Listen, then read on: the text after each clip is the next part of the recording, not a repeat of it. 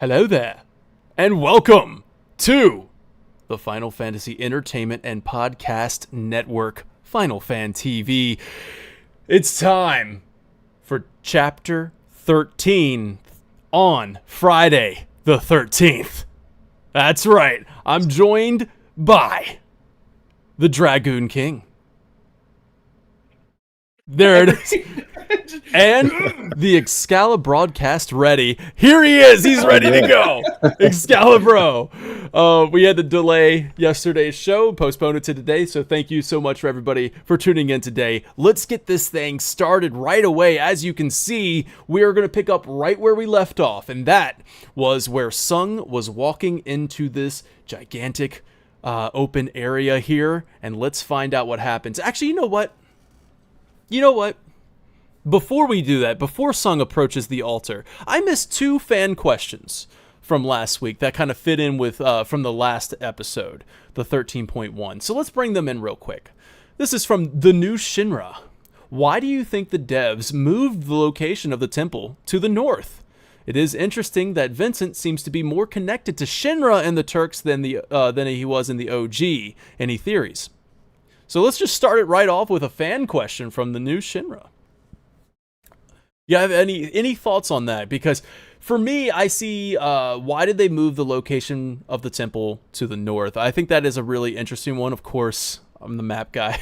I love world maps, you know what I mean? For some reason, sir. I've kind of established that on the internet. So, you know, it's up where Bone Village was in the OG, right? It's up that way. And they took out kind of a quest line that happens in the OG where you had to kind of go all over the place, right? Or at least you will to get the key to the ancients, right? It's the Bone Village where you do the digging and stuff like that, right? Yes. But so the Bone Village was up there, and then it was the Sleeping Forest, and then I don't know, but I really like the fact that the temple is up there next to the Sleeping Forest. I think that works out well as far as what they were going for, because, I mean, when we get to the end of this chapter analysis, we go, you can imagine if you're all the way south on that island, you find the Temple of the Ancients, and then you have to let's get in our tiny Bronco and head up north. I don't know, it might break the pacing a little bit there. I think it also makes more sense for Aerith's journey from the temple to the cat, right. I feel like that just makes more sense. It's more believable that, that she could get there in the time that she gets there, as opposed to traversing a larger scale of the planet. Yeah. Oh, because it's because we don't see Aerith go off on her own, right? Like, it's just kind of let's just take our... So I think it makes sense in this case. So I like that, and I think maybe they'll move Bone Village, because I don't think Bone Village is completely gone. I'd like to see that they moved Bone Village down south to where the temple would have been. You know what I mean? God. The bone down south.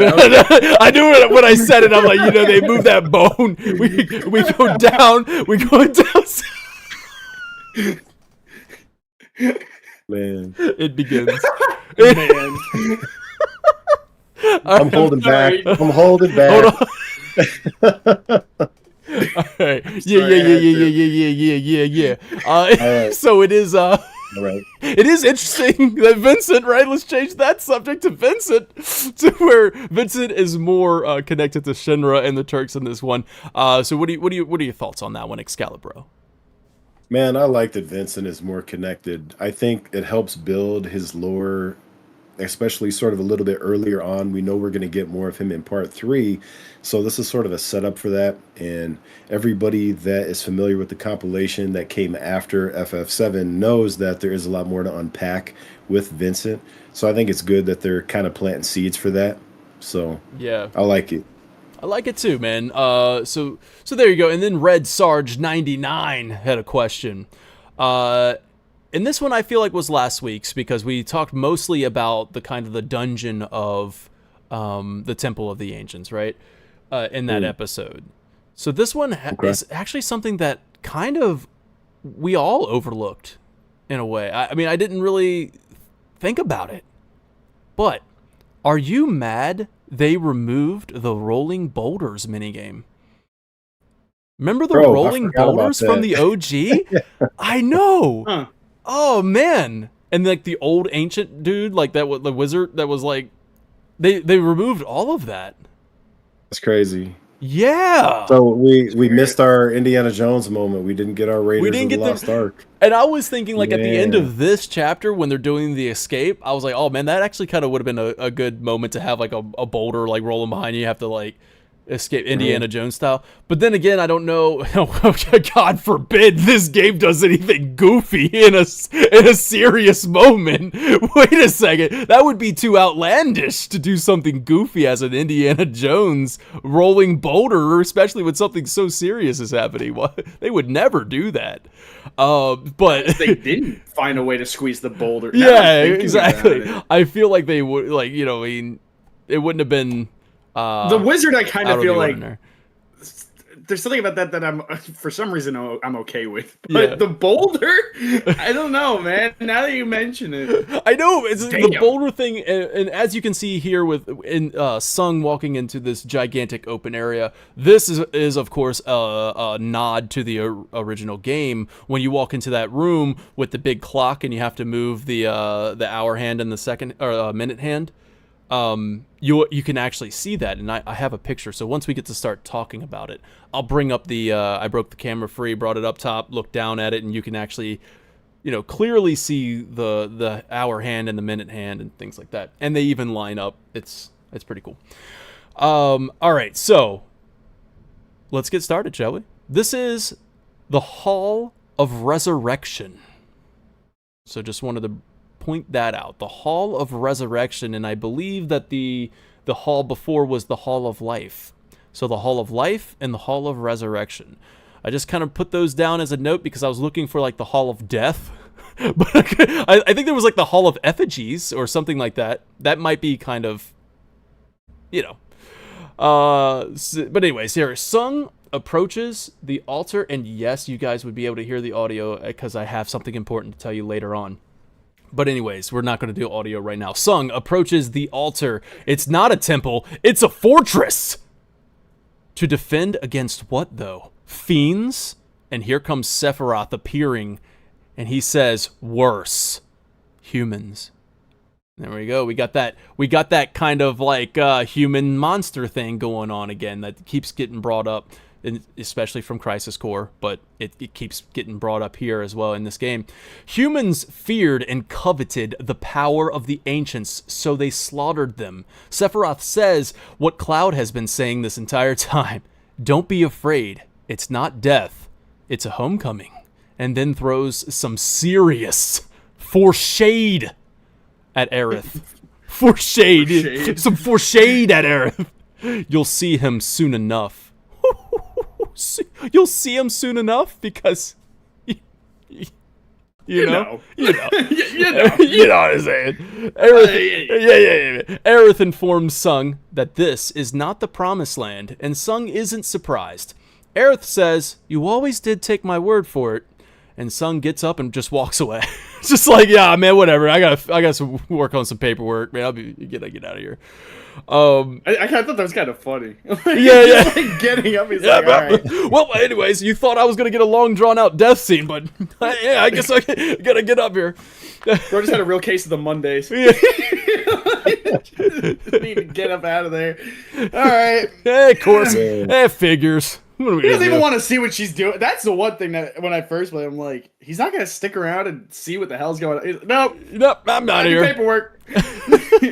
So you have fun, Ancient. Get you later. What did you guys think about this? Like, I mean, because I know that the trilogy, or at least the two games, Remake and Rebirth, have been kind of like trying to add this like layer of humanity to the Turks, right? To kind of like, so Sung did watch over Aerith from when she was a child, and we got a little bit of that flashback in Remake, and you know, you could tell that there's some sort of connectedness between them, but they did. It's sorry. So we got to go step back and analyze it, but it's like the Turks did drop a plate on a freaking, like these guys are not good people, and then it's just like. Aerith just kind of going over and be like, oh, you know, like, Sung, I never did hate you. And I'm like, he he killed a lot of people. He didn't do it, but a good man who serves a great evil is not without sin. You know what I mean? But you know what's funny about what you're talking about, like the giving them more humanity or whatever. That's one thing, but I feel like we're seeing a lot more.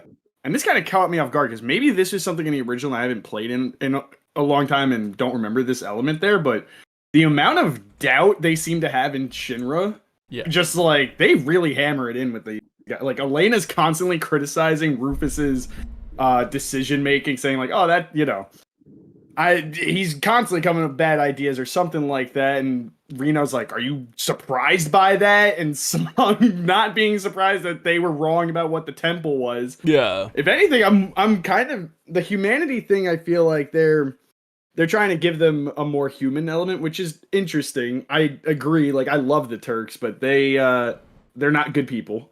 They're really not. Yeah. But I'm honestly more like the human side of them that I find really interesting that we're kind of peeling back with them is this, honestly, just doubt that they have in Shinra. I don't remember seeing this as much in the OG. It feels like they're constantly, thinking over everything that they're doing. They do it anyway because that's their job, and they're very conviction-driven people. Like, they have to do it. It's just crazy that they're like, oh yeah, I'm not surprised that this was a crock of shit. I'm not surprised that figures. Real quick shout out to Alex Maddox. Thank you so much for tossing Gil. I really appreciate that, Alex. Thank you. And have a good night, and catch this thing in the VOD. Let me know what you think about it. So, Excalibur, I saw the Wily thingy. You had something to say. So, I think it's good what they're doing with the Turks. I think this layer of humanity makes them more sympathetic. And I think in the OG, they came off a bit more sympathetic because the overall vibe of the game, the overall aesthetic sort of lent itself to that, right? They were a little bit more of a sort of a comedic element. And in Remake, they have the opportunity to go deeper with everything that they're doing. And so the dark shades and tones definitely come off even darker. And so there's sort of a counterbalance to this. And in order for the Turks to play that role of sort of like happy-go-lucky bad guys, despite the fact that they're dropping plates and killing tens of thousands. Said, here I mean, dropping plates on your come on, 2000s. So man, I got you. You heard me, man. Come on. So, somebody get me. I hear you. Somebody knows. Somebody gets that reference. Go ahead. But yeah, nah, man. I think that they need them to be more sympathetic. I do think that their characters sort of overall. I mean, somebody in the chat here mentioned Advent Children, John Q, and in Advent Children they have that same sort of like, like I don't necessarily want to say happy-go-lucky, but they're obviously a comedic element, right? They're not super serious as characters, despite the role that they play. And so, in order for you to just not outright hate them, you have to set up a little bit of sympathy. So I think that's what they're doing. And it's like it's good to note that I think Aerith sees or like senses what you guys are pointing out, right? Like, whereas everybody else in this party would probably be like, yeah, let this dude die. Like, who cares? Well, yeah, you know there's something else I want to point out too with that. So I did make a note here as saying is, dying. We know he's not going to die, but Aerith says, I never hated you, right?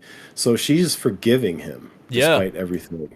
And that is a theme that's going to come back up in a little bit. So I just wanted to point that out. So, yep.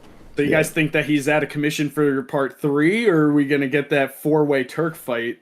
Nah, we got to get the 4-way, man. We gonna get that Turkish delight. The Turkish delight. Yeah, we will. I'm like, it'll still happen. I was like thinking about him, like they really can't give Song like a move set and give him so much love into his fighting style and not there has to be that Turk battle with all of them. If there isn't, that's I don't know what kind of missed opportunity that would be, but that's gargantuan. I feel like we might even get kind kind of an inside look that we didn't get in the original, but we got in the compilation of when Meteor was about to fall. The Turks kind of led a kind of like an evacuation of Midgar. They kind of tried to evacuate as many people as they could during Meteor fall. So did Reno chill out in like the bathroom of the Shinra building at the very like crash of Meteor fall? I remember that in the book. I think they were just like I forgot what they were doing in the final moments before Meteor crash, but I think they were having a conversation with each other, just talking about everything that they've done. That would be like really like, dude, bring it into part 3. I think they could. Yeah. I really think they could. I think that was either On the Way to a Smile or Kids Are Alright that they tell you about that. But pretty sure they have a conversation in like the Shinra building with and then they talk about it. Don't they also talk about it in like Before Crisis, which like at the end, the very end is the I know Before Crisis is a prequel to the prequel. But don't they cover Meteor Fall at some point with the Turks? Like as the epilogue or something like that? But I can't remember, obviously. You know, there was something in Advent Children Complete too. I'm trying to remember. Yeah, with Denzel and the Johnny Bar and all that. I want to say there was something in there too. So that's with the WRO. Yeah, we got to refresh. That's WRO with On the Way to a Smile. I know what you're talking about when he tries to enlist the WRO and Reeves like, "No, we're not hiring kids anymore." That was at Johnny's bar, I think, that his newly set up one. But anyway, this is not the On the Way to a Here Smile. We go. And we go on to Cloud without taking his eyes off of the altar. He just, Aerith, I need you. Doesn't even look at her. He's just fixated onto this altar.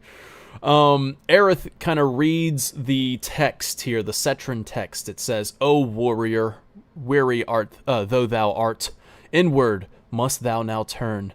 And then again, with the symbolism of the squares within the square, if you guys haven't already, please go watch my symbolism video. I kind of cover that extensively, and I think it all still kind of applies here. Basically, the gist of it is that the squares within a square symbolize the physical plane and then the spiritual plane, and then with them being tilted is change, right? Like it represents change within the spiritual plane, and that's what they're about to do.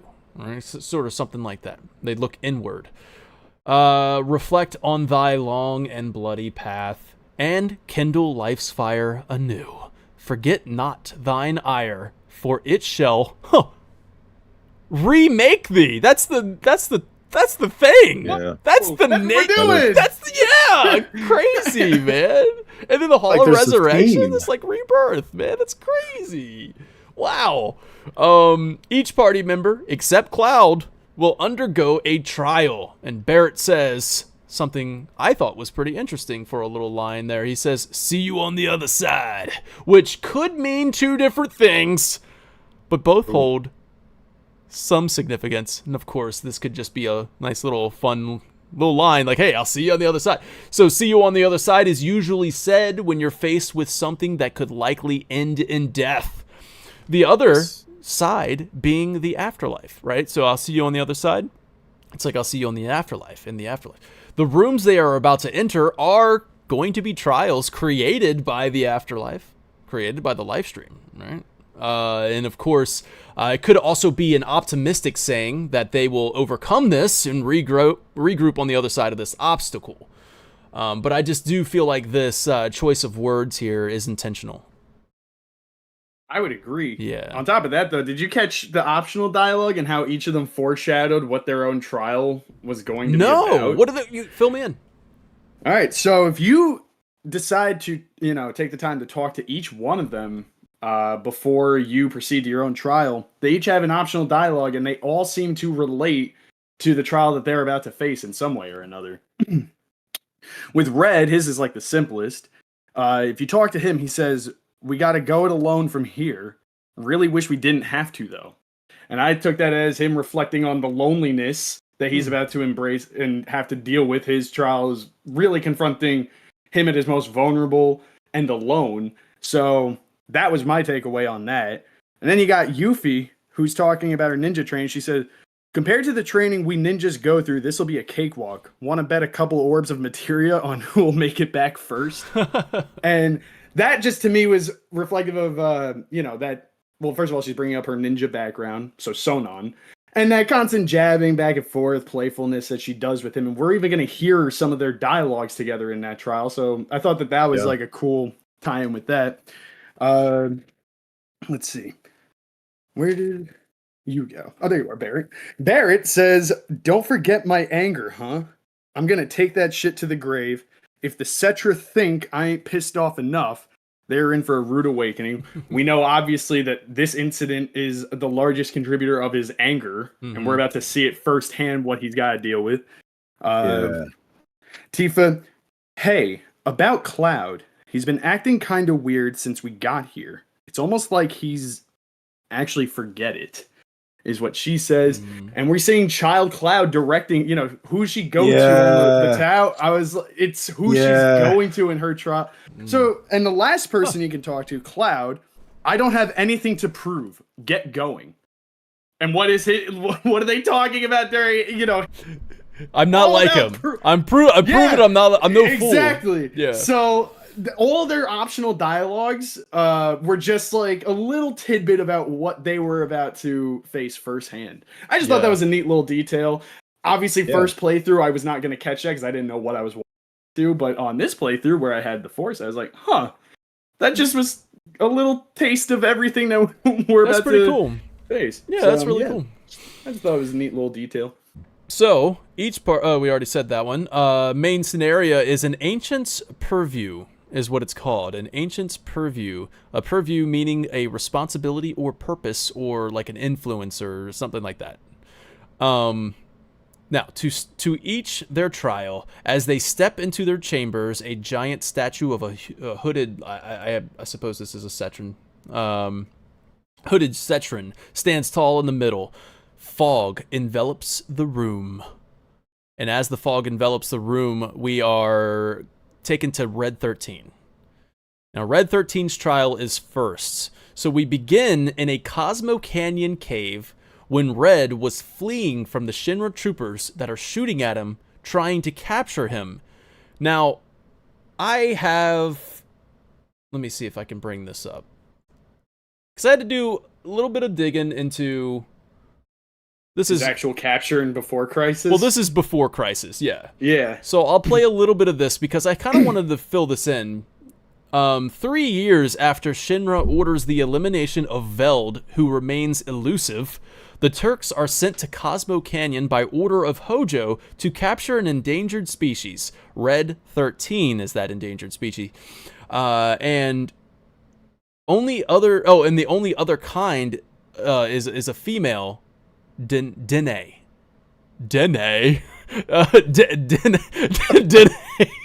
Lieutenant Dan. It's expected to show up at a festival that occurs every 50 years. This endangered species are expected to show up here. This is his right to appease the planet that only his tribe can perform. Now, the Turk player confronts Dene atop a Cosmo Canyon cliff, trying to calmly take her back to Shinra. And let me just kind of fast forward to about right there when that's happening. Take her back to Shinra. Red steps in to prove that he is not a coward and will protect Dene while she gets away. So Rene, and Dene, and Shotgun, and Dene and Rene, and Dene, and Rene, and so Reno and Shotgun allow Red and Dene to take part in the rite. So after the battle is done with Red 13 versus Shotgun, they actually allow Red 13 to perform the rite. So the Turks kind of show a little bit of like sympathy here, or like some sort of this is an important rite that they have to carry out. And Shotgun's like, do you think that's okay? And Reno goes, yeah, I mean, it happens only every 50 years, so why not? But if anything happens, this is on you. This one's on you. If they get away or anything like that. So it's never explained, and I watched this, and I even watched a couple chapters afterwards. I'm trying to figure out if they ever do talk about this. It is never explained how Red is actually taken by Shinra. Because this is where we leave off. They're going to let him perform the rite, and then they never show him being chased. Now, correct me if I'm wrong, chat. Maybe they do show this later on if you're knowledgeable of that. Like, maybe it's way, way later on. But I couldn't find anything in the following chapters. But regardless, this is the first time we see what Red being captured, because the last thing we see, Shotgun and Reno let him go. So yeah, okay, and now we can go back to Rebirth. So just wanted to show that off. It's interesting, man, because in Rebirth, I mean, they're literally like hunting him by helicopter, right? Like almost like a wild animal. Yeah. You know? So it's like, I imagine he goes down, he performs the rite, and then he resists the capture and he doesn't want to go with the Turk, and then he just takes off running. But his his courage, weird though, because Dene was all just saying he's not a coward during that scene. So for him to kind of the idea is that his own art. Well, he didn't want to be a coward, and he did step up and he did show courage, and he fights the Turks to allow Dene to get away. But the fact that they have to perform the rite anyway, it's like, so Dene does come back, and the rite involves Dene like going away is what it's basically. I don't know where I found that at, but basically Dene, the rite itself is that Dene locks herself away or puts herself away, so that's why you never see her, because she's gone in a cave, presumably having babies and raising them or something like that. And so the rite is well, I mean, it's righteous. It's a good time. You know what I mean? So, but maybe that's the rite. I don't know. Going to Bone Village? Yeah. Going down south to Bone Village, baby. No, all right, wait. That's where the rite takes place. I want. Sex jokes aside, I want to point out a really interesting comment. What do you got, man? What do you got? That somebody said that's how Red loses his eye, which is correct. He does lose it, I think, in that encounter with the Turks. What if that's like fully true? I'm saying that's right, and I'm like 90% sure that's right. But what's interesting is that later in the Barrett trial, we see him with his hand back, right? So we know, like, obviously, we're seeing the scene where he lost his hand. During this entire segment, Nanaki's without his eye. So what I'm curious about is if maybe you're right. Maybe there was an altercation with the Turks. He loses an eye, and then he's just trying to get out of there. Yeah. And now we're seeing Shinra just going, all right, get the specimen, like, collect him. And maybe that's something with the Turks. We'll get some insight on. Probably, I don't see them touching on this, but it'd be kind of cool if we saw the response to, like, because you were saying Reno said that this would be Shotgun's fault if it backfires. Maybe it did backfire immediately after this. Turks are trying to collect him. What side is Red's eye missing? Oh, I should know. I have a cat named after. It's right eye? Yeah. I think it's the right, yeah. Well, okay, you can't... Yes, yeah. You can't actually see this, but in the Before Crisis, right here, of course, covering his eye, he does have it. He has an eye right there on the right side. So, yeah, he has his eye intact right here. So that is a good point. We're filling in the blanks that he loses his eye because obviously he doesn't have it in this flashback. And when we look at Barrett has his arm. So it's not like it's just an oversight. Is what oversight. Yes. I feel like if they wanted to show that, they would have. Why not? The way I see it, that would have added to it, man. I think it would have added to it. I'm a little surprised with the direction they took his trial in, and we could touch on this a bit, like we're still stunned at the beginning of his trial. Yeah. By the end of his trial, I want to talk about something I feel about the direction they took with it, but it is a beautiful sequence nonetheless. So let's see it play out. Yeah. So I first of all, I want to say that I love the world designs of all of these trials. I love how they're interconnected with two totally different locations. That is just so freaking cool, man. So in this one, it goes from Cosmo Canyon running on the walls, and then you just literally go up a path and you're walking into the Shinra laboratory. You're walking into a Hojo laboratory. That stuff is freaking cool. Top notch, bro. I love that so much. This right here. Nah, this is really cool. Seamlessly walking into Hojo's laboratory. They did it with the Tifa too, right? They do this in pretty much every trial. Yeah, but yeah. The trials are so seamless, and they're so the first time, obviously, in this one, I was like, "Oh my god!" Like it took me aback when I first played the game a few years ago. That was how I felt. But all right, so we walk into Hojo's laboratory, and he is then constrained in some chains by troopers, and Hojo talks. Only like one dialogue. So the best way to go about this scene is to not pull the triggers. Just let them pull you, because pulling the triggers, in my opinion, I was like, okay, this is kind of overly drawn out. It could have been better if there was more talking and dialogue happening while you're resisting and pulling away. But it's kind of awkward where they're just like, rawr, rawr, rawr, and like, but nobody's saying anything. And I'm like, man, this could have been a lot more intense if you're going to do that. But the best way, I think, is just allow the soldiers to pull you, and then everything kind of flows way more smooth. You got to throw a fight in there. If you just let him pull them, you got to resist. You got to resist a little bit. Okay, come on now. Maybe just do the double too. Do the double, and then that's it. Just do the double, and that's it. Because no matter if you pull them or not, it still goes L2, R2, L2, R2, and then, like, so it doesn't matter if you pull them or not. That's still good. This is what we would call forced optional. You don't. This is a forced optional thing. This is forced optional. You don't have to resist. It doesn't. But they tell you to pull the L trigger. And then, all right, what are you gonna do? You got to do it. Right, but on replays, like, you really don't. I think I did it once on a replay. I'm like, all right, sorry, bro. I know what's about to happen. Yeah.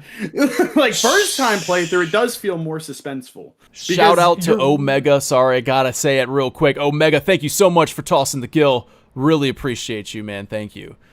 All right, go ahead. I didn't want to miss it. I was gonna say, first time playthrough is just really, it does feel more suspense. I think on replays, it kind of loses that because you know there's absolutely no way out of it, so the fighting is futile. Mm-hmm. But, like, on the first time playthrough, I remember I didn't care that there was a lack of dialogue. I was like, don't hurt my boy. Don't hurt my boy. I was doing everything to keep him.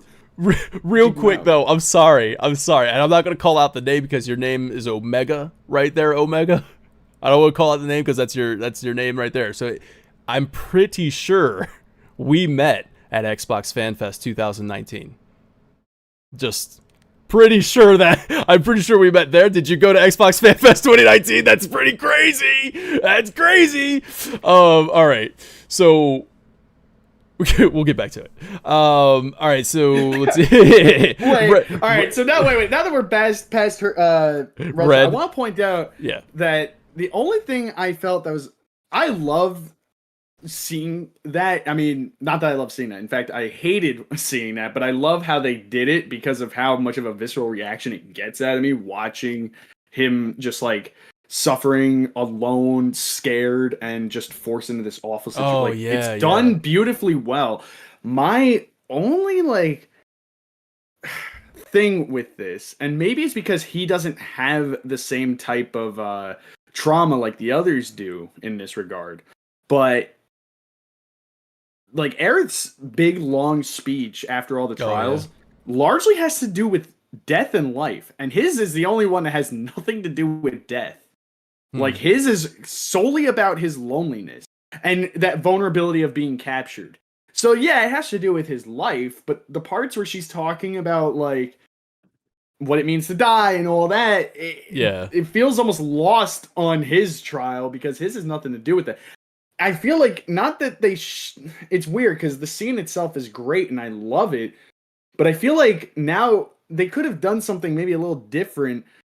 Maybe have him like re-explore his feelings about the day he lost his mom, or the day, or when he lost his dad, confronting a trial, facing like, you know, he lived a whole life of resentment, and maybe he could inward reflective moment of realizing he don't want to like lose his dad. He doesn't want. That's a really good point, man. Like going back to that moment would have been pretty impactful, and then like also kind of. That's a good one. I like that. You like to go back to the moment where where his dad ran away and like he thought of him as a coward, but now he has a different perspective on that, and like almost have him like trying to chase down his dad. See, because he harbored a lot of resentment because his mom, that his mom died because his dad was a coward. So it's only something he just got over. Yeah. That's interesting. I like that. They could have gone that route. I had a thought and then I lost it. Go ahead, Wiley.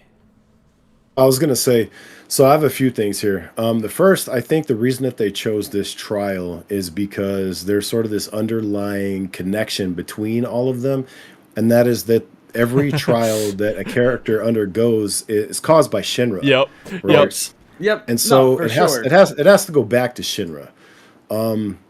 I do want to comment. So there's a couple things that we kind of we're moving on to Tifa here, but before we do, so Hojo says he calls him Lucky Number 13, right? So you see how he gets his name, and you guys might know this lore, but I'm going to bring it up for anybody who doesn't. This is pulled from the Final Fantasy VII Ultimania Omega. So originally, Red 13 was planned to be the focus of a subplot that they cut. So originally, after being captured by Shinra, Hojo would have produced several clones of Red 13, which would have had blue and purple fur and been named Cobalt 14 and Indigo 15. And basically, you would defeat the clones, and then Red 13 would have the party spare them as they were basically the last of his kind beyond him. And then Cobalt 14 and 15 were supposed to show up later in like one of the final dungeons, partially like mechanized, determined to prove themselves as superior to Red 13. And the only reason I bring that up is because when he does him Lucky Number 13, like I just couldn't help but think of that. I don't know if you guys are familiar with that.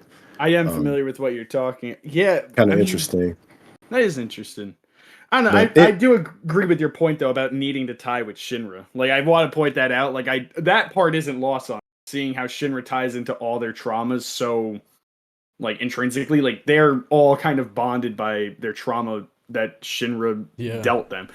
It's just it is like because it's funny. There were two comments back to back. It's like, oh, I disagree, Lee. And the other one's like, that would have been a great alternative. So, like I see the artistic merit of the way they did his trial 1000%, and I think it was done exceptionally well. Like I don't want, I don't want a record like that. I didn't. It's just one of those things where if you wanted it to tie into the message that Aerith goes on about.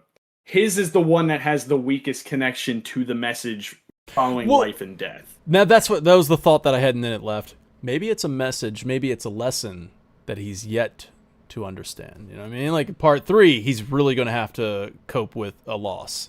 You know what I mean? Yeah, and on the way to a smile, he confronts Gilligan. I don't know if you guys do you remember Gilligan? That's what he names his depression. He literally doesn't. I forgot all about that. Yeah, he names. When I first saw this, I thought we were going to get a reference to Gilligan, and it's so funny that Gilligan is so minor that I don't even think it has a page on the Final Fantasy wiki. Like his manifestation his idea of his own lonely. Like every time in that book he was lonely. He said that he would feel this like darkness almost like consuming him. And I feel like the cloud almost reminded me of the beginning of every time we see a character enveloped in pink clouds, we kind of saw a different reaction. Tifa almost embraces the pink cloud. Barrett like kind of punches his way through and then he has a hand. Red runs. He just runs the first moment he's consumed. And that's what made me think of On the Way to a Smile, because in that book, they say like he mentions that consuming feeling of darkness, and he doesn't know what it is or how to even describe it, so he just gives it a name. He personifies it and calls it Gilligan, And he even says, I don't even know why. Like, it's a name. He just needed to name it. He was watching Gilligan's Island, and he was like, all right. Yeah. But that's actually a good observation there, too, that you point out. Whereas, like, Barrett attacking it, anger, and then Red 13, who struggles with courage, as we can see in Before Crisis, where he was like, I'm not a coward. Like, he kept telling himself in Before Crisis, I'm not a coward. I have to do this. I'm going to protect Dene. And then, like, so him, like, to, like, just take off running, it's just reflective of the personality there. That's awesome. Good stuff. And then I just want to shout out, yeah, Omega. We did meet. We did meet. Confirmed at FanFest 2019, which was, 6 years ago. God, man. Best week of my life, to be honest with y'all.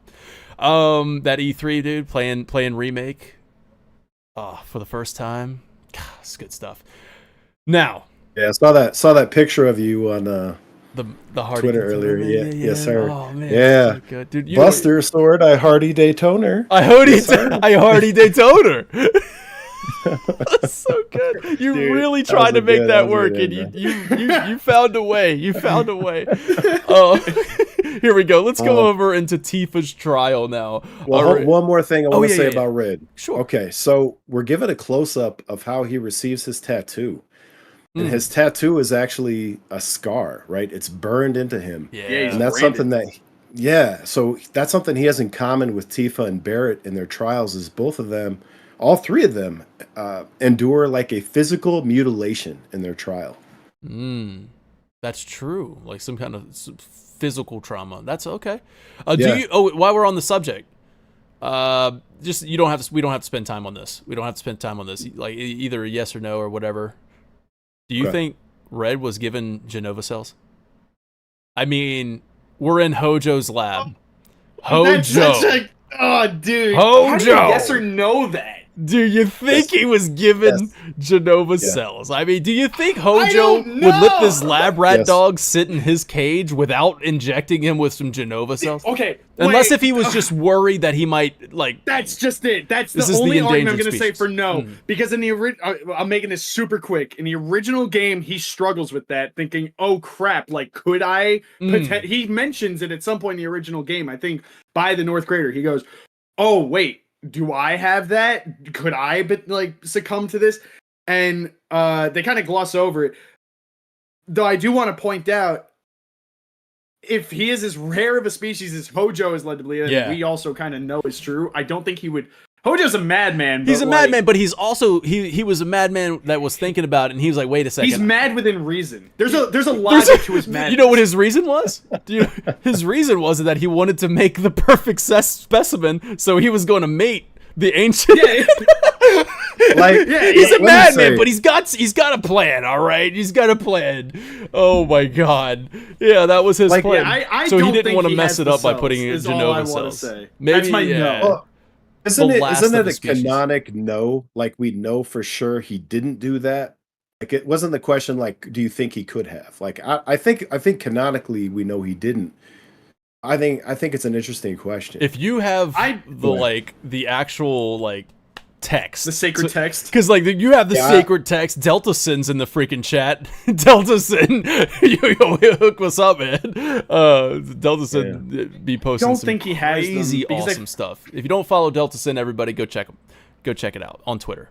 Some crazy analysis over there. So I don't know if there's a solid answer on that. You do some research. Let's talk about Tifa. Tifa's trial. So we go into Tifa's trial. She follows her younger self to the top of the water tower in Nibelheim. She sees Cloud and then flash to a burning Nibelheim. So here we are. We're back at Nibelheim, like we were at the beginning of the game, in Chapter 1. So we get the Nibelheim flashback one more time, but this time from Tifa's perspective, or at least from Tifa walking through this nightmare. And then the flash to the burning of Nibelheim. Cloud is pointing at her father running towards the reactor, and this man, he gonna die. Well, hold on a second. So he gonna die. Did you guys catch that the way that young Cloud drops his head and points, is just like a robed figure. Yep. Yes, Yeah. like from the Temple of the Ancients where they were like pointing the way. It's a little way sign. Exactly. So we have a little subconscious indicator of how she's currently viewing Cloud, right? Like this is sort of distorted the way that she's viewing it. He's a shell of himself right now. So optional dialogue. That's kind of what she even says in she says optional dialogue. She's optional dialogue. No, yeah, she lives. Hey, about Cloud, he's acting kind of weird since we got here. It's almost like he's actually forget it. She cuts herself off, and I wonder now: is he act? You know, he's what's it called? Almost like he's one of the robes. Yeah, or under Sephiroth's control, or something. Yeah, like it could be a number of things, but I kind of like that. Like he's almost like he's drawn to something. Almost like he's there's a number, but it's funny you point that out because now that's where I'm thinking. There's similarities. They have this like magnetism almost to them. They're all seem to be drawn to So I don't know, man. Wow, thanks for bringing that up, Wiley, because now I want to know what she was going to say verbatim. And then you have Centurion pointing out that Tifa's arrangement here. I don't want to gloss over the music here. Music goes so. It's so good, dude. In every trial, really. My favorite is coming up. My favorite music from the trials is coming up, but this is really, really good too. This one's really, really good. It was creepy. There was something in a good way. Like it was like unset. I didn't expect the audio. We got the audio.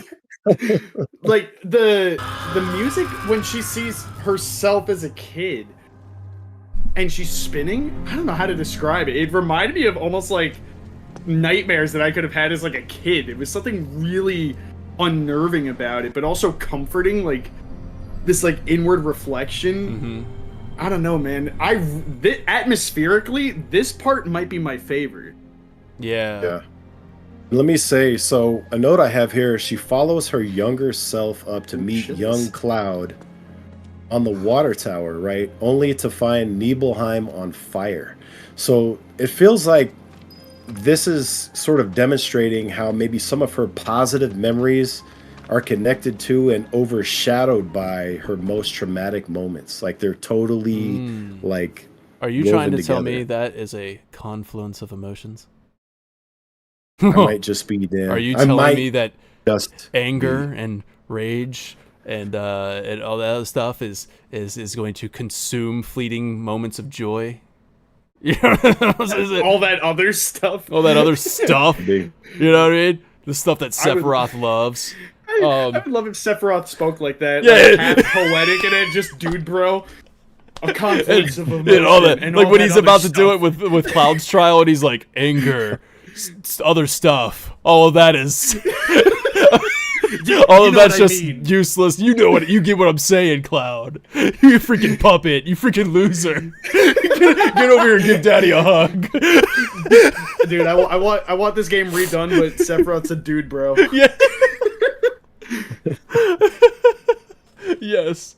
Yo, D-bag, you're a puppet. Have you ever seen? I want to actually run through Final Fantasy VII and change Cloud's name to My Dude, because somebody did that with Link, and it was like, hey, my dude. Yo, my dude. Yeah, I saw that too. We changed Cloud to My Dude. Oh, it's gonna be great. All right. Anyways, back to Tifa. So we get back to, this is a very emotional moment. This really is a sad thing. As Cloud points at her father running towards the reactor, who's going to die. This he's crazy running. What do you think he's going to do? We talked about that, and when she reflected on that, and what is that, Gungaga? No, Nibelheim. And then it's like, the dad had a responsibility, and he's going to go fight this soldier first class. He don't care. He don't care. He's going to do it. So she calls Sephiroth soldiers, Shinra, and Mako. She calls them all monsters. Huh. Yeah. There's that word, guys. I'm telling you, monsters and humans. It's something. Yeah, it's really interesting that she throws soldiers in the mix there, because how many does she know, right? Yeah, even Zack, you freaking monster. Get out of here, Zach. Monster. The monster.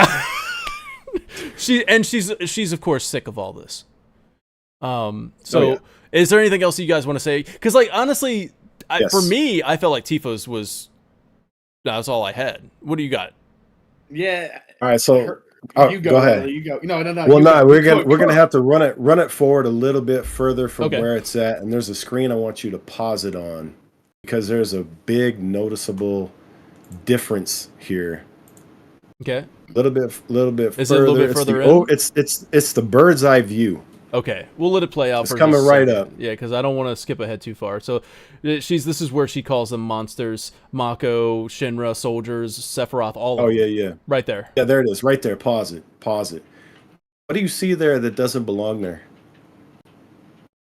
Sephiroth's sword. Bro, the massive Mune Yeah. is laying next to Brian, even though canonically Sephiroth still has it in his hand. So the reason that this is here right now in Tifa's scene is because this is a reminder, right? This is embedded in her psyche. This is the weapon Sephiroth used to kill her father. It's the same instrument that he's about to use to scar and almost kill her, right? Mm-hmm. So now she carries this scar as not only a permanent reminder, but it's also basically the only proof that she has of what happened that she can give she can give Cloud. So that sword represents the evidence that her story and her memory is accurate. And it also represents the death of her father. Like, it's so many layers, and they just casually drop it there and don't say anything else about it, bro. Yeah. Like, that's really, really slick. Yeah, that's good point. Good eye on that one. I have to go back and kind of watch Remake when they showed this same scene, if they did that, you know? So, all right, we go over into Yuffie's trial. And Yuffie's trial is, hey, it's intermission. You guys remember that DLC? There it is. And if you didn't play it, here's the synopsis. Here we go. Here's the recap of Intermission for those who didn't play the DLC. She climbs the grating and hears Sonon, right? Sonon was her partner in Intermission. And first she does fall into this the purple like darkness, of course, that being symbolic of Nero coming up. Yes. That dark energy. All right, so she follows her younger self. Oh, nope, that's different. And Sonon says, "No point in fighting if we don't have to," and then won't be back anytime soon. So, for me, when he says like we may not be back anytime soon or something like that, I'm just plucking at things here, but I feel like Sonon will be back, and I feel like this little flashback here is to remind us that Sonon is not actually dead. Yeah. I got something about that at the end here. There's a direct quote I'm going to throw in here. Okay. Screwed up that I kind of want him to be dead. I love Sonon. Well, I just I want him to. Sometimes you can bring a character back in a way that is really good. But then sometimes it feels like it might cheapen the impact of something. For me, this has been written since Intermission for me, like where I was just kind of like, oh, he'll be back. Yeah. You know what I mean? It's the old kind of funny saying. I think it was kind of funny that it says it all the time. But if there's a head, he ain't dead. got a head, he ain't dead. But hey, you can't even say that about Jenova, bro. That's true. There's exceptions made. I kind of like. I just kind of knew this since Intermission, where I was just like, yeah, he'll be back. I even made that video like Sonon, he's coming back. Like who characters that should come back. The same though. Well, I think we're gonna go rescue him, and we'll get there. We'll get there. So let's see. In a few years. In Nero. Part 3. Yeah, and then part 3. So this is basically just listening to Sonon kind of like recap what he talked about in Intermission. A lot of like, hey, no point fighting. Hey, resist. Hold on. Stop charging in. Stop rushing, and things like that, right? So, is that what you were going to kind of point at? Yeah, nah. So back up just a hair. There's a visual here that's important. Okay. So show the little sequence where she's running through, chasing the phantoms of Sonon. Okay. Climbing the Phantoms of Sonon. That sounds hard as hell. Right I just want the Phantoms of Sonon. Phantoms of Sonon. That's what I have in my notes. So check this out. So he disappears, right? Yeah. And then each time, I'm gonna wait for it so you guys can see this. So Sonon is purple, right? Mm-hmm. And the Mako fans are spitting out purple, very ominous, representative Nero. Okay. Got to be like right here somewhere. Where is it? There it is, right there. Pause it. Oh, he already touched it. Right there. There's a pinwheel. Yeah. And it's green, okay, the color of Mako. But the pinwheel is a reference to Sonon's sister, Melfi. She wears a pinwheel hair clip. Okay. So it's also and so you got this glowing Mako aqua turquoise marine pinwheel, right? Turquoise marine. So I mean, adamantoise marine. To me, this represents her death and entry into the life stream. Right, she's nothing but a memory, and now touching this pinwheel brings back memories of Sonon for Yuffie. So it's just an interesting, like, little, like, I'm telling you, man, like, it started, when I first noticed it was a Masamune. I didn't notice anything big in reds because there's not a lot to, like, latch onto, but they have little tidbits in each of these where there's some kind of, like, a almost subconscious level cue that's got a deeper meaning for these characters. Dude, good point. Good eye on that one. Yeah, those little pinwheels are representative of Melfi. Melfi.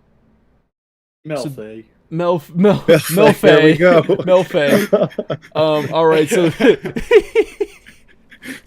Nero appears from above, dropping Sonon, hanging from purple strings like a puppet. Huh. Like a puppet. We've heard that before. Like a puppet. If you won't come and claim him, I can always keep him for myself. And there you have it. Come get him in part 3. Like that's okay. Yeah.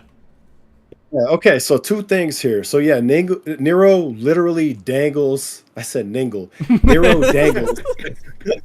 Nero dangles Sonon in front of Yuffie like a puppet and gives that line, and then the elevator closes between them like it didn't integrate. So the implication here is clearly that he's still alive. Now, there's one more thing. Leading up to this scene, you run past a bunch of bodies in the dead bodies in the deep ground, like part of the compound. So there's all these deep ground guys strewn out, and they're all emitting purple particles. So just the fact that they're there, they're emitting purple, it's almost as if their souls haven't been allowed to go back to the life stream. Yep. And so to me, that's a second indication that probably Sonon ain't going nowhere, no matter what happened to him. So here's something I want to throw at you, right? And I have it right here in my notes, and I see subtext up there. Subtext says, this is the only trial other than Cloud that isn't pure memory. And I'm not sure why. I think, this is what I'm thinking. Yuffie got taken to her trial, and I think Nero hijacked the trial.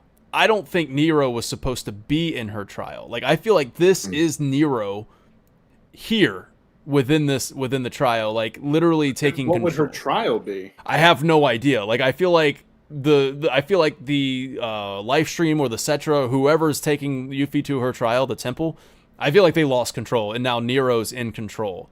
And I think Nero has hijacked her trial, and now he's taunting her. He's dangling Sonon in front of her. And I think he exists, as Wiley was saying, almost as a space between another plane that's not the Gi, not the life stream, not one of these planes of existence that is not on the physical plane, the spiritual plane is what I'm trying to say. Interesting. And he's got the purple energy and that purple darkness. Basically, the darkness is his realm. Like, he can access the darkness. I don't know. Like, he's the only person that uses the purple tentacles, and like besides Jenova maybe, but like he's got this dimension that he's able to access, and I think that's where Sonon is, and that's where all these bodies are that are not able to go to the live stream. So I think we will absolutely get more of this. Obviously, this has got to be a setup for part 3. We have to have resolution to this. And I think we will get it. Unless, of course... It's like, hey, play Dirge of Cerberus. But that's not going to give us a Sonon. That's not going to give us a Sonon resolution. This might sound messed up, but I had a point and then I lost it. I feel like how do I phrase this? I wish I could think harder. Dude, I lost it. Sent got jokes in the chat, bro. Nero stole Excalibur's Wi-Fi and hijacked the trial. Man, that's okay, man. I'm ready for the jokes. I'll take all the smoke. My router did. He's got it. He's got his mind on it. They go. No, I lost it. Move on. Dang it. I lost it. So that's so frustrating. But that's kind of like where I was like, I think Nero maybe hijacked this trial, invaded the trial. And then who was it that pointed it out? Spartan. Spartan says, I think her trial was supposed to just be the end of Intergrade, where like the plate falls and she witnesses all that, and maybe even witnessing Sonon's death, and that being something that, for me personally, I think her trial should have been her father back in Wutai, but I guess that would have been spoilers for the part 3. We're not going to go there yet. If you run with your idea of Nero hijacking, then I think it would probably be something with like Shinra coming in and like taking over her hometown. Like literally, that's her whole purpose in life. I mean, I get Sonon being a tragedy for her, but like this is what I think I was trying to get at before, and maybe this is a bit dark of a direction for them to take, but it could just be the her confronting failure. And if this is meant to be her trial, and Nero's taunting her with this idea of come and get, like, that's messed up if like you're taunting a prospect that you can't fully realize. And say that the resolution is Dirge of Cerberus and they defeat Nero and you don't get Sonon back. I don't know if I'm hoping for Sonon to stay dead, because I like the dude. I don't want him to like die necessarily. It's just I feel like I like finality in my deaths too. Like I feel like there's a setup but this here. Is not. Yeah. For I know it's not, because it's Final Fantasy, but this one in particular for sure. I know, like it's just I don't know, man. Like I feel like there should be some sort of finality there, and she has to learn to live with the loss of Sonon. Yeah, that could be what the trial's confronting. If she's holding on to this idea of that she can rescue him, that's harder than just accepting that he that is would dead. Go in line with the theme that and if she defeats Nero, and that also complements the thing with Wutai, because that is something that she can feasibly save, but there are some things in life you can't. And that would go, dude, that goes like directly in line with what Cloud is experiencing in part 3. Yeah. So I feel like if they're going to resolve Nero thing potentially in part 3, and if they decided to let Sonon stay, that's what her trial will resolve with. It's her accepting that she had, like, she lost him, and she needs to learn to, like, acceptance, man. Big theme. That's a big part of it could be in part 3. And you said the magic word, by the way. You said the magic word. Roxy, you said Final Fantasy 7 resolution. Well, in my video, I said Final Fantasy 7 resolve. You know what I mean? Resolve, because what are we doing? We're finding resolution, but also we're gonna resolve the ending. We're gonna resolve this. That's where I got. That's where I got from it. I got. Hey, you gotta have that. You gotta have that double entendre. You do. So there we go. Yeah, come get them in part 3, and there we go. Now we're gonna go over to my favorite trial. This is Barrett's. We're gonna go into Barrett's trial, man. This trial, first of all, hats off. Hats off to John Eric Bentley. Hats off to John Eric Bentley. Dude, the performance that John Eric Bentley puts in on this whole trial, freaking phenomenal, dude. This is the allowing the scenes, allowing the moments to breathe that we didn't get with Dyne. This makes up for it for me. Like, this is what I was hoping for with Dyne. This is what I'm hoping, and then I ended up getting with a brand new scene that that wasn't in the original. We get to see Myrna, his wife. That was awesome. So first of all, let's get there. So we we start his trial, and he's got his arm, which was such a jarring, like, whoa. This is, he looks built. He looks like a GI Joe. Yeah, he does. Bro, just an action figure. I know. That was first thought. It's very uncanny seeing him with both hands. Yeah, it was like, whoa, jarring at first, but then you're walking through Corel, and guess what? Oh man, he's the star, man. He's a star. Yeah. He's the talk of the town. Everybody loves him. Everything's gotten so much easier thanks to that reactor. Thank you, Barrett. Hey, buddy. Don't work too hard, Barrett. Love you, man. Like, you give us a nice hot shower, Barrett. Like, you're the best. And, of course, we're going to hate you in about a year. Don't worry about it. Contrast between this entrance to Corel and the one that you get in Chapter 7. Exactly. Very, very stark contrast there. So then we see Myrna. And let's see. What did I write here? I don't even remember what I wrote. Let me just read it verbatim. Let's see. Something I've noticed is that people interact with the character undergoing the trial. It's not just witnessing a memory from an outside perspective, but rather the character is in control and can interact with people within the trial. This feels more like, well, let's just call it a dream. If the live stream can access the unrealized desires buried deep within our hearts, well, shouldn't it also be able to tap into the burdens that we carry and keep locked away? The live stream has created another world for each of these characters to relive their burdens. These worlds are the same concepts that we see Zack in, created from memory, hopes, dreams, burden, and despair. All of those, and the unrealized desires buried deep in our hearts. Of course, all of that stuff is where I think these worlds come from. So I think that the live stream transported them into a dream world that they're able to experience the stuff through. And they're able to interact, which is definitely like a lucid dream, like being able to have some sort of control. But go ahead. I want to point out, because with Barrett, I noticed this especially. Some of the characters, like for example with Red, we don't get that, or at least I don't pick up on this perception that he is separating reality from this dream, if that makes sense. Like, he just almost like snaps back into that I mean, you're seeing feeling. Oh man, of course, yeah. With Barrett, the first thing after he does the punch and his hand comes back, he says, "What the hell?" Like he immediately is questioning his reality.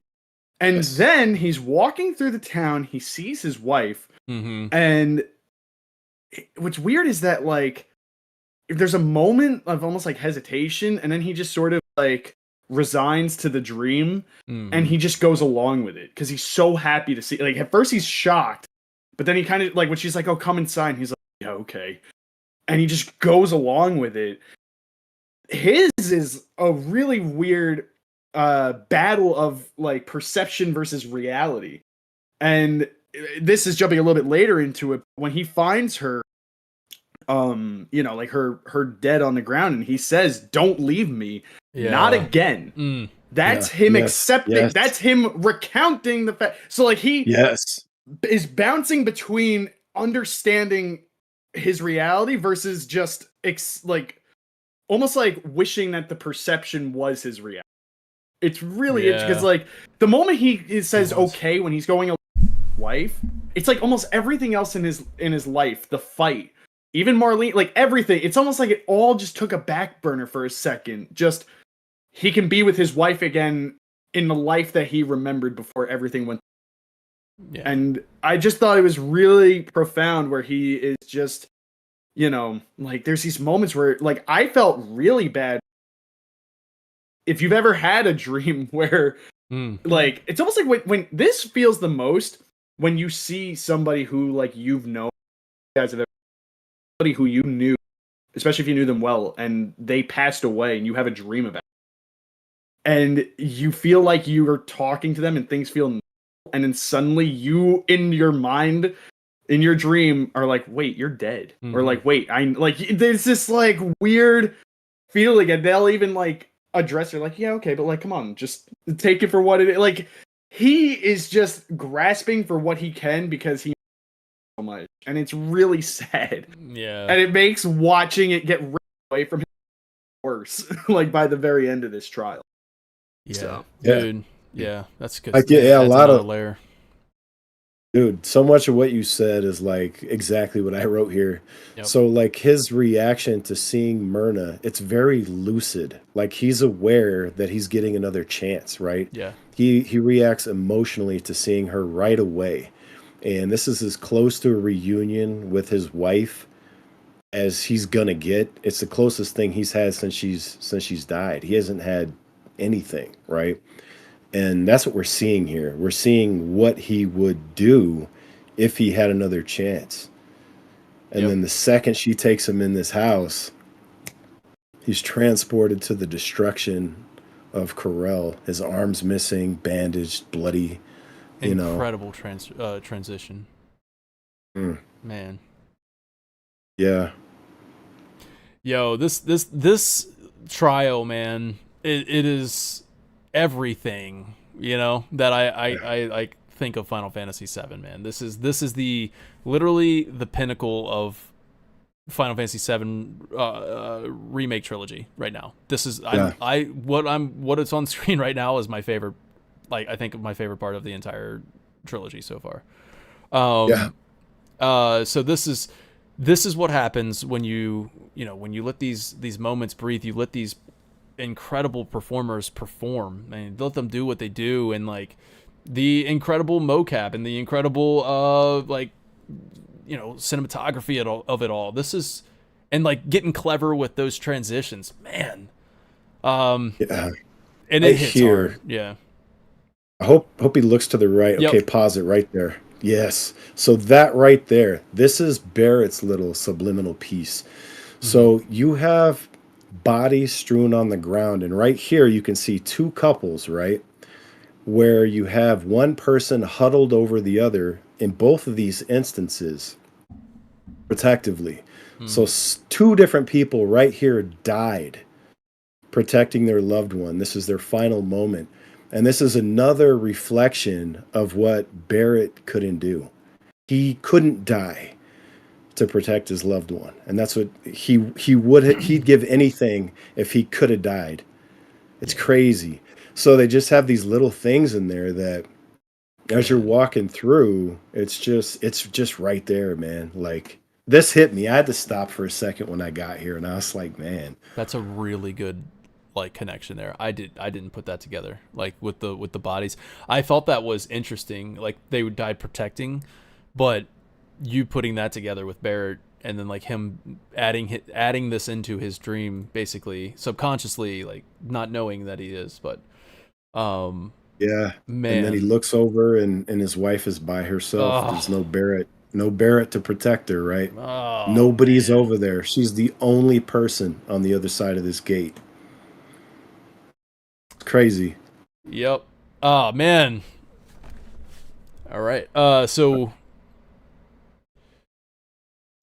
yeah, I mean that's it. I mean, just John Bentley performs is what like I have in here, like just that's my note. Yep, and that's it. And we're gonna go into I'm just gonna let that play out. We're gonna start talking about it. We'll go into Aerith's trial next. So Aerith's trial is we're on a train.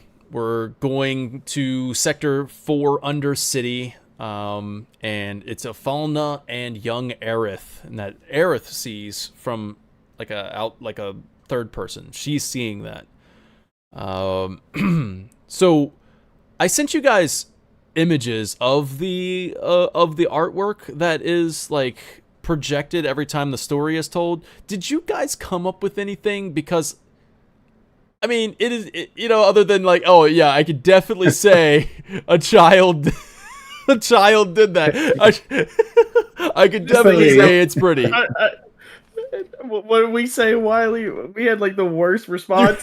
you said upon observation, I can with confidence say it's pretty. Yeah, and I was like, I think I saw a chicken. Yeah, I saw a chicken. Pipply, the chicken. Pipply makes an appearance here, y'all. Pipply makes an appearance. Man. I wanted there to be something I could like assess with the child drawings, but sometimes Sometimes my thinking noodle's like cooked, bro. Yeah. I haven't looked at those drawings and said I didn't even look at them. Oh god. No, So I looked at them. There's some of them here, so I'll bring them up as we're talking. I don't think we need to spend too much time on it, but I tried to zoom in on the important parts because you can see flowers everywhere. I can almost bet that Deltason, if he's in here, Deltason probably has analyzed these as well. Rainbow. But I mean, you got the rainbow effect going on here. So rainbow effect has been a common thing, and we will absolutely see that in the next chapter. And we're going to talk about it looks like a rainbow with live stream coming out of it. Well, I mean, as we will definitely talk about rainbows and live stream in that next chapter. Future memories. That next chapter for future memories is we're gonna dive into that. We see kind of a forest over here that could symbolize the sleeping forest. Maybe we got Aerith though on the left, a little picture of herself, and a few other things. You guys see any details on this? I see some fish. It's kind of just hard to like look at this, and I don't know if there's necessarily any implications to it. I don't know if there is. I think that this is just her like childlike imagination, just the adventure that she's imagining, seeing critters in the woods, and I mean, there's the just deer. like flowers and things. Like she talks about this adventure with her mom. That's kind of how I interpret. Yeah, so exactly. So if Fauna says, what if we went on an adventure? And the note that I wrote here is the art appears on the interior of the train, similar to the art here from her childhood in the Shinra building. It was her only escape then, going on adventures in her mind. And once again, she's being prompted to use her imagination as a shield from reality that adds context to how much she wanted to see the world in her trip across Gaia in Rebirth as an adult. So it's just sort of a visual representation of sort of her whole story to this point. And of course, this piece right here is the little what I would call the subconscious piece in Aerith's that I picked up. I mean, it's right there in your face, but it's easy to sort of miss what it represents for the finer details. Like we're sitting here looking over it to see if there's anything specific, but I think really it just represents her childhood and how she coped with it, and that's what she's about to be forced to do again. She's about to be alone, Yeah, it's just her adventures. It's her escapism. It's just as you said. I think sometimes we like to read. There's Pipley though. Into it, but there's Pipley. Was it Pipley, Pepper, and Pip? It's something. I don't know. There's all three of them. I don't know. They were all dinner. They're all dinner. They were all tasty. They were all tasty. But no, I like that as they're talking about the adventure, more of this is popping up. There's a dolphin. I feel Tifa. Yo, Mr. Dolphin? Mr. Dolphin's here. Mr. Dolphin's here. Oh yeah. Oh yeah. I mean, honestly, we might be able to. You could probably piece this together, and maybe it is her adventure. That like we got Mr. Dolphin, we got a freaking condor. Maybe if we want to make that stretch, we got Pipley. You know what I mean? Pipley. The most crucial part of it. Such a big part of her journey, honestly. But anyways, I don't know. There's some Moogles, if you want to call it, top left. That looks like the flower that she gives Cloud. Yeah, there's the reunion flower. Yeah, there's that. But anyways, I think we're good. I'm just gonna get rid of those. Okay. So I had sent those over because I was like, I broke the camera free, and I sent it. I said so much to analyze here in big caps, and then I'm like, no, there's not. And then. So this is just basically her talking about an adventure. Let's go on an adventure, and she said that it would help her, with her pain and whatever, make her feel better. Is what Ifalna said. Anyway, we end up at the train station. Ifalna says that she's sorry that she's spoiling the adventure, and Kid Aerith gets up to go look for help. She makes eye contact with Trial Aerith. Yes. Yeah. That's huge. Child Aerith senses adult Aerith's presence here. Yeah. That's crazy. And Aerith interacts and goes, go on. Yes. Yeah. So this is another reinforcement of what we just observed with Barrett's and the point that you brought up, Dan, which is this idea that these memories that they're in are sort of alive. right? Like Myrna's reacting to Barrett, child Aerith is reacting to adult Aerith. There's things here that shouldn't be here, even in some sort of weird pseudo lucid dream. Like, it's very interesting that these little details made its way in. Like, yeah, because this is that's what I'm saying. She's able to like almost interact, and she's encouraging herself to go on, or it's because she's not going back in time. Like she's not. It's not like she's like Back to the Future. Like you know, like she doesn't remember herself saying to herself to go on. I don't. You know, like, this is definitely like a dream state. Yeah, this is like a weird like mini segue thing, but like I think it was Terry Crews. No, like of trust course, me, it's gonna amount to something. No. Hear me out. I think he said something about we all have that inner child still in us. That inner child never goes away. Of course. Instead, we need to nurture them. Like I remember reading a quote. He mentioned something about. I'm sure that's existed before. I'm gonna use Terry as my muse in this moment. But no, I remember reading something nurturing that, and that's what I was thinking about. Because when she's encouraging herself to go, I don't know if it's real quick. with You're cutting in and out like every other. So what I would say, like, and we're gonna keep talking, but maybe while you do this, go to your Discord and like turn off all the noise suppressions and like the stuff that's trying to like maybe it's just trying to suppress you. Okay. And then we'll. Oh wait, maybe I just need to move this closer.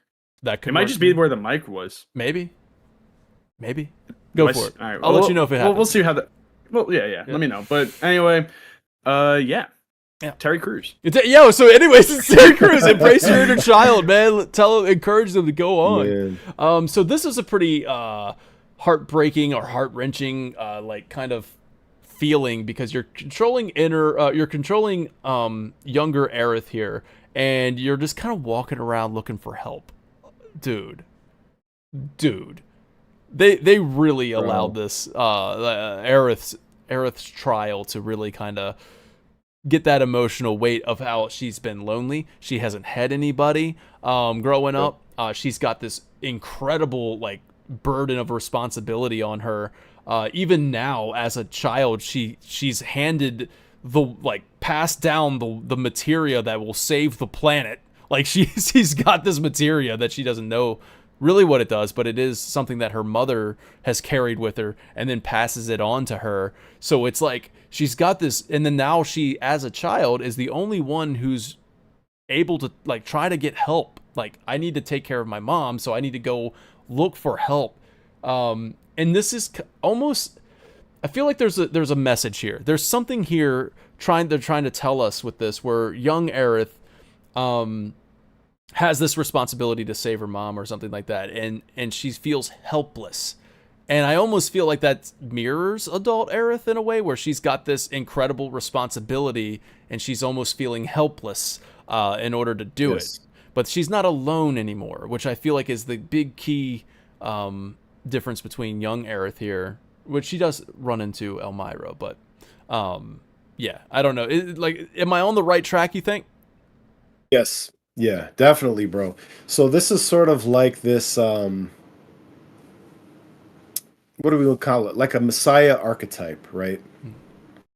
They have to be selfless and they have to take all this stuff upon themselves for the good of others. And they don't often have help. We're going to circle back around this when we come out of the trials here in a minute.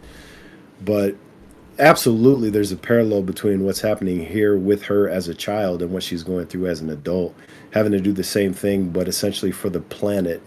You know, she's trying to save the planet and not her mother. Yep. She's trying to save really everybody that she loves, because that's her connection to the planet. You don't get this sense that she just indiscriminately loves everybody, even though that could very well be the case based on her personality. But she's very clear about the people that she's met, that she's connected to, helped her get to where she's at and how she feels about that. And this right here, bro.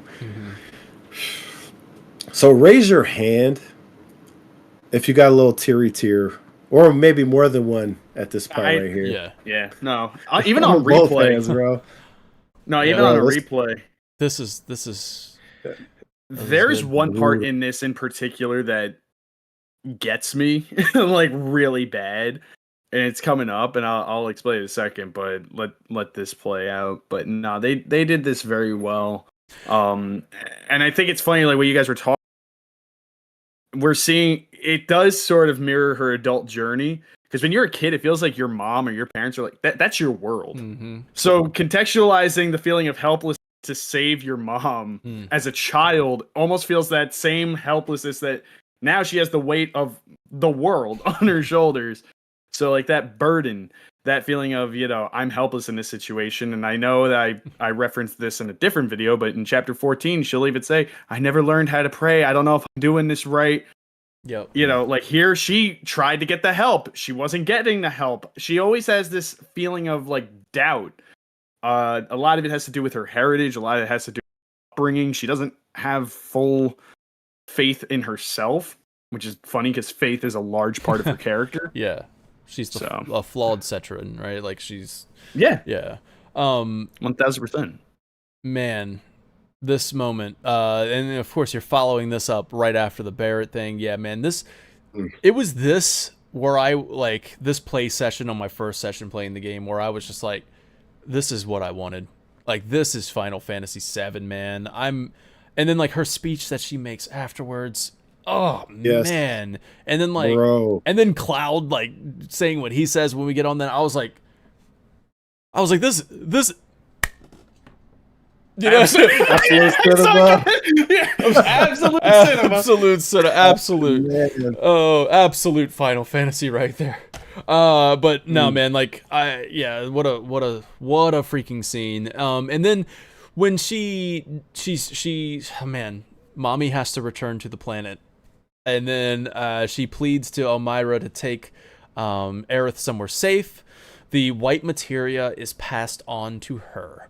Shinra finds the body. Aerith tries to interrupt them. Like Aerith, the trial Aerith, tries to interrupt them, and she's transported into this black and white room, which is something we've seen before in Remake, in the train graveyard, when it was just like, this symbolizes her loneliness. Like she's just entirely by herself here.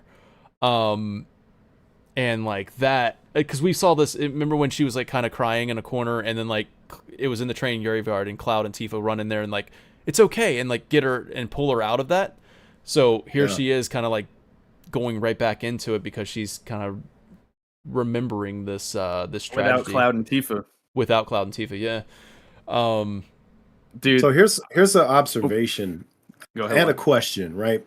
So when we were talking about Red's trial, one of the things that you brought up, Dan, is you felt like it took too long to drag him to Hojo. Yeah.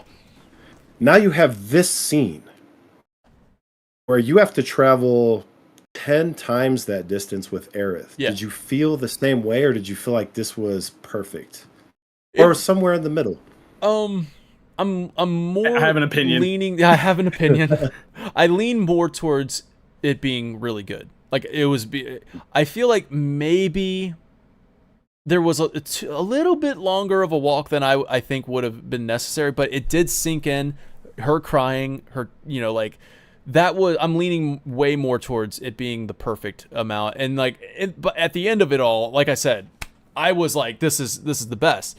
So I wasn't distracted. I wasn't taken out of the moment. Whereas Red 13, I was taken out of the moment. I was like, this is kind of, Go ahead, okay. Dragoon King. I have an opinion on that.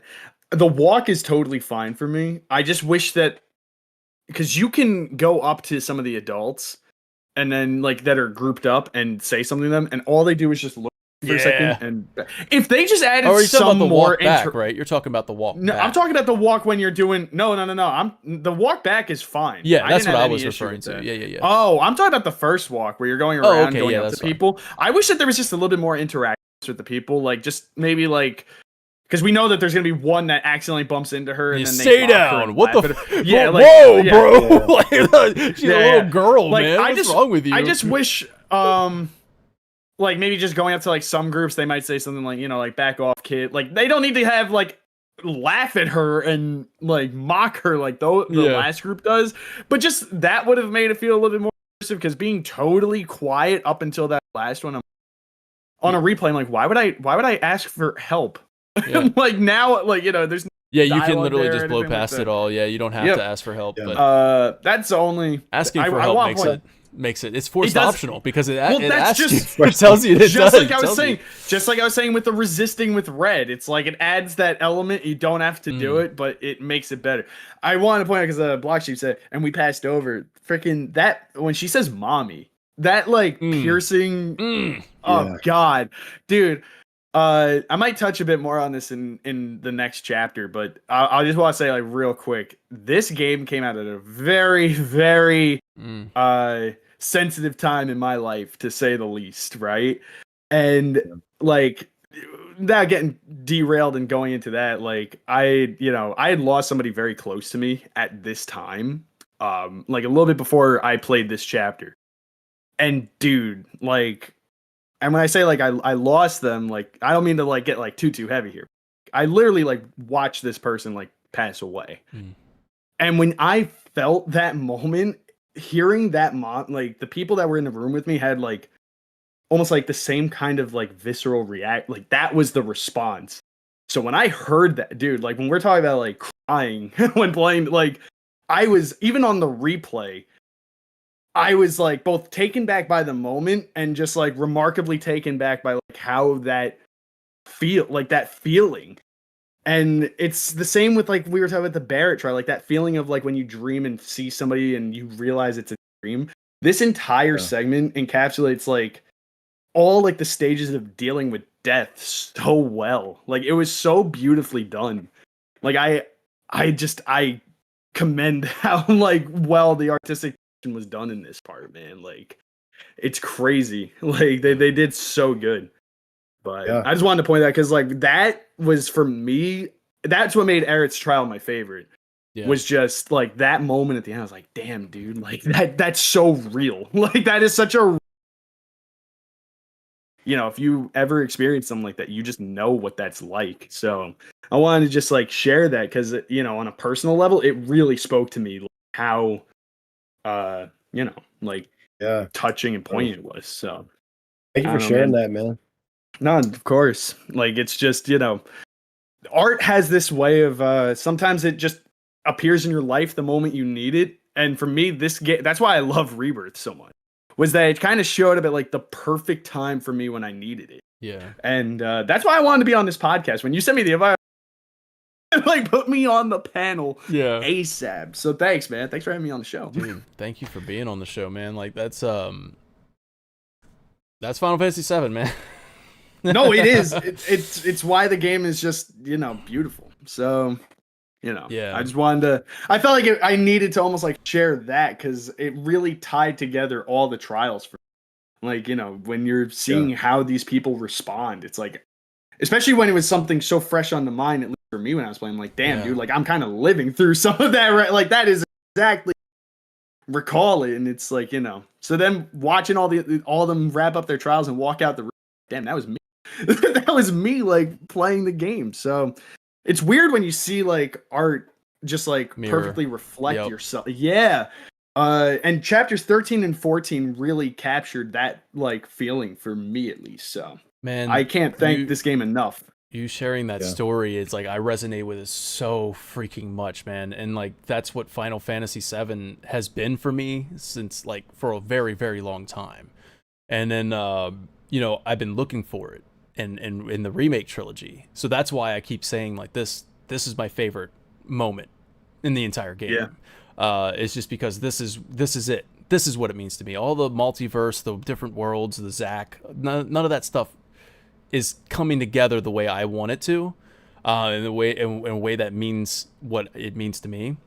So this moment, the speech that Aerith gives afterwards, all of that stuff, I'm like, there it is, and it gives me hope, gives me faith that part 3 is going to say, all right, we blew the cap off of this thing. Now we blew the lid off. We're gonna put the lid back on. It's all gonna come together in a satisfying way. That's my hope.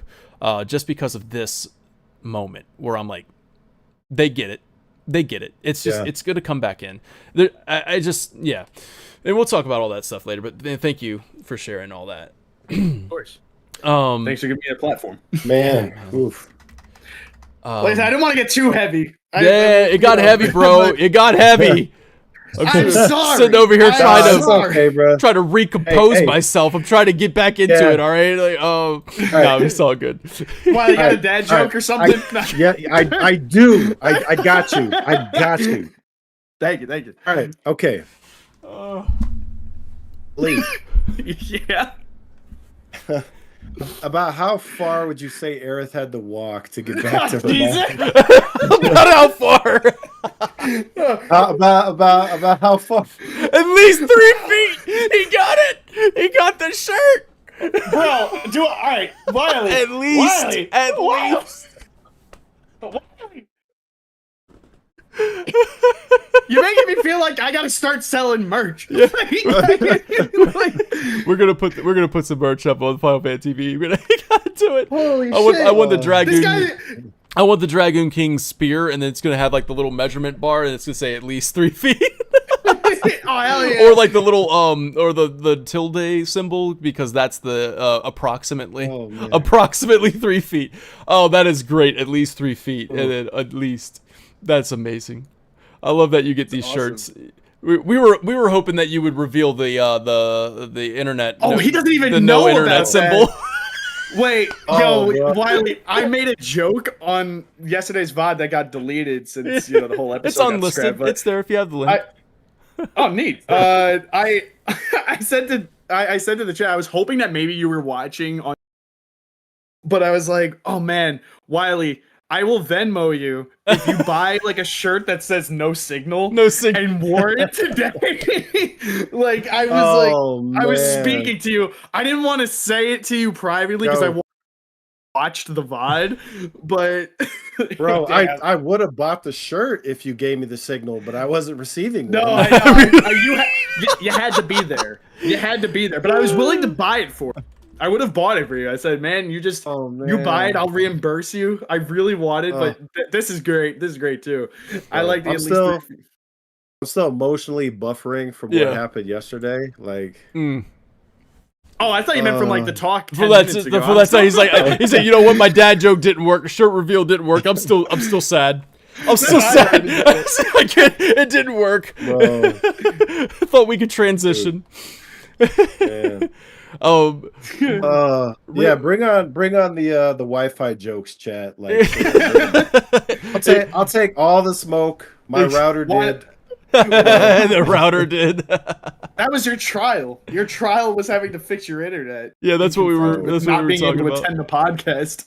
Dude, I thought it was in a haunted house, man. The whole place was a dead zone. Oh, look at that! Look at that. He's got it. Look, we're out of it now. We're out of that sadness that you talked about earlier. Bro, he's got modem.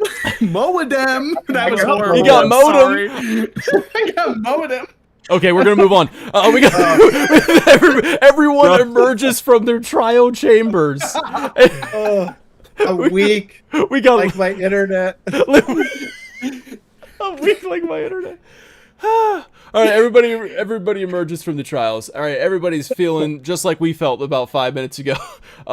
We're all feeling it, man. This is Wiley's whole family wouldn't forget. Bro, I was living in 1996. They all stepped out of their rooms. 18 hours, bro. They all walked into the living room. Like, yes. They're all just... Bro, we ate brontosaurus steaks around a fire pit I made from old routers. Like,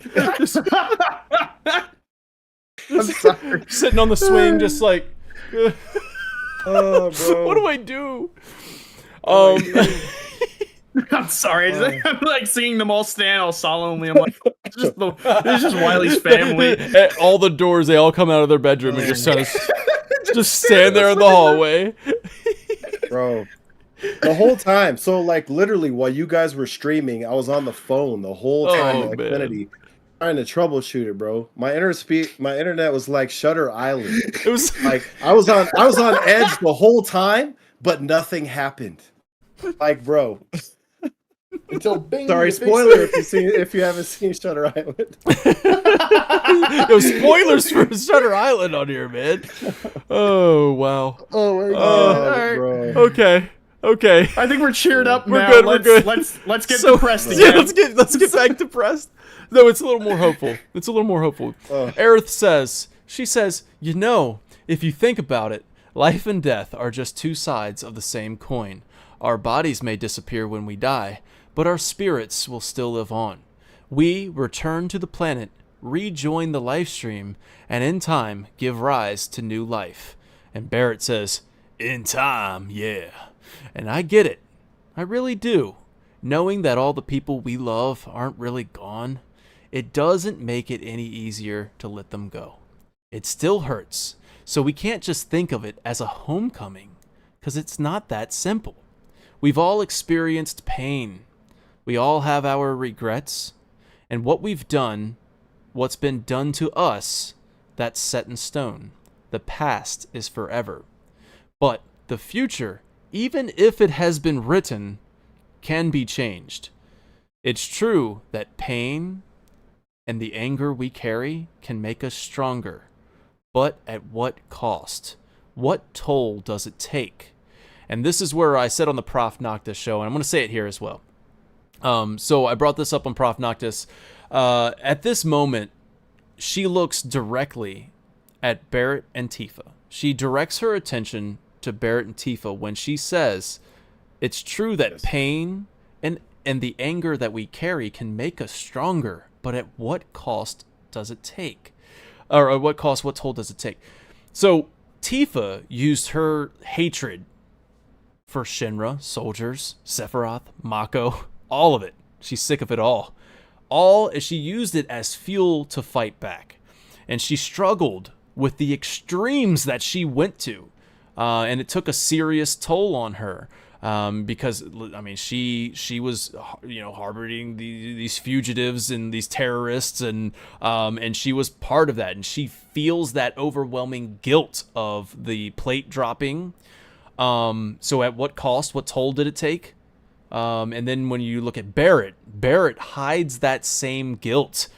He turned his anger into vengeance by any means necessary. He grafted a gun on his arm.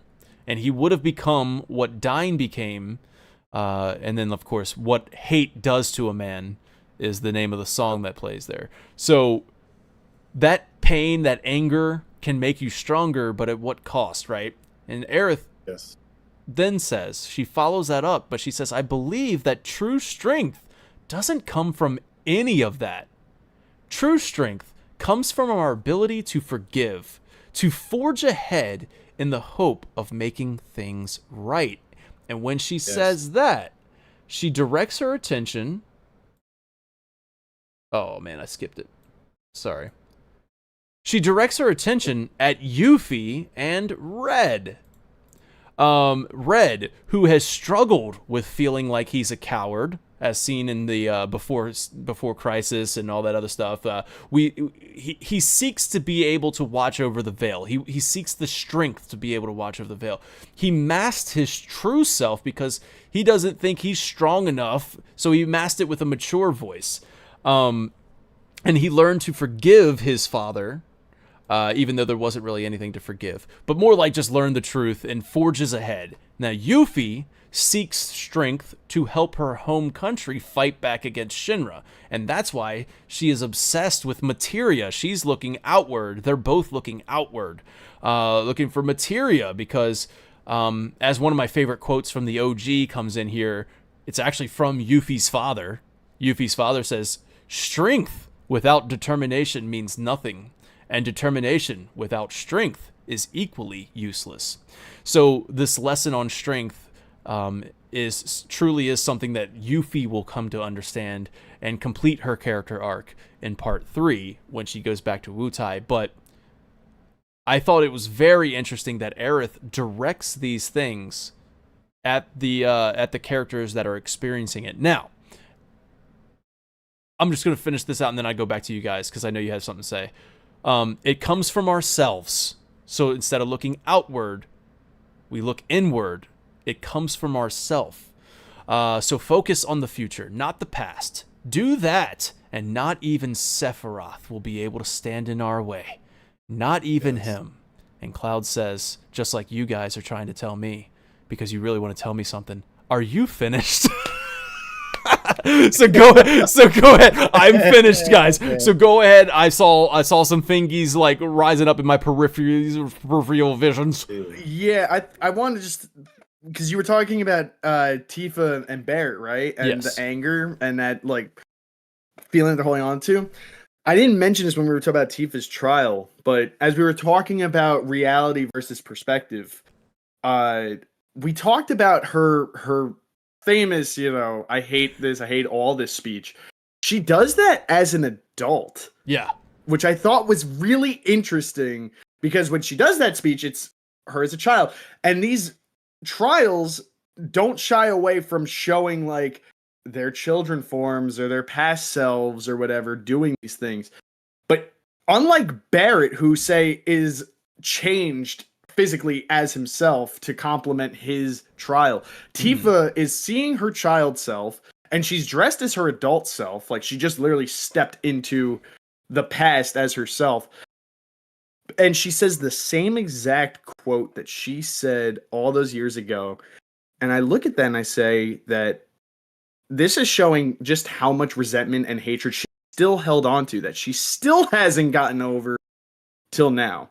That feeling she felt all those years ago, she hasn't gotten over it. And that's why I think it's really pointed that the camera lingers on Barrett and Tifa, because Barrett, even before going into the optional dialogue, he says, if the Cetrans don't think I'm gonna, dude, we know he's a very. You got it. You got to go into your go into your settings and change the noise suppression. Change the noise suppression. Turn that off and see if that does anything. You're a noise suppression. Because every time you're about to say something like that's really important, it's like no, he doesn't say that. What he says is that that's so annoying. Answer you, bro. Every time. It's so annoying. Wait, where's noise suppression? I don't even see. I see. Noise suppression crisp. You're just saying none. Let's turn it off. Turn all that stuff off. All right. Turn all that. Turn that stuff off. Okay. Well, I'm saying that Tifa, as an adult, is holding on to that same resentment that she had. Is it cutting in and out still? No. Go ahead. Now you good?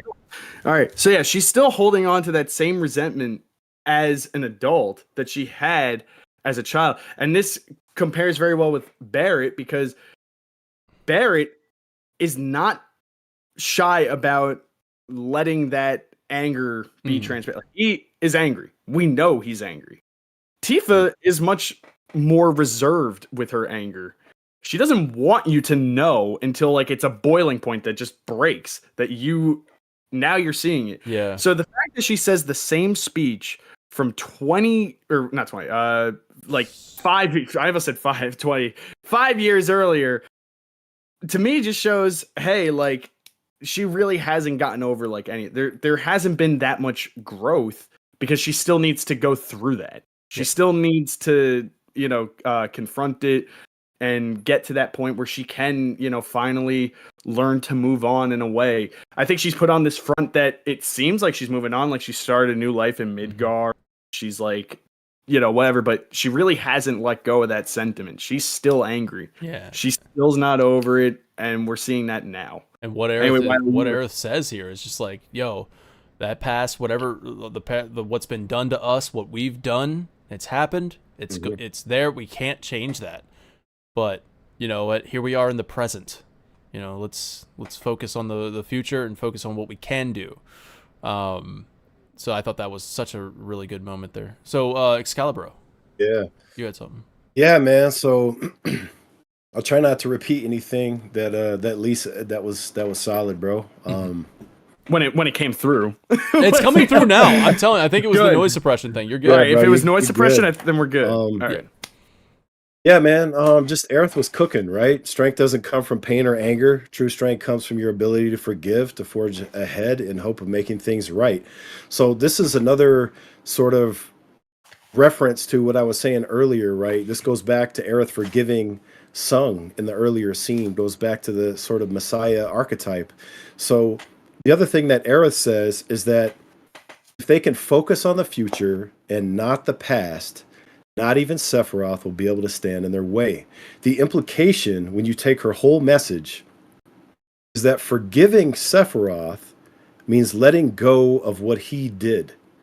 Okay? Sephiroth doesn't want what? Sephiroth doesn't want to be a memory. But Aerith's solution, forgiveness, would allow the party to leave him behind completely. No despair, no hate, just moving on. So what's interesting is that she's the only character that has the wisdom to understand through all these different layers what isn't being said, which is how Sephiroth is persisting and how ultimately to solve it. So I don't know, man. It was just crazy. Like, all that just occurred to me when I was playing through that scene. It's like, because what does Sephiroth want? Why is he hanging on to Cloud, right? He doesn't want to be forgotten. He'll never just be a memory. Yep. And Aerith is saying we have to focus on the future and not the past. Move away from your memories. Forgive the past and move forward. Crazy, bro. Is it just me? Yeah. Anyway, that was my take off that. I'll keep it short. And then East Blue saying forgiving him is how we get rid of him permanently. Yeah. Forgiveness, exactly. Huh? And then Spartan, that was literally the quote I was playing in my mind when I was saying that. Like, yesterday is history, tomorrow's a mystery, but today is a gift. And that's why we call it the present. Yeah. All right, so Centurion, thank you so much for joining us. I do want to go back to John Q Gamer. Thanks for writing in. Had a question there. How does death bring new life in context of the remake project? Do they dissolve in the live stream? Are they used to generate a new being? Or do they come back as themselves in an alternate world? So, John, your answer will be yes. No, your answer is at Bugenhagen's observatory, man. Like, I think Bugenhagen's observatory kind of like runs you through that whole cycle of like they grow up, they die, just like all living things will die. They become part of the live stream, they flow through there, and then in time they give rise to new life. Like, so that spiritual energy is what's used to create new life. All right, so it's a cycle. It's a cycle, all within the same world, same planet. No alternate universes and stuff. It's in the same planet. So that's at least my understanding of it. Now we are going to keep on going because, man, we're only done the trials, guys. I know. This is just the trials. I mean, thank God it's Friday, bro. Yeah, for real, honestly. Like, I mean, I know these Fridays don't normally work for us, but at least tomorrow I don't have to go in super early, so into work. For what's supposed to be an unlucky day. Things are really working out, and then the whole stream just crashes. It was supposed to be an unlucky day, man. Ain't it ironic that Wiley's internet crapped out the day before the day that bad shit's supposed to happen? And now we're working out on the day that bad shit's supposed to happen and everything's good. Forget not thine ire, and let's keep moving forward. All right, everybody. Yeah, I'm sorry if the stream explodes. That's my bad. I manifested it. All right, so this music change, the key change in the music, y'all, after the hopeful speech that Aerith makes. Even if it has been written, can be changed. It's like that music is so hopeful. It's true that the pain and the anger we carry can make us stronger. Are you finished? Woo! Clock's ticking. Come on. It just went. It went. I know. Man. That Eric key need to change. give Cloud one of these. We're gonna bring out Excalidio on this fool. So beforehand, I think we missed it, but the clock hands were turning, and then they did a line. Just like in the original Final Fantasy VII. So here's an image of that, and we'll fit to screen. So just when you break the camera free and you look down at it, this looks very very similar to the Final Fantasy VII OG, where you even have all the rooms on like the sides here. In the OG, you would move the hour hand and the minute hand to like line them up and go to different chambers. So in Rebirth they changed it to the trials being in the chamber. Now I got a question. I got a question for y'all because where's I got an answer. No, you don't. No, you do. Maybe. At least 3 feet. Right. Where the hell is it? Dude, I actually, without having the ability to break the camera, I took a little draw. I googled. and who was in each room and how many rooms? Because that was something that I was trying to figure out, man. Like, I was looking at this, like, the room that we're in, and from the entrance going to the right, it's Barrett blank, Tifa Aerith blank, the exit door blank, Yuffie blank, red blank.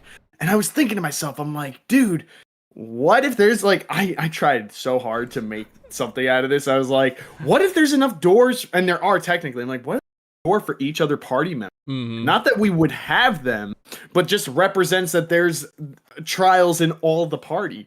But that leaves us with an extra door. And I'm like, so who the hell's the extra door? Like, I can't think. Like, I wanted there to be something. Sephiroth. I don't. Zach. Yeah, Nero. that was my Nero. and I'm like, yeah, Nero. He actually walked in he walked into one neighboring you. I mean, that's an interesting way to look at it. I don't know I think if a lot of means people, anything. a lot of people actually wanted Vincent DLC to be like him following through, and then Vincent has to go through a trial, which I thought would have been that's genius to be able to like have Vincent and then give him backstory through that trial. I think that would have been genius, but they're not doing the DLC, so. But yeah, so there's 10 rooms, nine extra door for members. Chadley. Oh, dude, it's Mog and Kate. You walk in, and it's just nothing but clouds everywhere. It's like a Where's Waldo, but you have to find the real. You have to find the real cloud. That's Chadley's nightmare. Cloud, and like you got to go through that. It's crazy. I feel like the if you really wanted to assert this idea that there is it would be Zach is your 10th trial person. Sure, but I don't know, man. Sure is the way I see it. Like, all right, I don't know. I just get on with it. I just like the thought that there's neat little trials. It is an interesting observation. I know it's an observation, dude. I was sitting there for like 10 minutes. This has to work. I know it's an observation, man. I'm just trying to figure it out. I'm just trying to bring something to the table, Dan. You bring me to review this game, Dan, and I'm supposed to be theory crafting, Dan. Do I need to go get the planetologist of hype? Do you need to calm down? It's just a thought. It's you need not to calm down, right? Dude. I'll go get the planetologist of hype. He'll calm you down. You need to attend some more seminars, bro. Dude, you get like I'm kicking it. I'm gonna his ass. I kid. I encourage you to go to attend his seminar. They worked wonders. Okay. I encourage him to eat a knuckle sandwich. Anyway. Hey, Lee. Bro. What? Now I'm heated. Now I'm thinking about that. What do you wish right now, bro? Do you wish you could Carter? Do you wish you could thank Carter? I wish I could just thank Carter about those. I wish I could think less about the planetology. All right, here we go. We're going into the Hall of Effigies, or the freaking corridor of effigies right now. We got statues of humans, and guess what? It looks like some other sort of different species. Yep. A different sort of species, because you can't do species by itself. I think it has to be plural, species. Anyways, it looks like a different species. Because I don't know if you guys saw that. Here, I think I took a picture. Did I take a picture? Maybe I didn't. Yeah, I did. There he is. Look at this. Look at this dude. Look at that dude. That's not a Cetra. That's not a human. So, upon first observation, looks like Yoda. This looks like Jenova. Oh, I'm sorry, Jenova. Yeah. Oh, yeah. All right. Okay. Yeah. You're right. Calamity to the planet.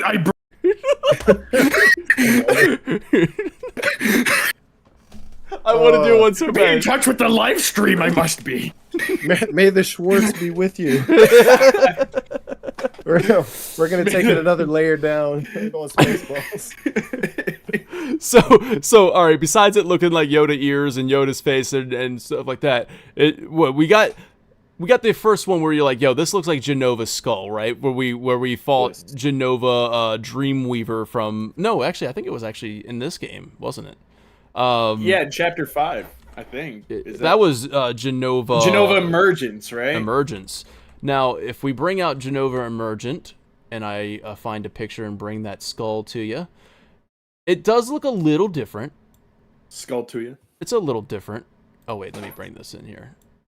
Yeah, let's go ahead and bring that. Oh, why has it got to be so small? You know, that's what she said. But I'm sorry, every time you do one of these jump cuts, I think about Chapter 2 analysis with Adam Savage, when you just put him on screen. So here it is, all right? Continue, move on. Moving on. So, I mean, similar. No horn. But are we no like, ear. There's no ears. But of course, if this is a skull wouldn't have the ears, right? That's not how a skull works. This is a statue. So statue, of course, can have the ears. We're looking very similar here. Now, that raises some questions, some theories. And we will... I guess we'll just do Cloud's trial first. Let's do that. Let's finish out these trials, because this is technically Cloud's trial. But as Subtext pointed out earlier, this is his and Yuffie's kind of feel pulled, like not from memory, but like from something else. So here we go. It's Sephiroth's Black Feather. It falls down on the ground. We're back in Mako Reactor number 1. We're back at the beginning of Remake. How cool was this? I loved it. And so here we go. Cloud smirks. That's something I want to kind of point out. When he places this bomb and he's setting it, look at that smile. He has a little bit of a smile come across his face there. He's like, I don't know why. Maybe he's just in this weird mindset, but he's happy about it. And Sephiroth goes, "Oh, what fun you had." So he senses that smile. Sephiroth's like, "Had some fun, did you?" And then, was it worth it? All those lives cut short at your hand. So, as we, another freaking epic cut. I love the cuts. So, we cut to the ruined reactor as we're supposed to be trying to escape. And as you're doing the escape scene, you run into Biggs. And Biggs is laying there, and he goes, "He's Biggs? What?" And then Sephiroth. Check this out. He passes a couple bodies on the way, too. Oh, yeah. Yeah. Just keep cooking. That's that's a good point, because I noticed that too. Where he passes bodies and like that wasn't in the like he even stops and looks at it. It wasn't in the in Remake Chapter 1. Like that wasn't. There was no bodies. So he's kind of getting that all those lives cut short. He's like, we're just gonna put those bodies from the blown up reactor. We're gonna put that in here, and then we're gonna bring Biggs down from the plate fall. We're gonna bring him in here as well, and because those are two separate events. Now he goes up, Biggs, what? And then, is what you're feeling even real? And then whispers take Biggs away. So there was something a little interesting, as that's kind of what happens, right? We'll talk about that in chapter 14, next chapter. And then we get to Jesse's scene after Big's scene. So you go up, you see Tifa. She's, man, that was a heartbreaking moment from Remake, and we get to see it again where Tifa's just down there, just like crying over Jesse's body. What's up? Did you see that there? Whispers specifically picked up Biggs' body and carried it away. And there haven't been whispers in anybody else's trials or visions or anything like that. Yeah. Exactly. And that was so this is Sephiroth. Obviously, this is Sephiroth's like hijacking this whole entire thing. This isn't what the temple had planned. This is all Sephiroth showing Cloud. Now, he says, "Your friend died in your arms and you did not even shed a tear. Why is that? Sorrow, anger, regret, all that other stuff. You get it." Nothing but empty words to you. He says it. Executive summary. He says that. Yeah. You feel me, dog? You feel me, dog. Yo, anger, sorrow, stuff like that, dog. Trust. Yeah, forget about it. We don't care about that. Dude, For you are but a puppet, my puppet. Now this is the warrior of hypes. Get hype moment. This part right here where he goes in there and he charges at him and stabs him. And then guess what? He hugs him. Oh man, he embraces him. This was a get hype moment for me. I was like, yo, what is happening? What is happening right now? And he hugs it. And then look at his fingers just like, this is tightening up. I'm like, oh man, this is so awkward. I love it. And just let it consume you, right? Let that hatred consume you. That you may burn your world to the ground as I did. Oh, and then you see Cloud standing in front of the fire, mirroring the iconic scene where Sephiroth stands in front of the fire. Of Nibelheim, and then Cloud says after he comes out of this world, he comes out of this and he goes, "I'm nothing like him," right? And of course, there's a dead robe down there. That was yeah. So he slaughters this robe dude, like just absolutely murders him. Yeah, right? I want to know what they saw in front of everybody. Yeah, right. Yeah, exactly. Do you think he hugged the robe? Imagine that'd be crazy. Like the rogue guy hugged him, and he. Oh my god! Like he goes up and that would and then like that would be crazy. I bet he ran up and he stabs him, and then like they kind of just. I don't even think he ran stand up. there Maybe for a he moment. He just walked up and just like. Oh man! Did almost like the Sephiroth thing, just like a. So they're just going, what? Oh. Yeah. So like he just murders this robe dude. And he turns around and he says, "I'm nothing like him," right? Yeah. And this is Cloud. He's nobody's fool, man. Keep that in mind. He's not a fool. Don't forget. I'm totally in control. I got this, y'all. I got this. I'm nothing like that dude. I would never stab somebody from behind. Yeah, I do the sensible thing and stab him from the front. Nah. Yeah. I like Sephiroth. I'll just stab him in the front, man. Sephiroth, a coward. All right, so Tifa tells him, "We know, it's okay." So Tifa trying to bring him back down, trying to ground him there. Now we are... Oh, wait, I just want to point out that comment, because I kind of agree. At this point, it's not okay. Hey, you know what? Hey, why don't you go wait out there with Sid? All right, why don't you go?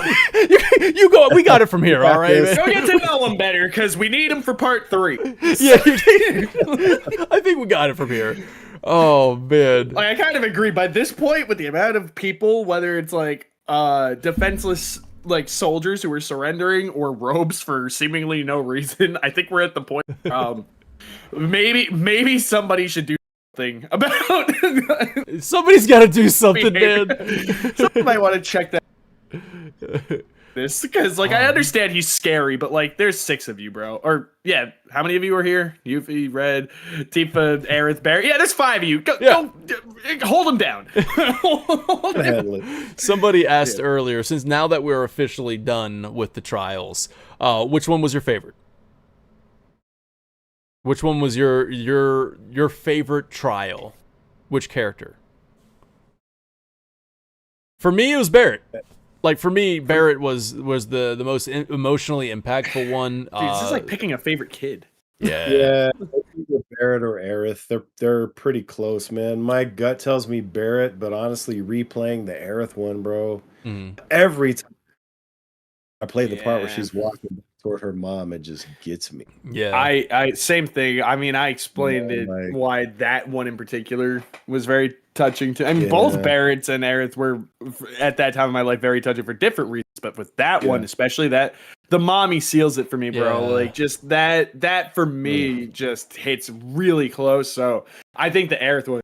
That being said, the red one is really cool. It's actually interesting seeing something that we, like I don't know. It's interesting seeing him being restrained by Hope. They're all really cool and well done.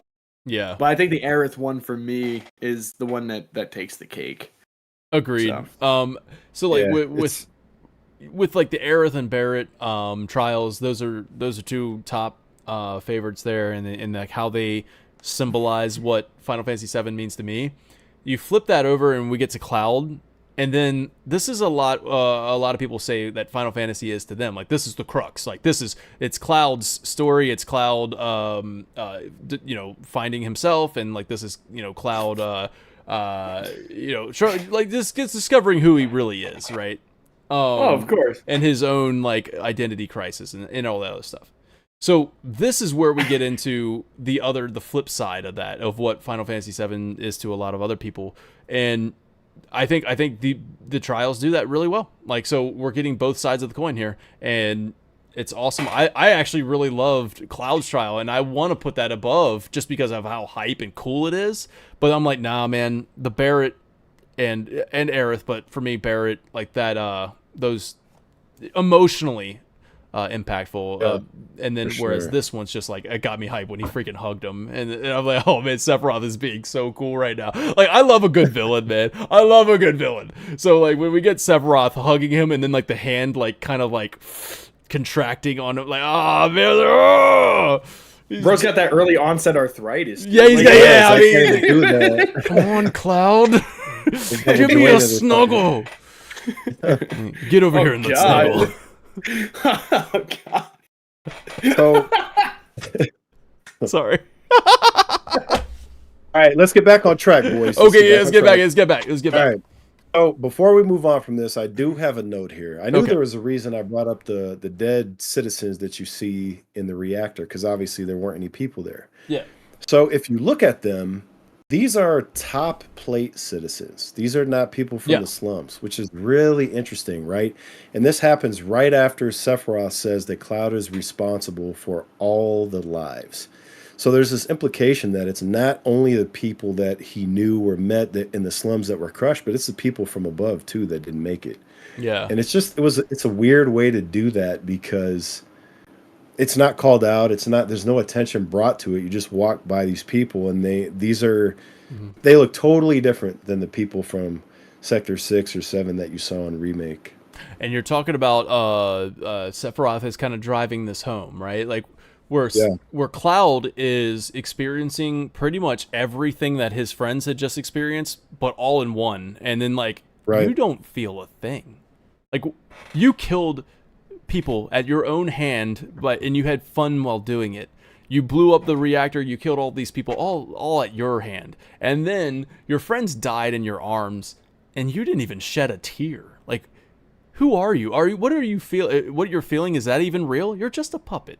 You're my puppet. Yeah.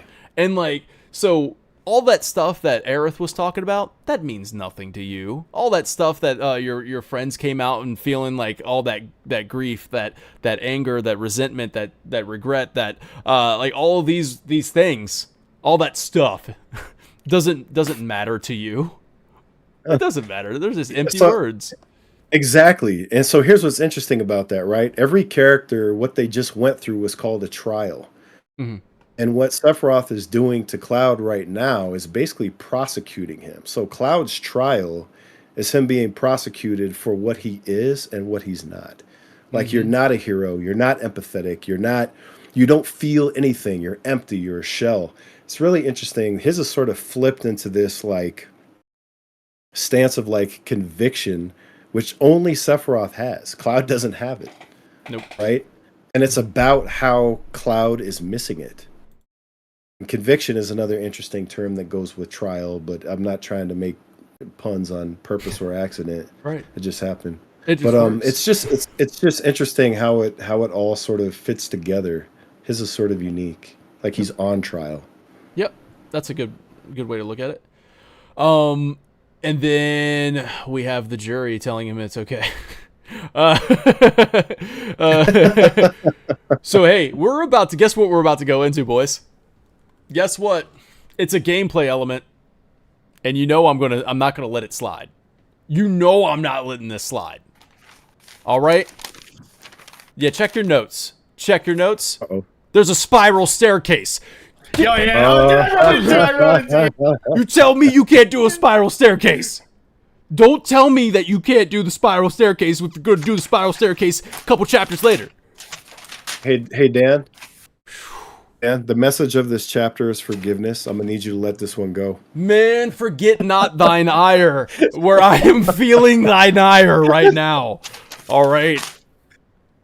There's a spiral staircase. It's the spiral of rebirth. When, of course, the spiral staircase in the Nibelheim mansion was supposed to be. There it is, spiral staircase. Spiral staircase took him an eighth of the page. Nibelheim mansion was supposed to be the spiral into madness, whereas this is the spiral of rebirth. No, actually, Nibelheim was the elevator into. No, it's madness. the elevator going down to madness. Going down to madness. Going down to Bone Village, baby! Okay, sorry. And we're gonna go down the spiral staircase that is totally possible in Unreal Engine. Don't say it isn't. And we go down here, and we're gonna make our way into... There's a moss-grown adamantoise here, but you can absolutely run by it. But there's one that you can't run by later. So we'll talk about it in a second. Cloud's battle chatter has almost completely changed at this point, where he's saying things like, "You're as good as dead." Like, oh man, this guy's like, oh, I'm so freaking angsty now. And then we got like Hall of Life, Resurrection. Those are the things. And now we're in the Mural Chamber. So the Mural Chamber, the live stream projects a turn-based battle between mages and warriors. Warriors cut them down. Let's fast forward to that part, because I don't think there's anything to talk about until then, right, boys? Right. All right, here we go. I don't have any notes until this point. Okay, the live stream. Oh, yep, we already did that one. Lionheart in the survey, which, by the way, everybody watching, this survey coming up, I should have had it ready for you. I didn't, and that's a failure on my part. But hopefully, you will still go find the survey once I post it in the YouTube posts or on X, Twitter, or whatever. I will post it there. Please fill out this survey. It's the most important one yet. All right? It's the most important one. It's the final. It's the finale. So your rankings will be totaled up.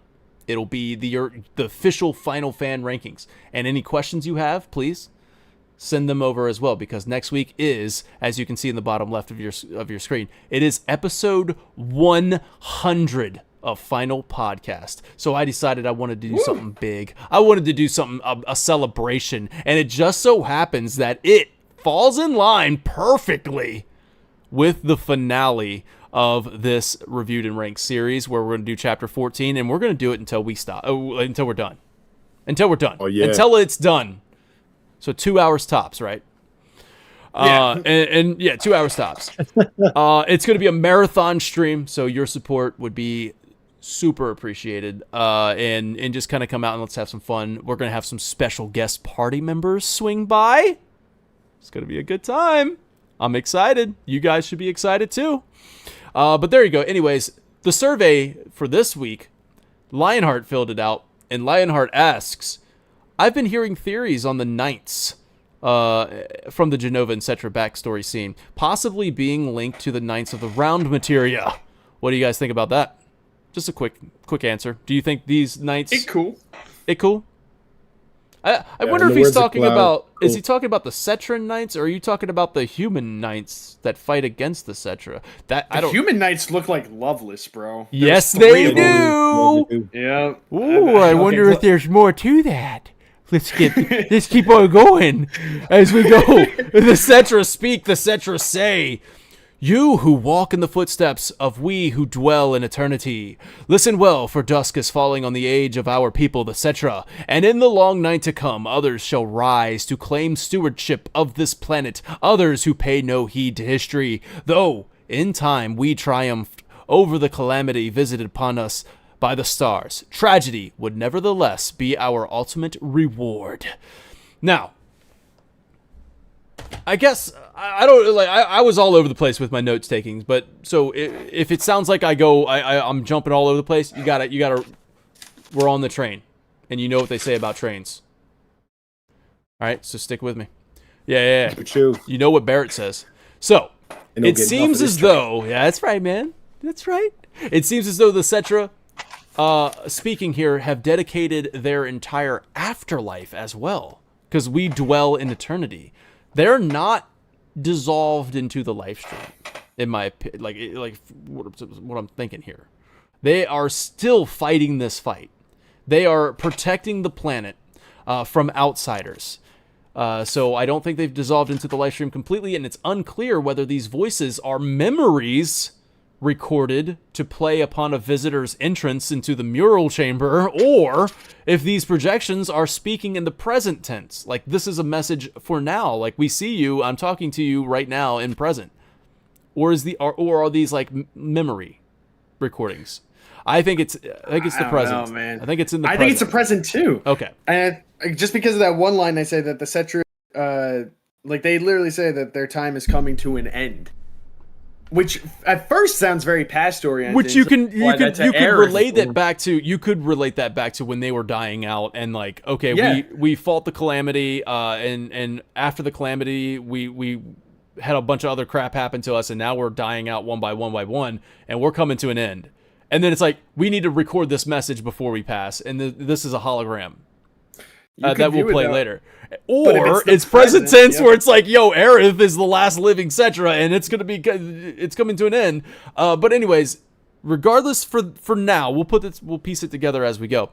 Because that was basically what I just said in my notes, was like those two different options. Now the Cetra here. There was one like angle that show the Cetra. Where's the angle at? Hold on, y'all. Did you camera break this part? I did not. At least I did not take screenshots. I broke the camera. Faces. All right. So I broke the camera, and I looked around at all the murals on the walls, and I tried to take as many pictures as I could, and I did, and we're going to talk about those as well. But like, the Cetra look like Whispers with the hood. See that? I mean, this is the same shape of the hood, everything. So if the Cetra are still fighting this fight, dwelling in eternity, protecting the planet, it does make sense, because we see that battle in Chapter 9. We see that the battle of the Whispers and the weapon and all that other stuff. They're fighting Sephiroth. Now, some of the Whispers have turned to the dark side, like freaking Inquisitors, right? Like, they used to be Jedi, and now they're fighting. They're killing all the Jedi, right? Those are the Sephiroth ones. They're under Sephiroth's will, whereas the Cetra, I believe, were the Whispers that we saw in Remake. I feel like the Cetra were like, yo, we got to protect this. We don't want this to happen. Something like that. Whatever. So they're interfering. But the robes, and even like, just look at the shape of the freaking, like, the robe come down. Imagine these things floating around without arms. You know what I mean? Take the arms away, and they just imagine them floating around. They look like Whispers. Okay, so there's something there. And then the warriors that show up, and of course this is what Dragoon King pointed out. They look like the soldiers from... I wish I could get to the point here. They look like the soldiers from the Loveless play. Like, almost identical to the Loveless play soldiers. Here we go. Turn-based battle. Boom. These look like the freaking soldiers for the play. That's for the play. Yeah, and there's three of them. So that's what I was going to say. That flips coincidence, the script. Or... That flips the script. The goddess is Jenova. Dude, I said that potentially... Go back to that when we talked about the play, and I literally said, you can view the goddess as Jenova. Yeah. That's awesome. And I said that, I also meant, because I mentioned that. I also mentioned parallels landed, similar to the wing disappearing, like with Sephiroth, like that same. And then we're gonna see it in a second. Oh, we're gonna see it in a second. Later, cook. Let's go. It's been simmering. It's been simmering. I took the ladle and I said, That's good. That's right. It's ready. It's ready. It's ready. It was oh, jeez. Man. All right. So, and then Jenova at the end of this, we're going to see, but I'm going to say it now, where like it disappears into the thing and then comes back as the freaking angel that Jesse plays in the play. Looks exactly like her. Jenova became that. This. That's amazing. Yep. So there you go, bro. Okay, so more on that in a minute, blah, blah, blah.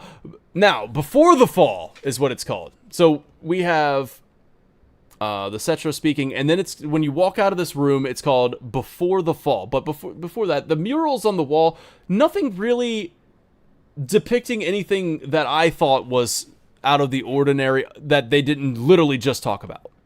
Like, they literally just showed us what they're showing on the walls. With basically, here, I'll bring it up just for people to have visual. But it doesn't seem like there's anything too crazy here. Let's go with this image here. I think this is the one. So this is the image that Aerith goes up and touches, I believe, that starts the projection. And it's just depicting the gosh, it's actually kind of hard to see on the OBS. But you have the Cetra defending the temple basically against some outside forces around here. Like they said, they're to protect from the outside forces. So the Cetra here are defending the temple. And then we'll bring that away. So we walk into Before the Fall. The Cetra. For the children of man feared us. For the children of man envied us. Perhaps their enmity was seeded. I can't speak. Was seeded by the celestial adversary. None can say. So we're talking about after Jenova was sealed away. The Cetra assume that man became opposed to them due to Jenova's influence. Regardless, we have been forsaken by fate, abandoned by unquenchable anger and unbearable grief, condemned and driven forth, powerless to forestall the coming of our end. Now, forsaken by fate. Fate meaning the will of the planet. So, at least this is where I'm kind of going with it. I don't know. I'm going wild outside the box for this one. Well, the Cetra, when they say that they were forsaken by fate, what do you think that means? Like, I look at that and I say, fate meaning the will of the planet, right? Like and then like, so were the Cetra forsaken by the planet because they were consumed with anger and grief? And like, could they? It does kind of seem that way, right? Yeah. And could they have been infected with the first case of geostigma? Because this is after Jenova goes into their deep slumber, and like maybe that geostigma, like, because we know that in Advent Children that geostigma like feeds on grief and despair and stuff like that. But regardless, could their anger caused a rift between them and the planet? Yeah. I mean, it's a bit of a, but like, I mean, Jenova literally takes shape. They mention that Jenova took shape of the deceased, and their fate is to defend the planet and protect the planet. So if it's taking on, those who were fated to die, and you have Jenova almost just taking them down from the inside by portraying itself as themselves, then their own fate is what sealed the fate in a weird way, in an sense. Jenova acting as them, and what their fate is what led to them dying out. That's a really abstract way of putting it, but I like what you were saying, that the planet fated this to begin with, and that would be strange given that that's like, like in stories of old where you're like, the gods forsake us. Like, we were devout, we protected what was yours, and this is how you treat us. It's like, you bring us calamity. Like, we're now faced with this hardship. I also really like what you said about geostigma, but then again, I've been I'm literally throwing things away. I'm throwing things out there. Like, I'm going way out the box with this, because I don't know. Obviously, they're still here protecting the temple. They're protecting. They're doing their duty. I'll do my duty. Did they lose connection with the planet? Is this why there's another thing here too? Okay. So, in order for Jenova to see Geostigma, Jenova would have to wound the planet. Well, Jenova did wound the planet. Mm-hmm. And the wounding of the planet also, as we know, affects the life stream. That's Mm-hmm. basically what Sephiroth is trying to do in Final Fantasy VII OG. So there's some layers to this. I mean, obviously, there's sort of a loop going on. There's something that happened before that is being... we're on the advent of it happening again. So I think there's a bunch of different things that we have. There's a bunch of different evidences that we have that can all sort of feed into this idea that not necessarily that they did it to themselves, but that they do feel forsaken by the planet as a result of what happened with Jenova. Whether it was because Jenova injured the planet, whether it was because Jenova was able to take on the faces of their dead and use that against them, because Jenova was able to use anger and grief to turn the men against the Cetra. There's a lot to it, right? There's a lot of layers to this, and any number of those or all of them could be the reason that the Cetra feel betrayed by fate, right? Yeah. And another one was another question I had that I'm trying to piece together the history here, and I feel like it's kind of being spelled out, so maybe you guys can help. But is this why the Cetra suddenly betrayed the Gi? Because like they were working together with the Gi, and then they just stopped working with the Gi, and the Gi even say something like along the lines of, like they didn't fulfill their end of the bargain or something like that. Well, this could come back to that theory that we talked about a couple of days ago, Dan, if you want to jump into that. No, you go ahead. The connection. Yeah, we talked about it, but you go ahead.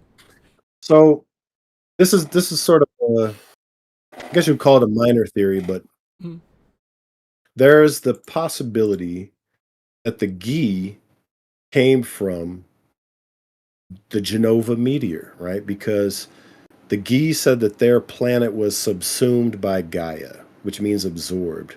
When the Jenova meteor hit the northern crater, that's where it is now. Whatever hit, that's now where it is. So if the Gi came with Jenova, that means Jenova first completely sucked all the life out of their planet. So now it's really easy to see why the Cetra would blame the Gi, even after working with them. Mm-hmm. If they gained an understanding that, oh, wait a minute, it's not necessarily their fault, but they are tied, right? They are tied through fate, destiny, whatever, to the event that happened that brought Jenova here, and now we're left to deal with this. So, what? I mean, now we're like really weird theory crafting, but this is all just reminding me of The Thing, which spoilers for the very beginning of the movie, but UFO crashing into plane. Now I'm thinking what if the Gi showed up on the meteor and Jenova hit died, and the Cetra and the Gi were your microphone. No, your microphone's cutting out real hard, dude. I'm gonna just sit here. I'm just gonna sit here. Right up on it, man. Dude, no, just yeah. Damn. Can you hear me now? I think so. Yeah. Okay. I'm gonna get close for this one. If the Gi showed up, my weird crackpot theory here was hey, what if the Gi were the one that showed up to the northern crater and Jenova was the one that hitched the ride with them? Because what we're getting here is that nobody's idea of history seems to be accurate. Mm-hmm. Between the Gi, that could be Jenova and the Cetra, nobody seems to have an exact idea of what actually occurred here. And we know that the Gi are an otherworldly being, and we know Jenova's another world. Yeah. So it's if the Gi, if they did, I like this thought that they showed up together, but Jenova was the problem. And then you can point fingers at whose fault is that? You brought this with you, or it's I don't know. It's you could, man. There's a lot of ways to think. So I got obviously I made that video. I made that video on did the Gi summon the the Gi summon Jenova, right? Like, so I made that, and I'm gonna talk about it here actually. So if you want to watch the nicely edited video that I made, go check that out. But I'm gonna kind of throw that in here because we're talking the Cetra echo what Gi Natak say, not echo, but maybe even reflect a little bit. But so let's see what we can do. Let's get there because I'm gonna return to this conversation about Jenova, Gi, and all that other stuff. So, Jenova, the Genova, the Genova. So the arrival. Okay, so then we go into the arrival. All right.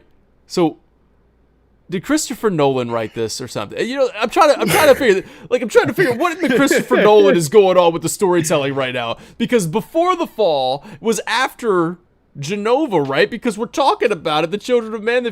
Perhaps it was because of the celestial adversary. But hey, how about let's go back and talk about that then? In the next thing that I'm going to say, long ago, a wound marred the northern lands, and then here's where I'm just going to keep up with me. Long ago, a wound marred the northern lands. Long ago, we looked upon a foreboding sky, and to mend it did many venture forth, only to meet with disaster, a deceiver that stole the faces of the dead, of mothers and fathers, sisters and brothers lost. With their voices did it sow the seeds of discord among our people, among the children of man. Foreshadowing! Yeah. As we see Aerith at the end of the next chapter, we'll get onto that. All right, there. I mean, that is some hardcore foreshadowing there. The memory of the star that threatens all burns eternal in our hearts. For the planet did we lay down our lives in battle, and in death returned to her embrace. Yet our adversary did not, could not. One cannot return to which one did not arise. Gi Natak. Thus did it fall into a deep slumber, and in the long silence of its sleep, it was given the name Jenova, and in its wake came an age of silence. Yet with each fond remembrance we knew, those encountered were not forgotten, that someday we would see them again. Heed well our warning of that which is to come, the reunion. Our adversary's scattered malignancy shall converge to plague the planet once more. Now, I have multiple theories on this, okay, that position the narrator from the 2015 reveal trailer as Gi Natak or of the Gi tribe. Sounds very, very similar that it can't be written off as coincidence to me. Yeah. So, number one, I think that the Cetra are recalling their side of the calamity, and the 2015 reveal narrator is recalling the Gi's side of the event. They think back fondly on those encountered, aka Jenova. They knew that they would see her again, the reunion. And then they say, the reunion at hand may bring joy, it may bring fear, but let us embrace whatever it brings. So number two, the Gi existed on this planet before the Cetra. There's a theory that the current planet subsumed theirs, so the current life stream. Maybe their life stream was dying out, and a new one arose to replace it. This history would predate even the arrival of Jenova. Now that's a wild, crazy thing. I'm talking about the genesis of the planet, basically. Genesis. Mm-hmm. But they died out and could not return to the life stream. So maybe they would summon Jenova by creating Black Materia, the destroyer of worlds, as it's called. And Jenova is the destroyer of worlds, because that would be their salvation. So maybe Jenova sailed in on that star that threatened all 2,000 years ago. So the Cetra sealed away the Black Materia and turned their backs on the Gi. And then the Gi say, or at least in the 2015 reveal trailer, perhaps it was no more than wishful thinking. After a long calm, there's now the beginnings of a stir, And the Gi Natak says, "After an eternity, the materia began to stir. And thus did we rejoice, knowing salvation was within our grasp." So the Cetra say, "And in the long silence of its sleep, it was given the name Jenova." So there was this long time gap between Jenova and now, or between, well, you get what I'm saying. There was a long gap between the arrival and now, which leads me to believe that this is a somewhat recent recording, or it is the Cetra speaking directly to them in the present tense, to kind of return back to that conversation. Now, theory number three, it's what Wiley said. Their planet was eliminated by the arrival of Jenova, one in which Jenova conquered and was able to use as her vessel to sail across the cosmos. Of course, that is what Sephiroth says in Advent Children, to say, what I want, Cloud, is to use this planet as my vessel and sail across the cosmos as my mother did. So Jenova maybe used the Gi's planet as her vessel, sailed across the cosmos, landed on the planet of Final Fantasy VII. The only thing is that my issue would be that wouldn't all life die on that vessel on the way there? Or maybe it was just the lingering life stream of that planet. Maybe their planet's life stream was red, and then when it arrived, their souls couldn't merge. But anyways, that's all I got to say. And I think I'm just gonna keep moving on unless you guys have anything to say about that. No. I mean, I wish I just had to get that out there. Okay, now I'm gonna quote Lee. I wish I could think harder, bro. I went, dude. No, I'm thinking adequately. I'm thinking adequately. So my suggestion, adequately. Adequately. My suggestion, or I don't know, if you want to, you don't have to do it, whatever, because it's probably a little dated now. There's probably been some information that I've learned and I've come to a better understanding. But the video I made about did the Gi summon Jenova, that's on the channel. If you want to go watch it, please do. I think it's the hands holding the Black Materia, and it says this is the key. It also has a really epic get hype montage of the reunion, and they say it 1,000 times, the reunion, and throughout the entire game. Just call part 3 the reunion, cowards. Yeah. Just call it reunion. You coward! It's not a reunion. It's a homecoming. It's a that's Final Fantasy VII Homecoming. It's gonna break convention. Just Rome coming. Re-homecoming. Re-homecoming. Re-homecoming. It's coming home again. The live stream projection of Jenova converges into an angel very similar to the goddess portrayed by Jesse in the Loveless play. Of course, we had talked about that a little bit, and I don't know how long ago that was, but it happened. It happened. I was just talking. I was talking too much. It happens around this part, right? Here we go. Check out Jenova become the angel, right? Jenova's live stream just kind of comes up here. Here it comes. It disappears. And boom. And then watch it scatter. And then it merges on over into this. That's literally the shot. That's almost like shot of Jesse falling down. Dude, I pulled out my chapter 12 notebook. Yeah. Literally in here. Jackie wrote this for me. Shout out Jackie. Shout out Jackie's journal. So she wrote down what my thoughts were. I'm not going to read everything I said in this part, but just right here. Goddess equals Jenova? Question mark. Descends as great being, sheds wings, becomes human. And that kind of is the inverse on what's happening. Down as great beast, sheds, becomes the angel. And then does the same thing later because we know what Jenova can do. Mm-hmm. I think I didn't realize that. Yeah. No, and this supports it, bro. This supports it. So it's definitely something we can look at it through that lens from now on. Now, this is where you have to fight the moss-grown Adamantoise and the Panthera Protector. So, of course, there hasn't been a lot of gameplay in this analysis because that was all in the previous episode of this.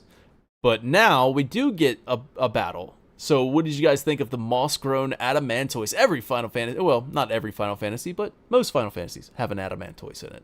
So here we go. What do you guys think? Worthy of the name. I mean, it definitely absorbs some hits, that's for sure. Yep. He cool. It was a nice little breakup of the. It's like, hey, we got to give him something to do. I don't know if it was just a weird situation, but I fought the optional one, and then I fought the forced one, right? Yeah, forced. It wasn't forced optional. But the optional one, I like kicked his ass, no problem. Yeah. And then this one was causing more of a problem. Do they behave differently, or is it was that just my own experience? God, I wish I wouldn't have run past it on this playthrough. I ran past it. I don't so much to analyze. I just remember the first one like feeling like he was a cakewalk, and I'm like, okay, fight him again, and this guy just wouldn't die. Like he just like, I feel like this was kind of like the little mini boss. Like this was like the one. Yeah. Maybe you might be onto something there. Did this one did it have all the buffers on the last one? Because this one has a lot of buffers. I don't remember. Like it's weird. I just remember. If I realized they were gonna feel so different, I would have probably wrote down. Yeah, would have analyzed a little bit more. I beat the first one like, okay, fun fight, and then this one, I felt like I was in this room for much longer than I was in the previous room for, and I'm like, what the hell's going on here? So either I just got lucky and just whooped his ass before he could do anything about it the first time, and then he came back with a vengeance, or they actually like behave somewhat differently, but I don't think that's intentional if they do. So maybe I just got lucky and he was a dope. I could just beat the shit out of before. I don't know, but it was just like if anybody in chat had a similar experience, that was mine. It was just weird. I felt like the first one was like a living punching bag, and then this one was like, nah, not again. Nah. So. All right. That's all I have to say about it. Yeah, I want to look it up once I get a little moment, or chat if you guys want to do that too. Like look up the HP, the amount of HP that each of these had. They're the same creature, so it's not right. like... But maybe they had different HP bars. Maybe they used. I know that one had buffs. I don't know if the one before did. But here we go. Dreams of Oblivion. So now we're going to talk about the Gi. So it's just. The storytelling from the Cetra is just, it's all over the place, man. Can you just tell me in order of events? Like that's what I want. Just give me in order of events of what happened. You literally told me the latest thing that happened and then worked your way all the way back and then worked your way back to the middle, like just Christopher Nolan up in this. But now, the Cetra. It has ever been our sacred duty to please that booty. I mean, to protect our planet against any who threaten it. You guys get what I'm saying? They came from without, and they were one such threat. The Gi, who with bitter prayer forged the Black Materia. So foul was the orb's magic that we knew at once it must be hidden, that no one might ever wield its terrible power. And then we see the projections of the Gi. They're doing their thing right now. The Black Materia shall summon the destroyer of worlds. The meteor shall fall, sundering the skies and shattering the earth. All life shall perish. Now, during that segment, the scene cuts to the same cinematic we witnessed in the Shinra VR simulator back in Remake during the Ancients presentation. Which also seemed to be a message directly from Sephiroth back then, right? Because the Ancients presentation definitely didn't have that in the Shinra version of it. And then all of a sudden it cuts to that. So Sephiroth is showing this vision. The Ancients, the Cetra, the temple is not showing this vision, I don't think. I think Sephiroth is showing it. Because, speak of the devil, here he is. He comes in and he goes, "Yet I shall remain. I, son of Jenova, will claim my birthright." Boys, we're working our way through this one. We're almost there. Chapter 1, Rebirth. Cloud tells the party at Calm that he wants to reclaim his birthright. Sephiroth wants to reclaim his birthright and rule over the planet with Jenova at his side. And Sephiroth is kind of reaffirming that. My dominion, except for his it's a little more larger in scope. My dominion shall reach into infinity and shall encompass worlds unbound by fate and histories unwritten. Feel free to jump in at any point you guys want to interrupt me. Because I think Sephiroth is creating, basically the gist of my theory here is that Sephiroth is creating illusionary worlds in which will all serve him as their god. And their energies will power him because he will be at the nucleus of it all. Okay, now this next part is wild, y'all. This next part is wild. If I can get to it. You're doing great, bro. You're doing great. I'm trying so hard. Here it is. Okay, because now this is the reason why I wanted you guys to hear it. Okay, pay attention as the live stream begins to gather around Aerith as she steps forward, and listen closely, as it sounds like 2 Aerith voices overlaid on each other. Here we go. Check this out.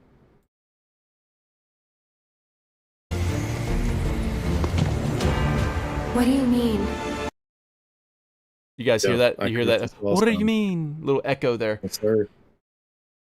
Now she says, what do you mean? So I believe that this is OG Aerith speaking through FF7 Aerith, directly confronting Sephiroth, who as she has been battling within the live stream, keeping a healthy distance. Because we know that on the Way to a Smile novel, and with Livestream Black, Livestream White, it spoke about how Aerith knew she couldn't approach him directly within the live stream. Sephiroth's too powerful. She had to keep her distance and watch from a distance to keep it.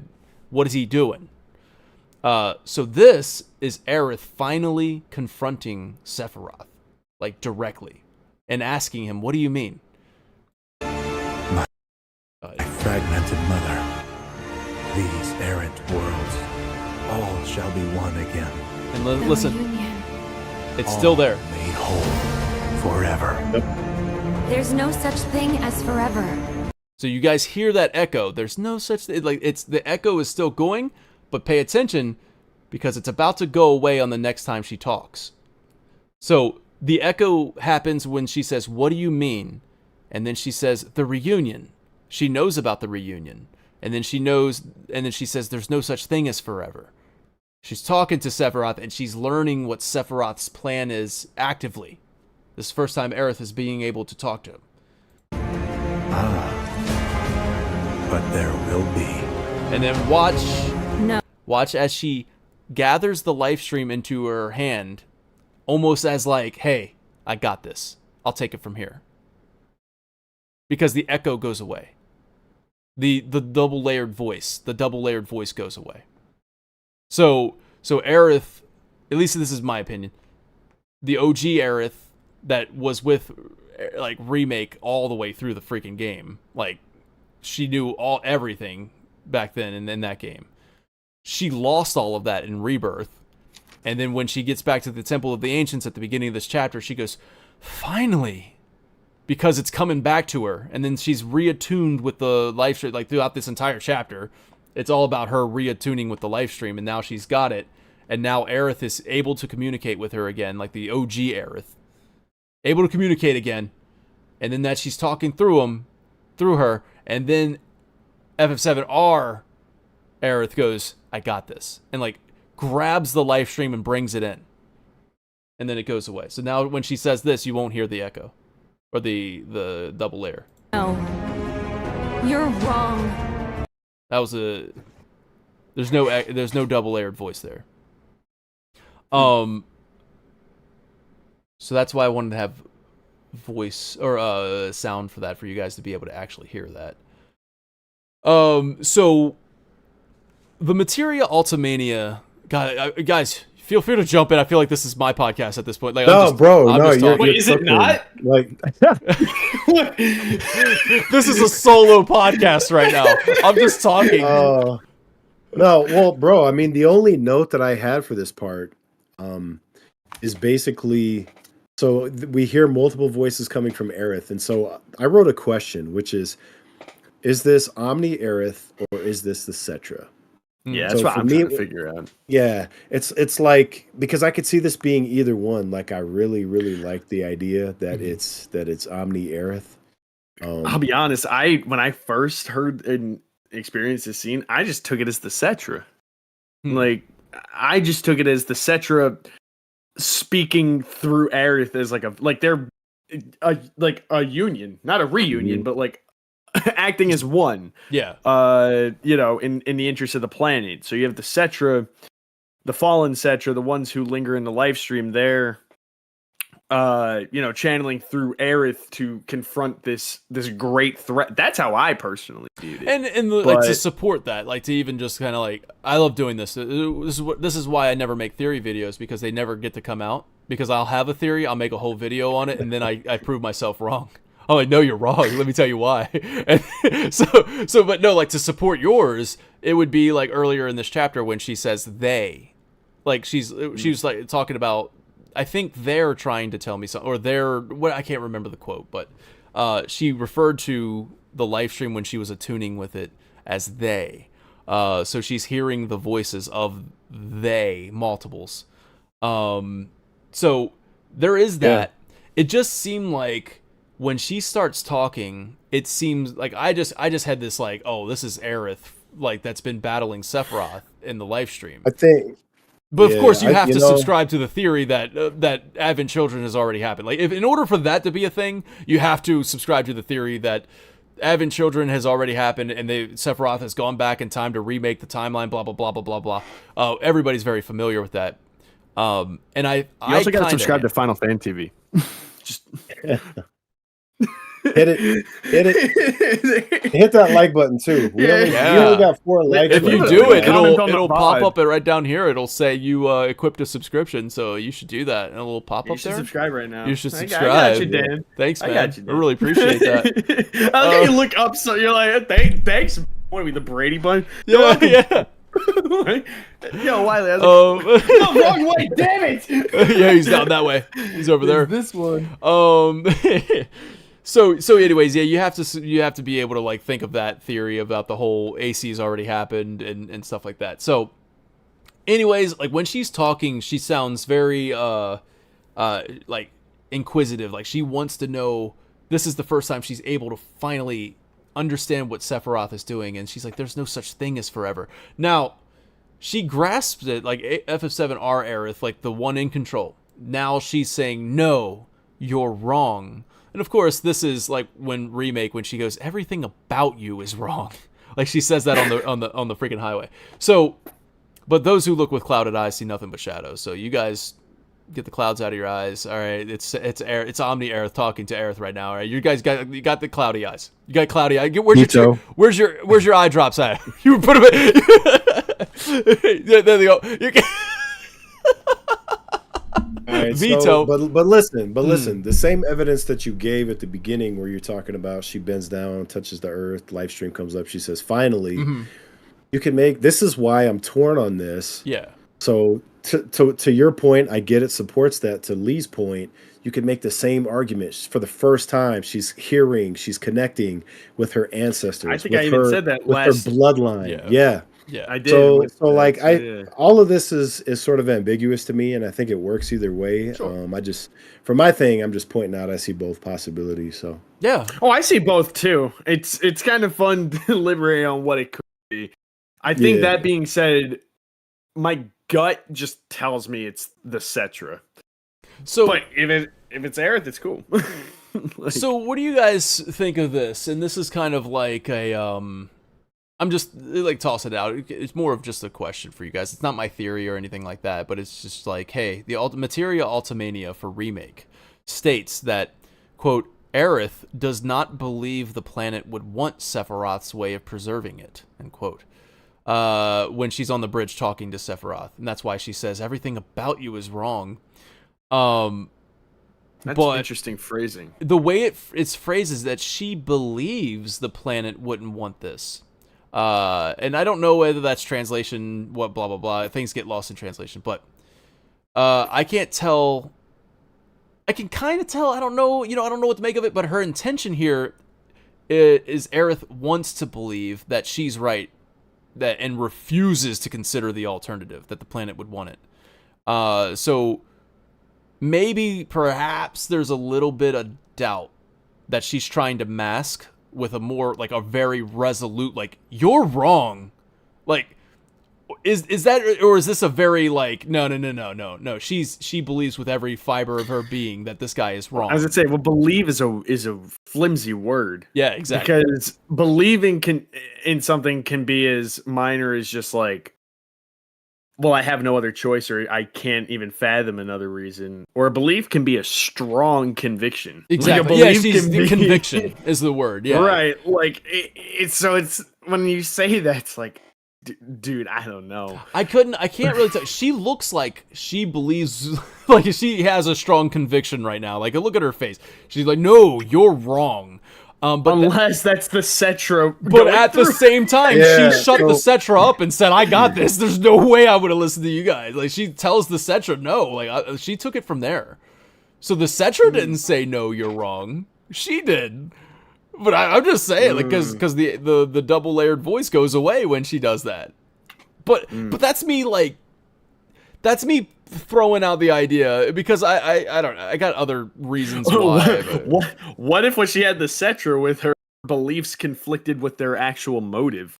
And now, oh my God, dude, now just like, no, I don't know.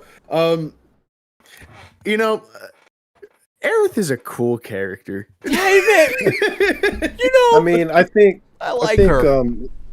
Symbolically, She's Aerith. really cool. I think Aerith represents the will of the planet on some level.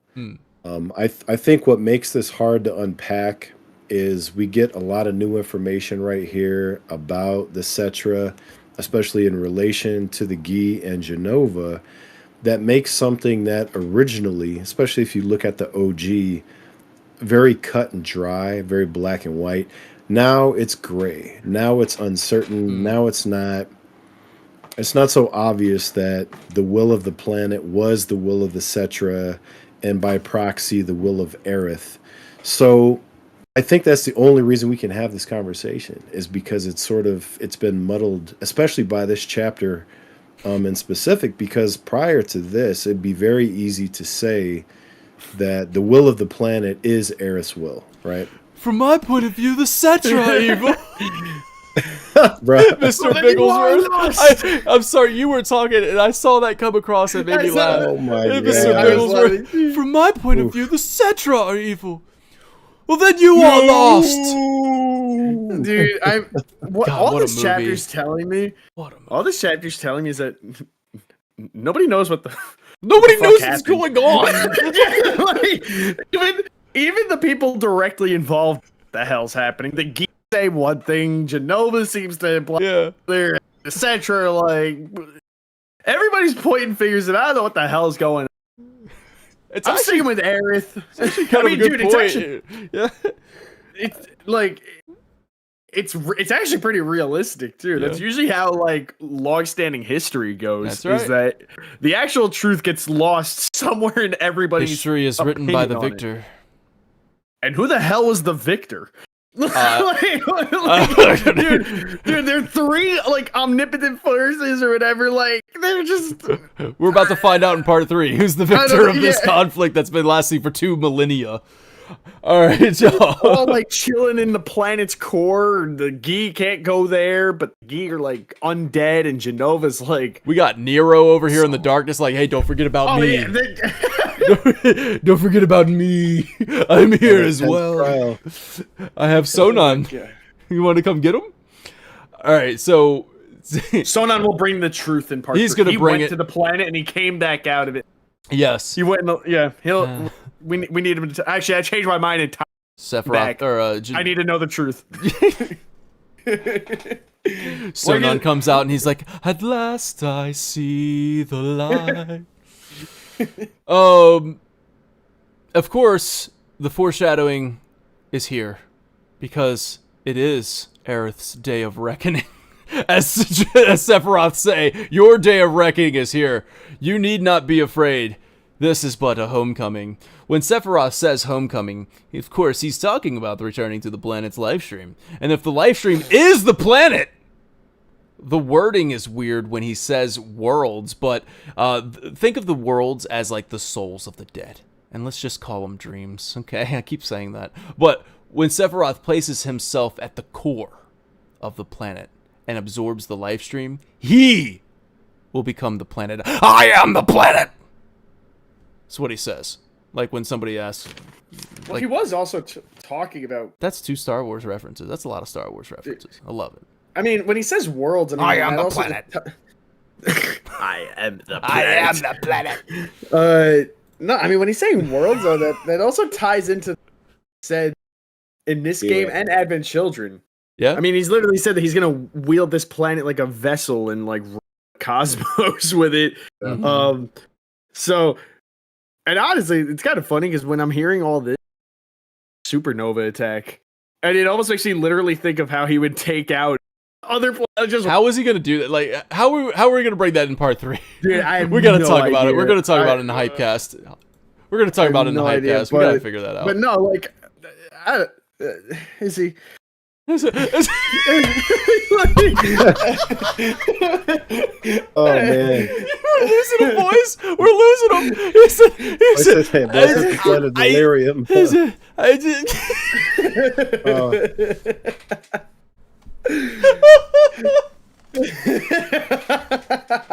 Oh, Lee, are you okay, buddy? I'm gonna get some water. I'll be back. Carry on without me. Dan once said. Don't say it, man. Don't say it. All right. God, we gotta get through it. We gotta get through it. We gotta get there. We're almost there. We gotta get there. All right, so. Okay, I'm back. I just needed water. We're there, man. When Sephiroth touches this, he springs a trap, man. He springs the trap. It's a Cetran trap, of course, because this is the final guardian of the Black Materia. It is the Demon Wall. Who was excited about fighting the Demon Wall? I mean, what an iconic battle from the original game. So here's the Demon Wall. You guys want to talk about it? Want to talk about the Demon Wall for a bit? No. Oh man. No, Okay, I kind of want this to be over. No, I'm kidding. No, I just wanted to say no because I thought it would be funny. Of course, I want to talk about the Demon All right, Wall. so the Demon Wall, a really cool boss battle. It's got 2 phases. In the second phase, it comes out with 2 Demon Walls. What a surprise! And then they start closing in, which was this is so different from the original game and how the Demon Wall was handled then. The Demon Wall was a very tough battle. At least I remember it being a tough battle in the original game. So, what did you guys think about this here in Rebirth, the Demon Wall? Let me refer to my notes. Wiley, you got any thoughts? I didn't write any notes, but I did play it just the other day. So one of the things I liked about it, I guess, was that about halfway through, you have the second one show up behind you. It doesn't start that way. And then what's interesting, at least in my playthrough, is when you take all the HP down to the one, it doesn't die until you focus on the other one. Like, it just persists. Mm-hmm. Which I thought was kind of a cool mechanic, and obviously the whole time the room is just closing in, so you have like this claustrophobic effect, which is pretty cool. And they sort of give you the same sort of vibe, this claustrophobic vibe when the fight starts, because the Demon Wall reaches out. It tries to grab him, and obviously he evades it. So you have this feeling that it's coming for you, and then halfway through, it reaches for him from the other side. And so the whole time they're trying to sort of reinforce this idea that you're trapped. So I like the vibe. I feel like it pulled off what it was going for. Dude, the music in this fight was almost my best music in this chapter. It was so good. It was so good. Dude, did you think about all the music that played in this freaking chapter? It's so good, dude. Overloaded. The motif from this fight is always in my head. Yeah. That dun dun dun dun dun dun dun dun. Like that's always playing in my head. It's one of the best like fight themes in my opinion. You keep talking. But I want to watch the movie. No, all right. So anyway, you give me, dude. You've given me audio now, so I can hear. Yeah, dude. Wait.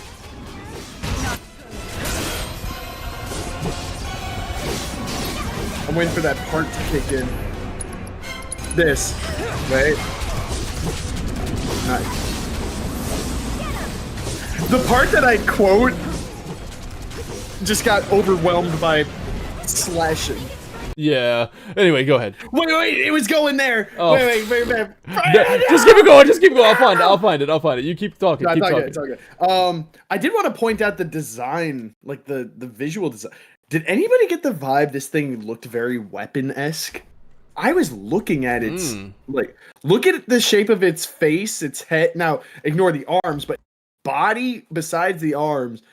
Bro, this thing to me looked very much like a weapon. Yeah, I just got alien vibes, bro. Like all day. I couldn't even, bro. I don't think I could get past that. Like, I was looking at it, and I was like, I'm looking at like almost like a demonic skeletal weapon. I don't know, like why I thought that. It doesn't have the big materia orb, but it kind of does in its little head. I don't know, man. Dude, I think we got an interesting like detail here that you're pointing out. Why does the planet create such monstrosities, like evil looking? Like the planet is creating some crazy looking things, man. Well, was this the planet, or because the battle intel? Well, it was the battle intel. The set were all from like most of the other creatures suggested that they were Cetran. Yeah, Cetran creations. Yeah, I know Adamantoise wasn't. I read that battle with the Adamantoise. Yeah, I brought it up. It was I had him here. I'll find it for you. The demon wall when you assess him. I have it written if you need it. Oh, you do? Yeah, I'd be writing. I'd be writing. There it is. I can just read real quick, or unless you got the final guardian of the world-destroying Black Materia. It mercilessly crushes the hopes of any intruder misfortunate enough to have reached its domain, delivering unto them an eternal slumber. There you go. So I don't know. Yeah, this doesn't tell us if it's a Cetran creation or if it's the planet. If it's the planet, you're right. What's up with the planet making these horrific creatures?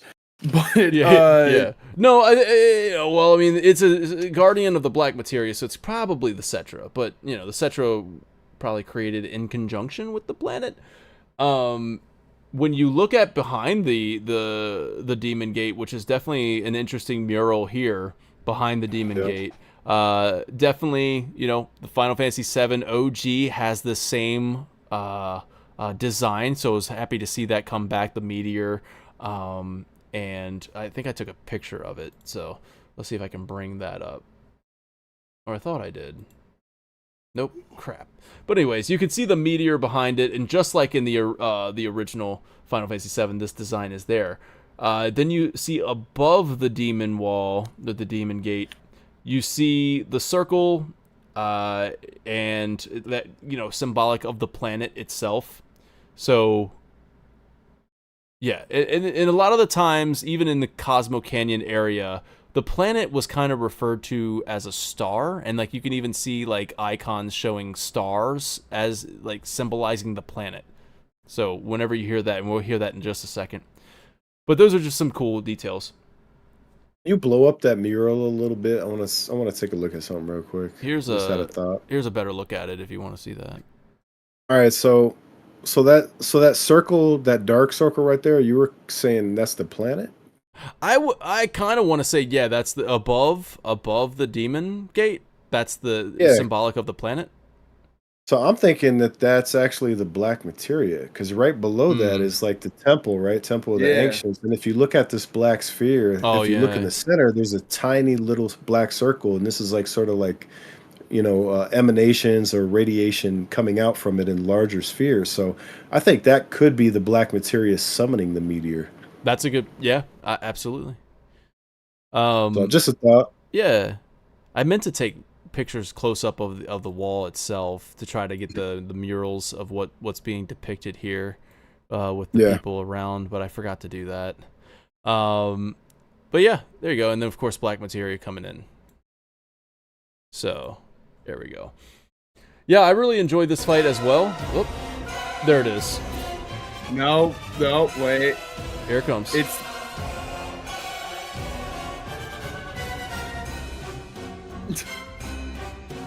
no. Oh. You can just go listen to the whole song, man. It's so good. Little Star Wars. That's what it said. That part. Very Lord of the Rings sounding. Oh to yeah, me. yeah. Yeah, I can hear that. That's cool. Dude, that's such a great song, man. I don't know what my freaking best song is. I had one written down, but man, that's so good. All right. So, we go to after the Demon Wall battle. This craziness happens here. Wait, let's get to it. Yeah, here we go. So as the this craziness happens as the party celebrates. Cloud enters Sephiroth's stance and slaughters the demon wall and then hacks away at the wall. He looks back and smiles and then keeps on going. You guys have something you want to say there, or do you want that execution, man? Just he doesn't even take the sword. Like it's so brutal. Oh, it's bro, so brutal, bro. I love it.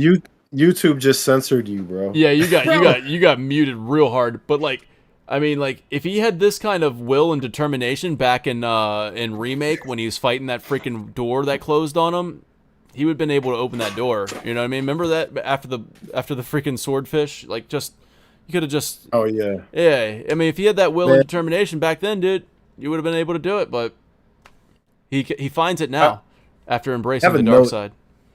About this wall, and I wrote it because I remembered something that Dan said in the last chapter when Cloud broke through that floor with the Braver after fighting the Turks and just breaks it. And it's basically like, if you thought that was impressive, watch him go through this wall. Watch him go through this wall. I said, watch him go through this wall. That's my whole note. Yes. So, wait, if Delta Sin says the wheel-shaped design resembles the circles of hell in Dante's Inferno.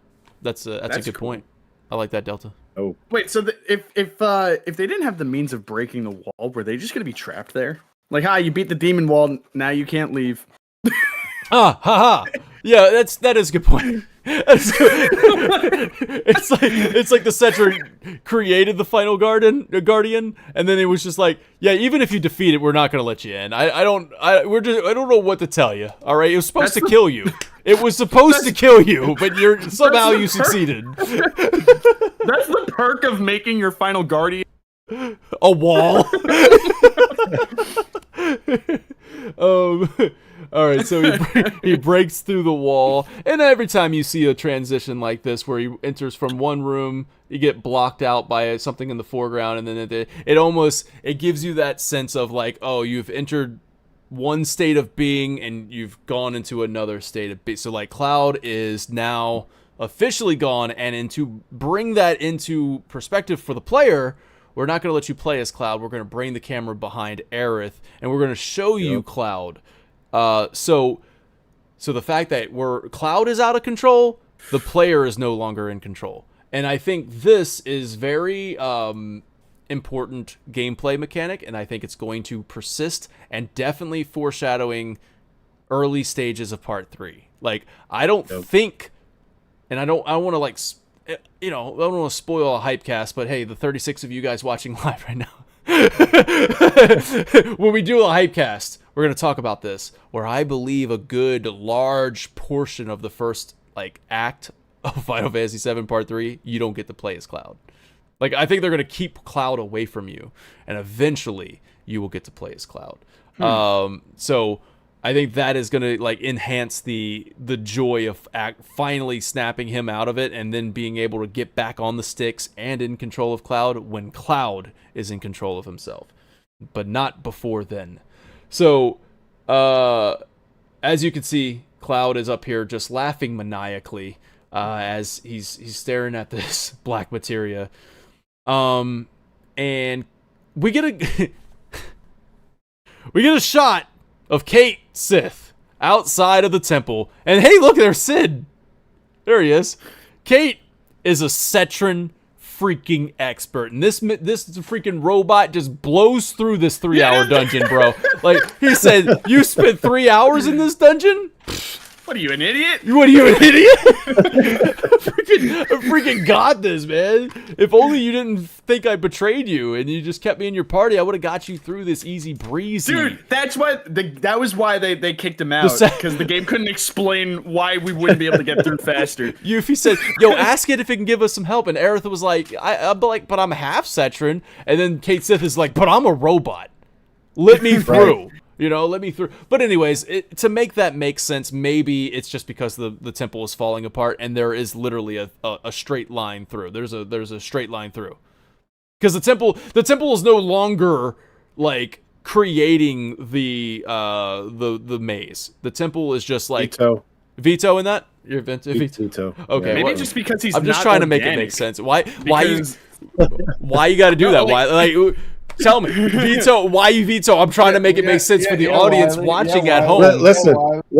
Here's the problem. Here's the problem, Dan. This is the problem. Yeah. It doesn't even matter if that's happening. We played as Kate Sith. Yeah. In Chapter 11, we know how slow he walks. So there's a time. There's a continuity problem. Okay, so it doesn't matter what's happening in the temple. There's a continuity problem. Veto Wily because Wily, because it would look really goofy. No, because it would look goofy if he had to roll through the whole temple. Dude, my man's rolling through, and then he picks up those. Remember those big Cetran orbs that we had to push really slowly. He just picks them up and throws them in, like he's just making his way through this thing, man. Like no time. But I'm just trying to make it make sense, man. All right, I'm trying to. The audience at home, they come to us expecting answers. They want answers from us, and I'm just giving them an answer. I'm like, yo, listen, since he took the Black Materia, man, like now the temple is just like locked in place, and he can just run through. He can just run through. Okay. I think what happened was just off camera. Reeve is a speed runner. He knows the glitches. If you wiggle really fast in this one area, you'll just like glitch through it. You know, you'll get there. I think we're getting some off-camera foreshadowing of a dual tech between Sid and Kate Sith for Part 3.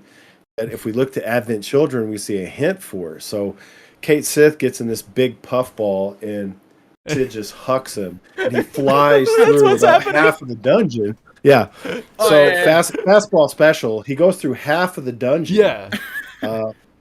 Before gravity takes over, and then he has to run the rest of the way. I really like the idea of Reeve Kate through half the time. I like Bigglesworth, where Mr. Bigglesworth was like, yo, don't worry about continuity errors, just roll with it. I see what you did there. I see what you did there with Kate Sith. Now, we're gonna get it. Aerith reads the Cetran text that says, "Let this place fall down on the stupid idiots that seek our star's demise." All right, and notice how they refer to this planet as their star. There are stars. Yeah, blah blah blah. I already talked about that, Daniel, in the notes. Taking the notes. I've already jumped to that part, so you didn't need to do that. Barrett tries to take it from Cloud, and Aerith says there's no point fighting over a fake. Woo! Cloud said,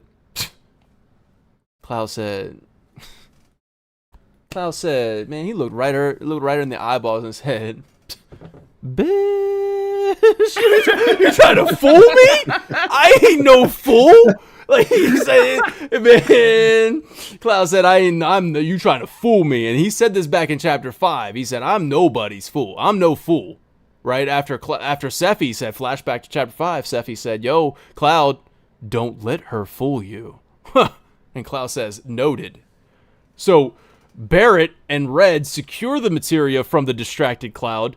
Kate Sith rolls under the falling plate that will cause self-destruction of the entire temple if it were to hit the floor. And Kate, the cat, shouldn't have skipped leg day. I can't believe the temple has a self-destruct button in the form of a falling platform. Like, this actually delays the temple. That's insane. It should have just, like, you picked it up and then said, yo, let it fall on the idiot. Bam! And it's just done. Done. Okay. I also want to point out, I was shocked, and I mean genuinely shocked, that this game got me to care, not only like Kate more, but actually feel sad at this part. Yeah, that's my best rebirth right there, baby. Is Kate's sacrifice. That's awesome. I don't know if I forgot what my best rebirth is, but that should be it, honestly. Oh my God. OG, like, do you care at all in the OG? No. You're like, nah, whatever. Who cares, right? Yeah. But this time around, it's like, oh, okay, you win. No, like he really. What is the voice actor's name for Kate? He really stole. I want to give Paul Tinto.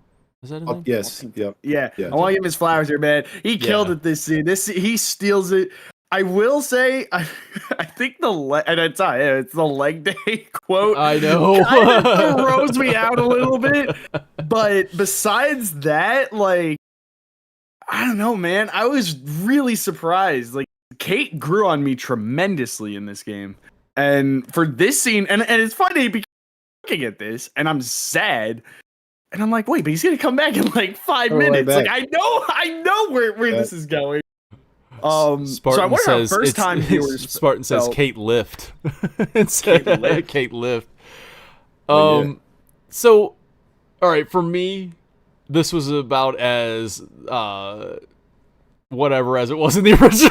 Like, really? Okay. Yeah. That's interesting. For me, I was just like, yeah, okay, cool. And almost, but it was honoring the original, and the original did this. And honestly, I don't hate on anything that you honor the original. I'm cool with it. I knew what was going to happen, and I like that they tried to make it. I couldn't tell, to be honest with you. Like, I think that's where it was. I couldn't tell if they were trying to say this is a funny moment. Like, I didn't feel sad. I felt like this is kind of funny because here he is. He's rolling in. I shouldn't have skipped the leg day. And like, he's just like, yeah. I was like, and then Bear's like, all right, see you later, cat. Whatever. I'm out of here. And then they were trying to say like how they kind of like felt like, oh, really feel bad the way I talked to him or something like that. I was like, wait, are you guys? I didn't know what was going on. I guess I don't know. I didn't know if they wanted me to feel like this is kind of a levity moment, like it's kind of funny in a way that this bot is the one saving your lives and about to sacrifice himself. Well, it's kind of fitting that in a temple that's plagued with alien influence and spiritual influence and humanity. It took a robot. So I'm not saying this from I'm not saying this from a criticism point of view. I'm not harping on this at all. I'm just like saying I don't know how the game really wanted me to feel in this moment, but I took it as sad. Okay. See, like I kind of felt like I was like, okay.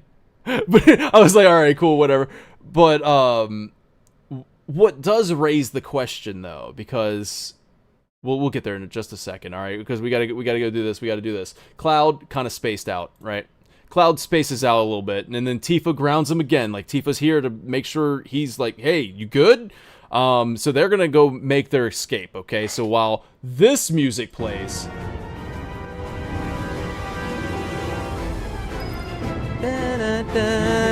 Oh man! Yeah.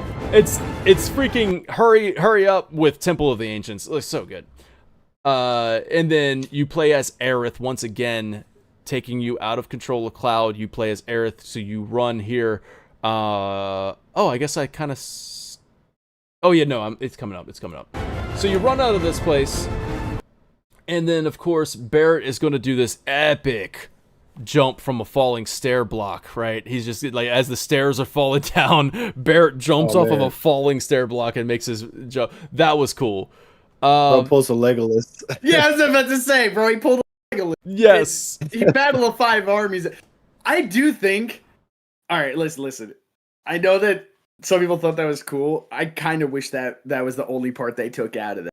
I was not a fan of him defying gravity in a very cartoonish way. Physics as a whole. Like, dude, you can't jump off of a falling stone and gain momentum. He did it, though. No, you he cannot. did it.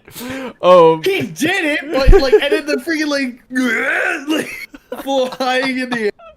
Like, it was pretty epic. I liked it. I liked the Legolas thing. But I was just like, man, because I feel like this chapter really did the whole let things breathe thing. Yes, the most, and I think we get the best. Well, I thought it was a little bit of levity, but like we get a little bit of levity. But here's this, right? The Kate Sith thing. The question I'm bringing up to you right now, because it was funny when he comes in here rolling around, shouldn't have skipped the leg day and everything. I'm like, oh, it's a bot. I don't really care. But this is where things kind of turned for me a little bit, where I was like, wait a second, what exactly is Kate Sith? Yeah. Like, is it the eyes? Where I'm just kind of like, well, obviously Reeve inspires is what it's called. Inspires. Right.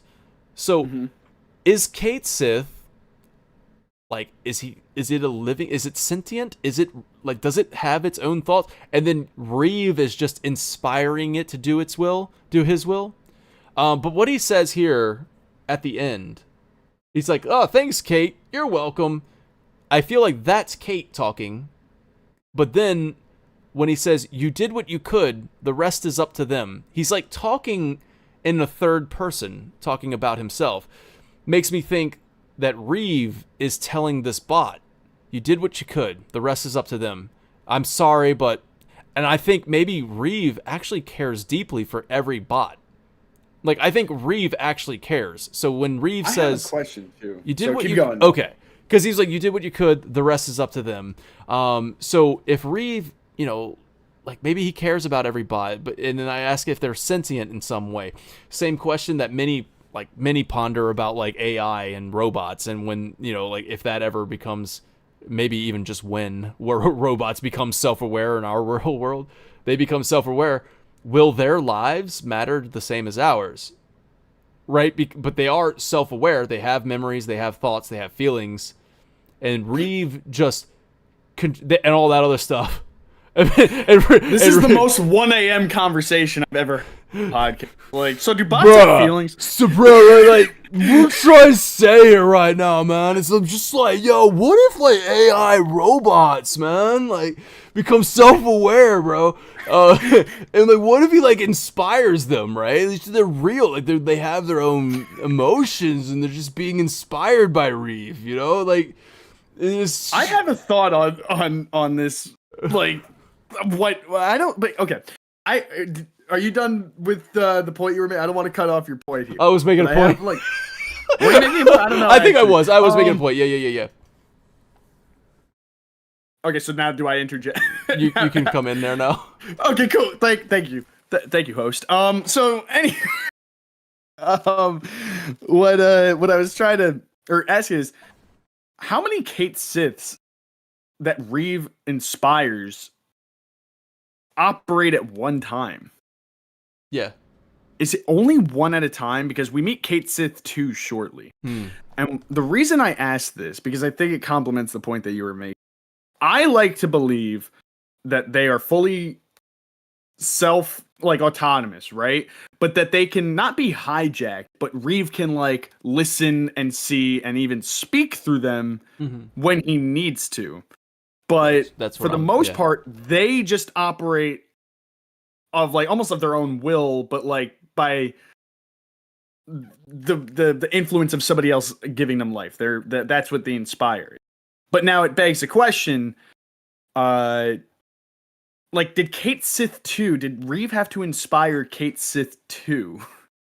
Right. When Kate Sith 1 died, or is he, because if he can inspire multiple of these bots and they're just able to live full-on lives and act in their own interest. Yeah, he says, but Reeve is insanely powerful. One of many, right? But one of many, right? So Reeve is one. It says one of many.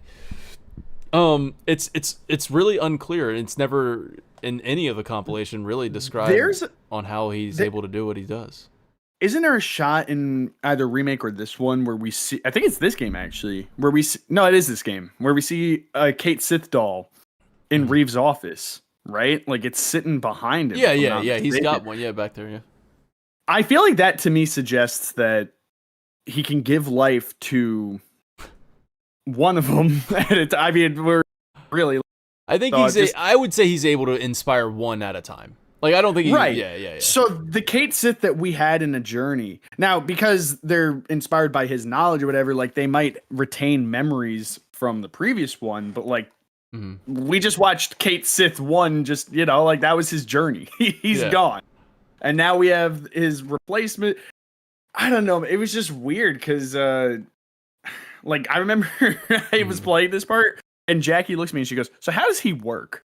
Yeah, I was like, how does that's this a all great work? question. Great question. Like, that is a great question. If it is sentient and it has it's only being like inspired by Reeve and it's still like able to think on its own, and he even said, "I'm gonna go shut down for a little bit." Like he's got to rest in a way. I don't know if like he's got solar panels or whatever, but like he's got to charge up. But like he's resting in some point. But it makes me think this sacrifice might become a little bit more impactful. I like, Catherine in chat. This is a great point too. I thought it was just Reeve comforting himself. So like Reeve is like, "All right, Reeve, you did what you could. The rest is up to them." Like Reeve, you sent one of your bots in there, and now you saved their lives with this bot. So that's actually very valid. It's a very valid thing too. It's just I don't know. I just kind of feel like I wonder what these bots are. I wonder all that other stuff. But I will say Centurion points out that Centurion pointed out and said in the original Kate was just dancing back and forth as the temple collapsed. He sure was. Let me tell you, when I tell you that I think Rebirth did this scene so much better, 1,000 times better than the original game, I mean that. And like, dude, I love the original game. I have to say it every time where I cherish that game. I hold it the highest. So I think Rebirth did this whole thing, the collapse, the what happens afterwards, which we still got to get to. So let's get there. But yeah, all of that stuff. So Kate Sith, he does his sacrifice. Now, when we get back, where are we at here? You did what you could. The rest is up to them. All right, now we get this sick full CG cinematic of the temple being freaking balled up in black smoke and then just sit down to the bottom of the square pit. How freaking cool is that, y'all? I love this, man. I love this. I'm glad that they used like so much budget on this freaking CG of the Temple of the Ancients. Like, they really went all in for this. And just I like that Yuffie run where she stumbles backwards. Yeah. Sees all the destruction and she, oh my god. And look at Barrett. Here comes there he her- goes. here comes Legolas. the favorite part. Ah, There it is. yeah. He did it. That's awesome. he did it. Yeah. Barrett. So we get that sweet cinematic there. It's gonna come up. And I don't know, then man. I felt so bad for him in this moment. Like, I don't know if he's real. This like, is if he what has I'm saying. Like, feeling. when I was watching, I'm kind of amused at first, and then they're really leaving it on. I'm like, and then I'm like, I don't know what to feel, man. And then of course the shimmer in his eye, like yeah, then it goes out. disconnects. And then falls on. I'm like, why do we here's gotta the- do dude, this? okay. Why do Wait, we so have to this- do this? Like, why do we This have is the to crazy do part. this? Wait. So, like, this is gonna sound kind of silly, but it's all sad and sweet. When the eyes shimmer, I almost think of it as like Bluetooth magic. Like, he disconnected from Kate. Like, Kate's destroyed. Yeah. But Mog is still working. Yeah, because he reaches his paw hand out and just like Yeah. so. Now it begs the question: is Mog inspired? Like, what is Mog? Because at first, when his eyes disconnected, and I just thought that he was dead, right? Like the rock was just gonna crush him, and it was like, oh yeah, like Kate's gone, so Mog's dead. But then Mog is all like, dude, I got it for you. Okay. I got it for you, Lee. All right, so we're taking it back to Christopher Nolan. You're welcome, Dan. So I know you boys have seen Inception. Mm-hmm. So Reeve inspires Kate, inspires Mog. See, this is how this works. There's just layers now. So Mog is less sentient and can only be controlled by Kate, who's in the vicinity. I'm just making all this up, bro. Yo, why did they have to have his hand, his little palm, come out there and put his head on the plate? I just thought I was like, I didn't know, what to feel, bro. I didn't know what to feel. I was like, am I sad? I don't know. And then after this, it's like, oh, that's not a sight you see every day. I'm freaking back right already. This was a very surprisingly sweet reunion. Again, I was really surprised how much Rebirth made me like this little cat shit. Yeah, I was so surprised that I actually was like, I don't think I wasn't like teary-eyed here like in other scenes. I was warmed by it. I felt like, hey man, he's warmly welcomed. They're happy. They're embracing him. Yeah, it's like a family reunion. I'm like, but he's a robot cat. Also, wait, Dan, rewind a bit. There's a scene that we just passed that I want to bring attention just real quick because it's also going to come up in 14, but they lay the groundwork here a little.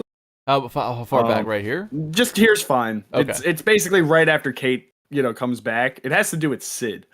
Oh yeah, okay. He said, "Did you get what you're after?"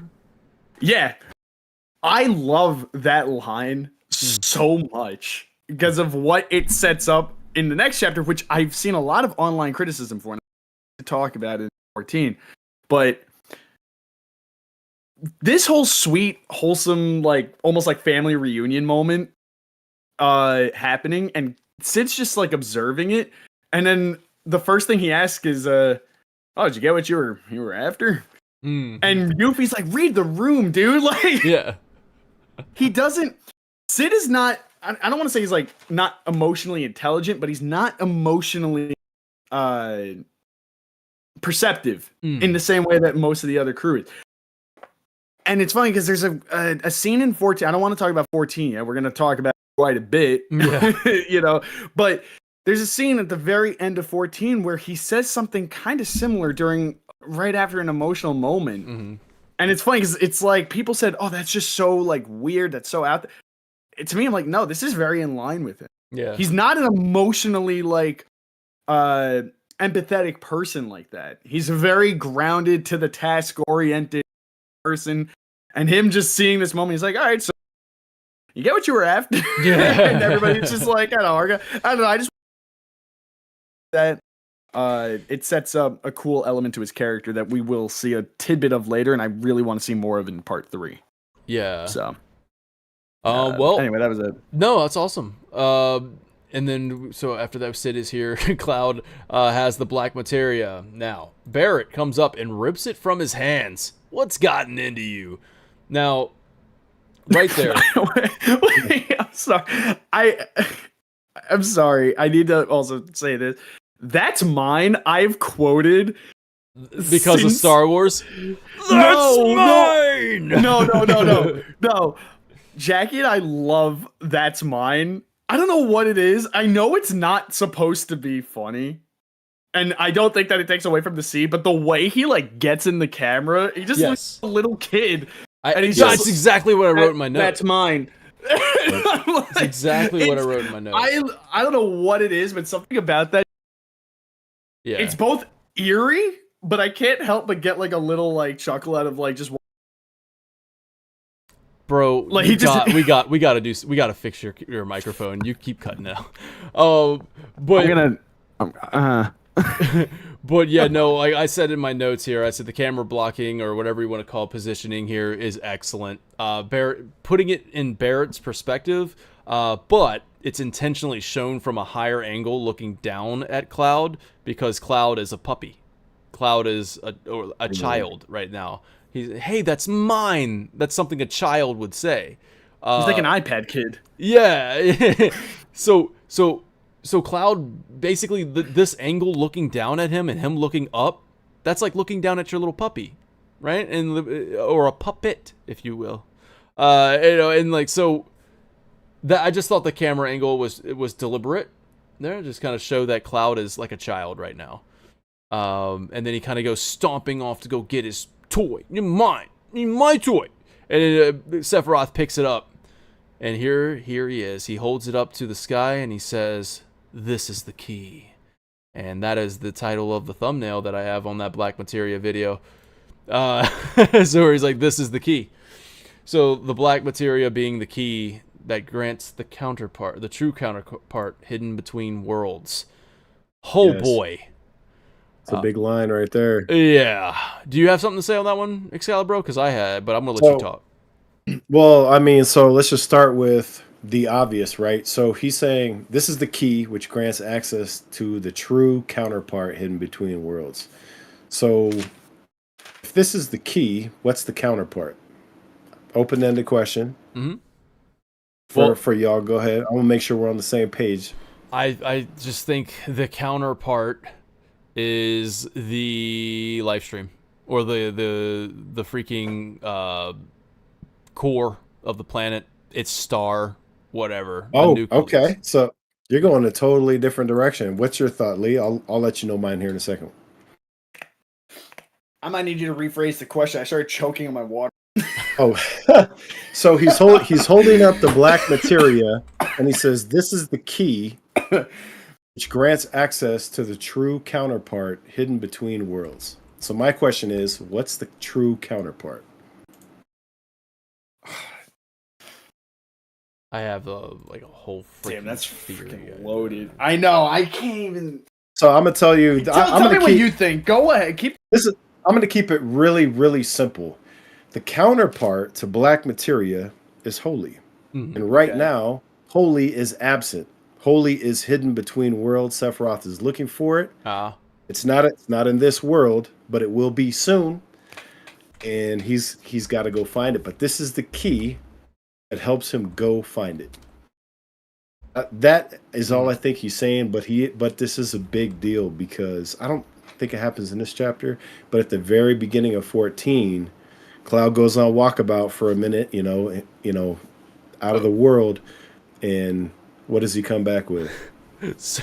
So if you would entertain me because I have like I brought up my theory video that I never published, but I can read like a little excerpt from it. Do it to it. All right.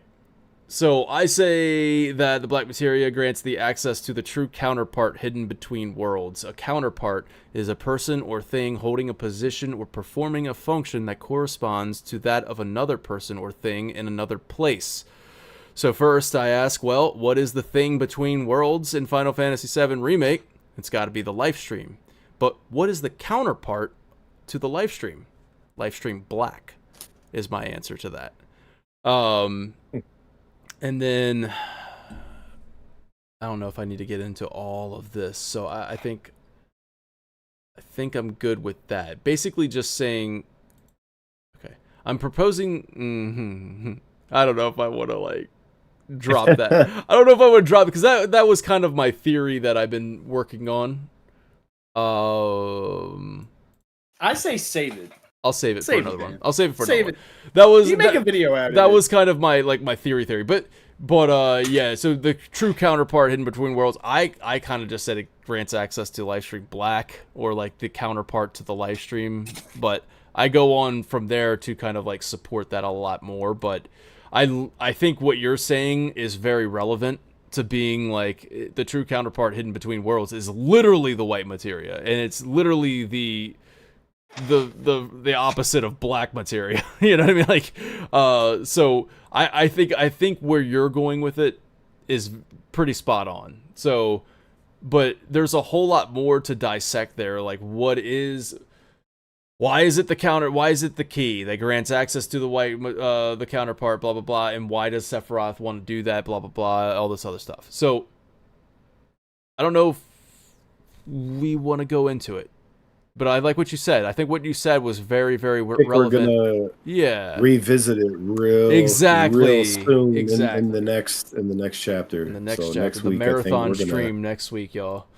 We're going to be opening up with a reference to this line right here, I think. I like that. Yeah, because we got a lot to dive into.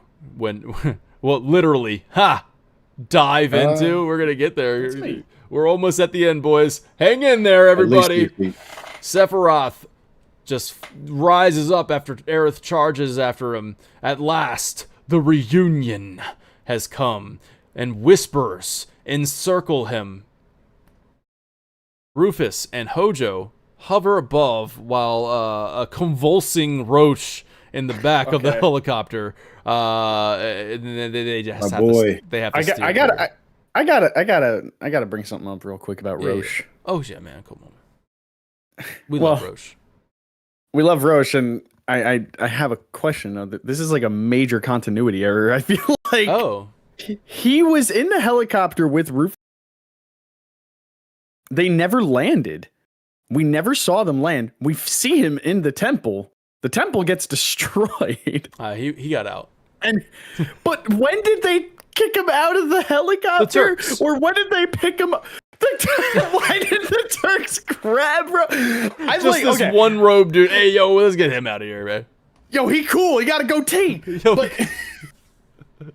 Well, I mean, we know they let all the black robe dudes out to like lead them through the temple, because that's what the black robes were doing, was working their way through. So maybe they wanted to get Hojo wanted to get his specimen back. That's not what I interpreted the ones in the helicopter with, though. Like, hear me out. The ones that were in the helicopter with Hojo and Rufus, I took that as Hojo observing their behavior as the ongoings of the temple were happening. Oh, for sure. Absolutely. So letting out Roche just doesn't make sense. I think what happened was that they made the first two scenes and they're like, yo, we should make a scene where, like, let's just let the player encounter.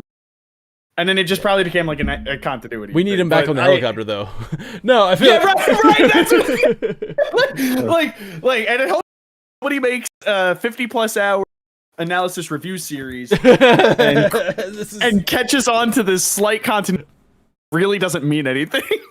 It doesn't. It was off screen. They got him back on. Yeah, Rude grabbed him on the way out. They're like, what you doing there, Roche? You get back here. You come back in.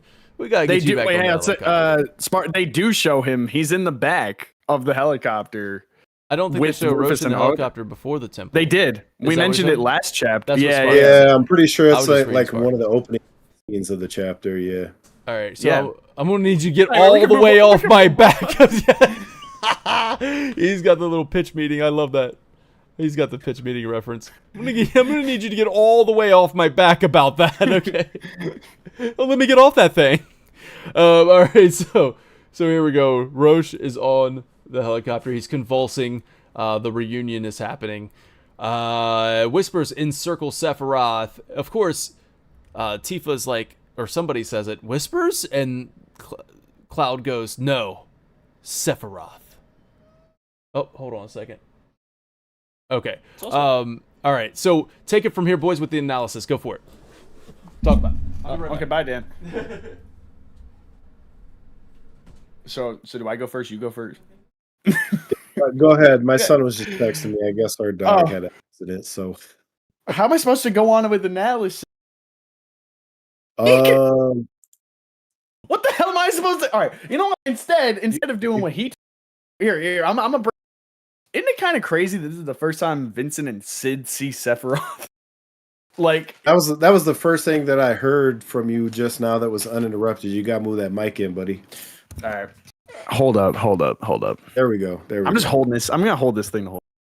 Caress it like Sephiroth did Cloud. Get those fingers around. Isn't it crazy that this is the first time Vincent and Sid see Sephiroth?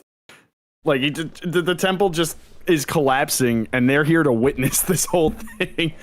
And I don't think any point in the story earlier they would have seen him. So I just Yeah, thought that was no, weird. you're right. Anyway, now that the guy with the play button's back, we were gonna Sorry gonna about analysis. that. I heard You're like, my "Oh, daughter take was. it away, but you have no control.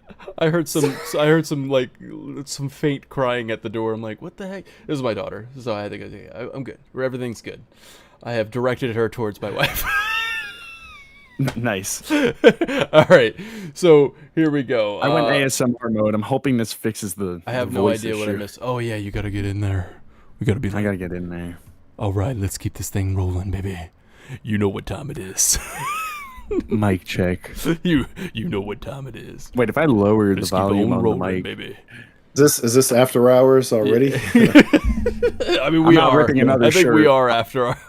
We're there. Nah. All right, we're almost ripping done, another shirt y'all. off, guys. This video says there's 6 minutes left, so there's not much to do other than rank it. All right, so that's about an hour for us. Got it. We haven't even commented on like Final Fantasy VII VR skydiving simulator into Midgar yet. So I mean, we got God, there's so untapped much to topics. You triggered something. All right, here All we right, go. let's go.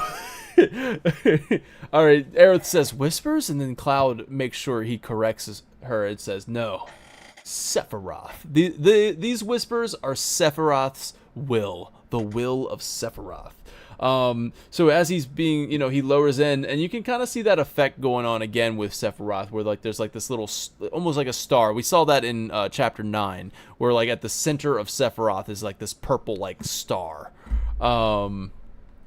And then we see him just shoot out some branches.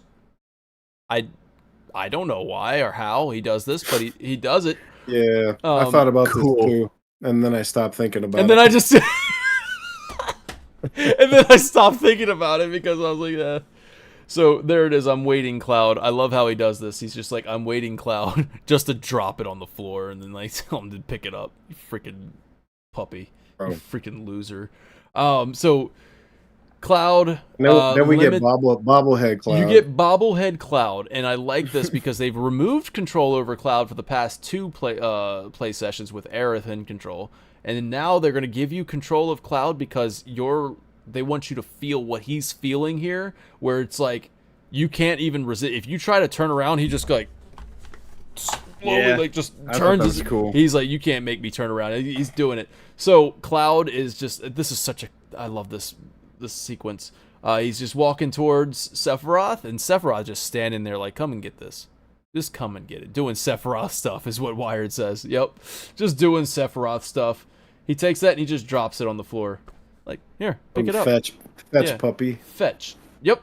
And just like, I like the callback we made. I don't know who said it in chat, but it was like, such a puppy from the first chapter.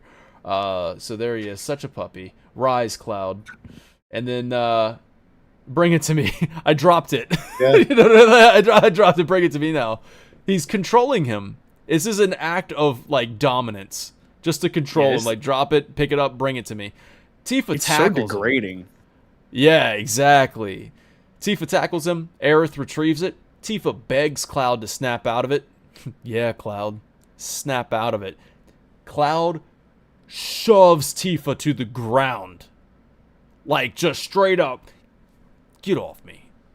Oh, man. He stares at Aerith, and Sephiroth says, if she won't give it to us, we must take it. And like Gollum, we must takes it. We must takes our precious.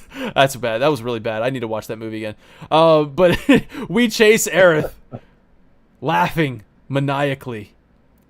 So when like Cody Christian freaking absolutely just excellent delivery performance here. I love what he's doing here, where he's like I need it. That I need it, super haunting. And then that like when he says Aerith, yep. And then he's like, please, like a really desperation, pained, please. And then like let's save the planet together. Like, oh man. He says that, and then of course the way he delivers these lines. Let's just get that real quick. It's so creepy. The laughs. Give it to me. Please. That's it. Please. Oh man. Please. Woo! Good stuff there, Cody. You watch this. You're watching this 4 hours in. Good stuff, Cody. Good job, bro. Bro, Cody, one of the busiest actors. He's just, yo, I gotta tune into that. I gotta tune into that analysis this week, bro. I can't believe they delayed it yesterday. Had to postpone it. It's crazy.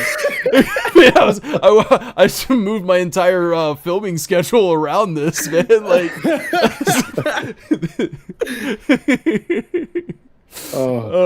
so it's a high school football show. I can't remember, but anyway, I had to delay it. All right. Whew. So we get to the end of the road here. Oh. We're at the end of the road here. We're running out of branch. We can't get. What's funny, man? What's funny? Just you guys. We're getting to the end of the road.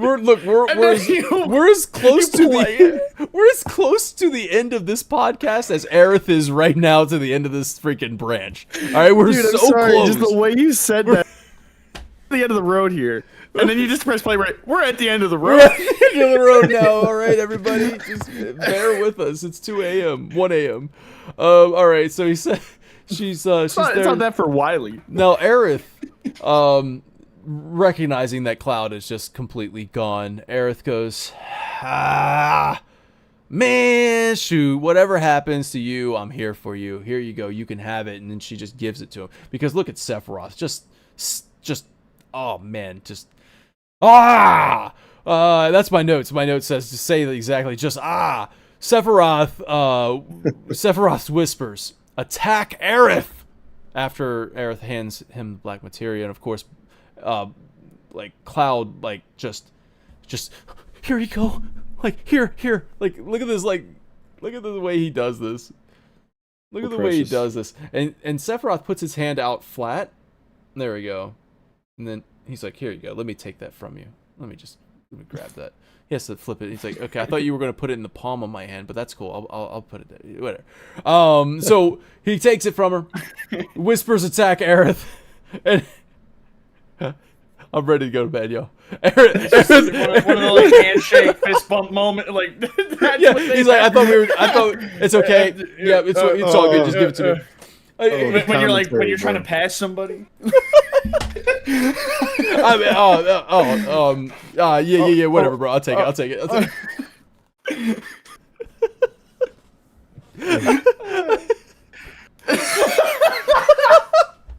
All right, so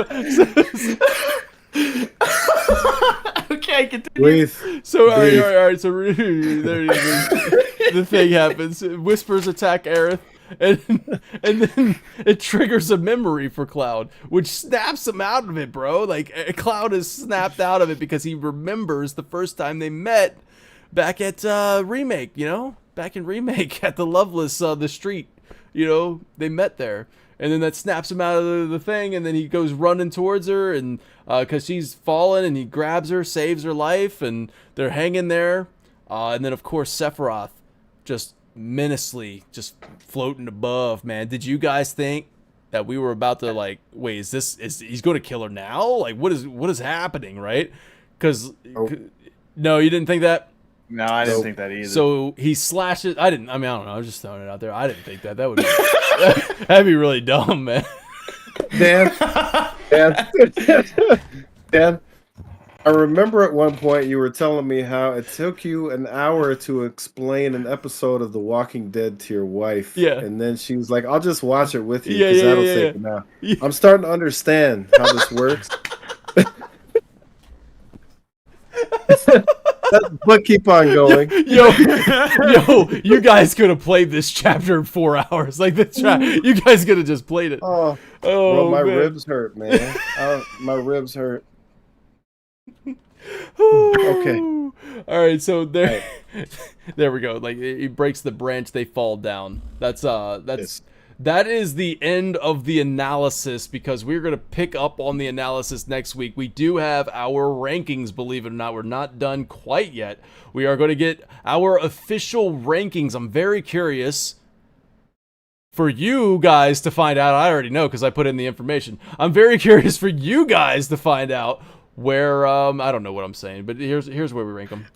Here's some numbers. And here's some numbers, man. Like just stay tuned. We're almost there. We're almost there, everybody. All right, here we go. Almost there. We're almost there. Here we go. Ready? You guys ready for the official rankings? Here it comes. We're ready. So we're going to start with the official rankings, and then we'll go one by one on where you guys ranked them. Here we go. All right. Let me double check something because I feel like there was a tie. Nice. There's you told a tie. me there was. There's a tie. So what this means, everybody watching, when the survey goes up, and it'll go up probably tomorrow, I need you guys to fill out this survey because the fan vote will break any ties. And of course, I will showcase where the fans have lined up with their rankings. Like I'll show your ranking overall, the fan votes.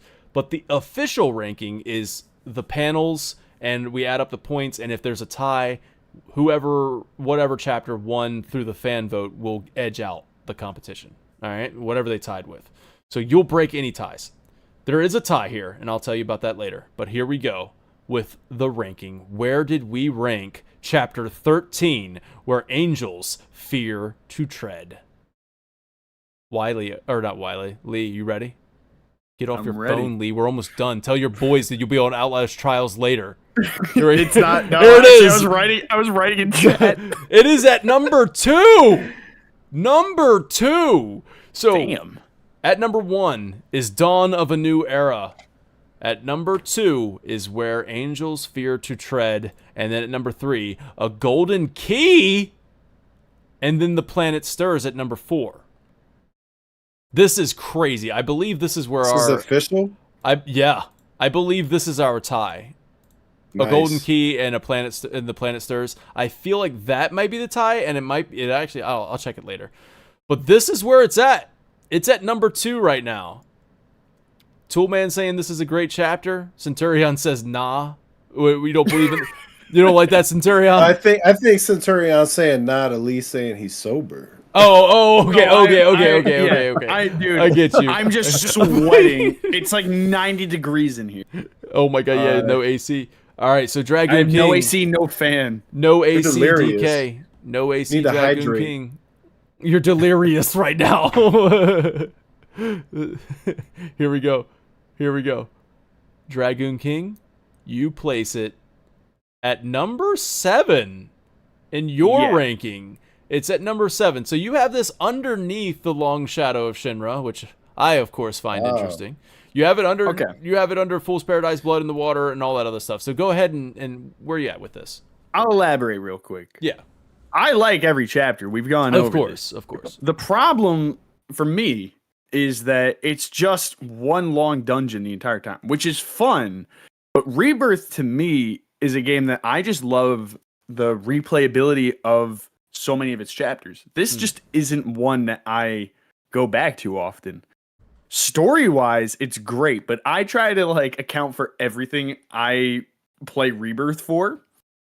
And as far as visiting this chapter often, it's not one that I visit. And that's a huge factor for me personally in how I rank these. But story-wise, I don't really this has got to be top, 3 as far as a story goes, which is why I just feel like it goes exactly in the middle for me.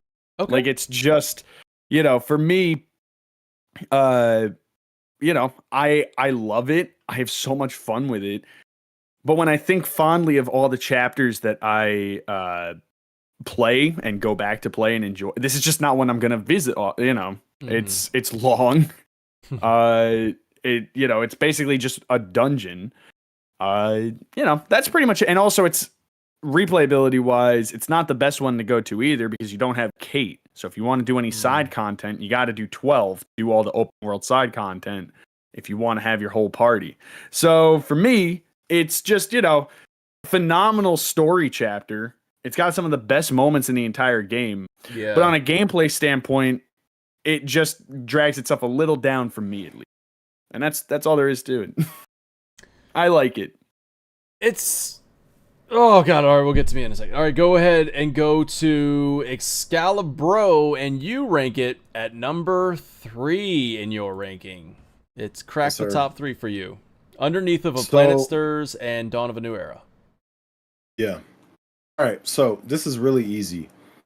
I agree with everything that Lee said. The difference between where I rank it versus where he does is that I am way more focused on story. So this does have some of the best moments in the game. And I'm not the type of guy who replays a lot of chapters and games a lot and that kind of thing. So this is my second time playing pretty much all of this. Except for maybe chapter 12, which I played multiple times to see the dates. So the replayability of the chapter in terms of, could I just put this chapter on and play it and play it and play it versus could I do that with chapter 12 or could I do that with, Blood in the Water or something like that? That doesn't even come into how I rank it. So I can appreciate his perspective, but I would lean into everything that he said about this chapter having some of the best moments in the game. The only reason that I put 4 and 9 above it is because it has literally everything. Those chapters have some of the best plot twists that we get in Rebirth, best new additions to the story in Rebirth, but they also have some of the best gameplay. I know that's a controversial statement with chapter 9. That's okay. 13 does have the best moments in the game. The trials, in my opinion, are the best, most emotional moments in the entire game. Yes. If this chapter didn't land in the top 3 for me, whose lens is storytelling, it just doesn't make sense. So that's why it's in top 3 for me. So that's it. Both of you have made excellent points. This one was really, really difficult for me to try and rank. So starting, and this might be spoilers for next week's ranking, whatever, but starting this out, like, Chapter 4 was my favorite. Chapter 4 was hands down, like, I was like, dude, Chapter 4, Dawn of a New Era is going to be number 1 at all times. Nothing's going to beat that. Then we got to Chapter 9, and on the replay of that one, I was like, man, this is freaking hype all the way through. I love the hype of that chapter, and I'm the warrior of hype, so I feed off of that. I'm like, bro, this is hype. I love what Dawn of a New Era does, but man, I was like, and then I just couldn't deny Chapter 9, so I put Chapter 9 at number 1. Which was something that was surprising to me going into this this whole replay, the whole review thing.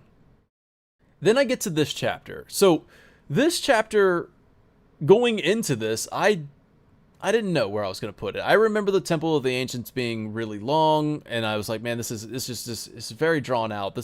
It didn't need to be that long of a dungeon. And I was like, all right, so how do you rank a chapter? Do you rank the chapter based upon its, like, length?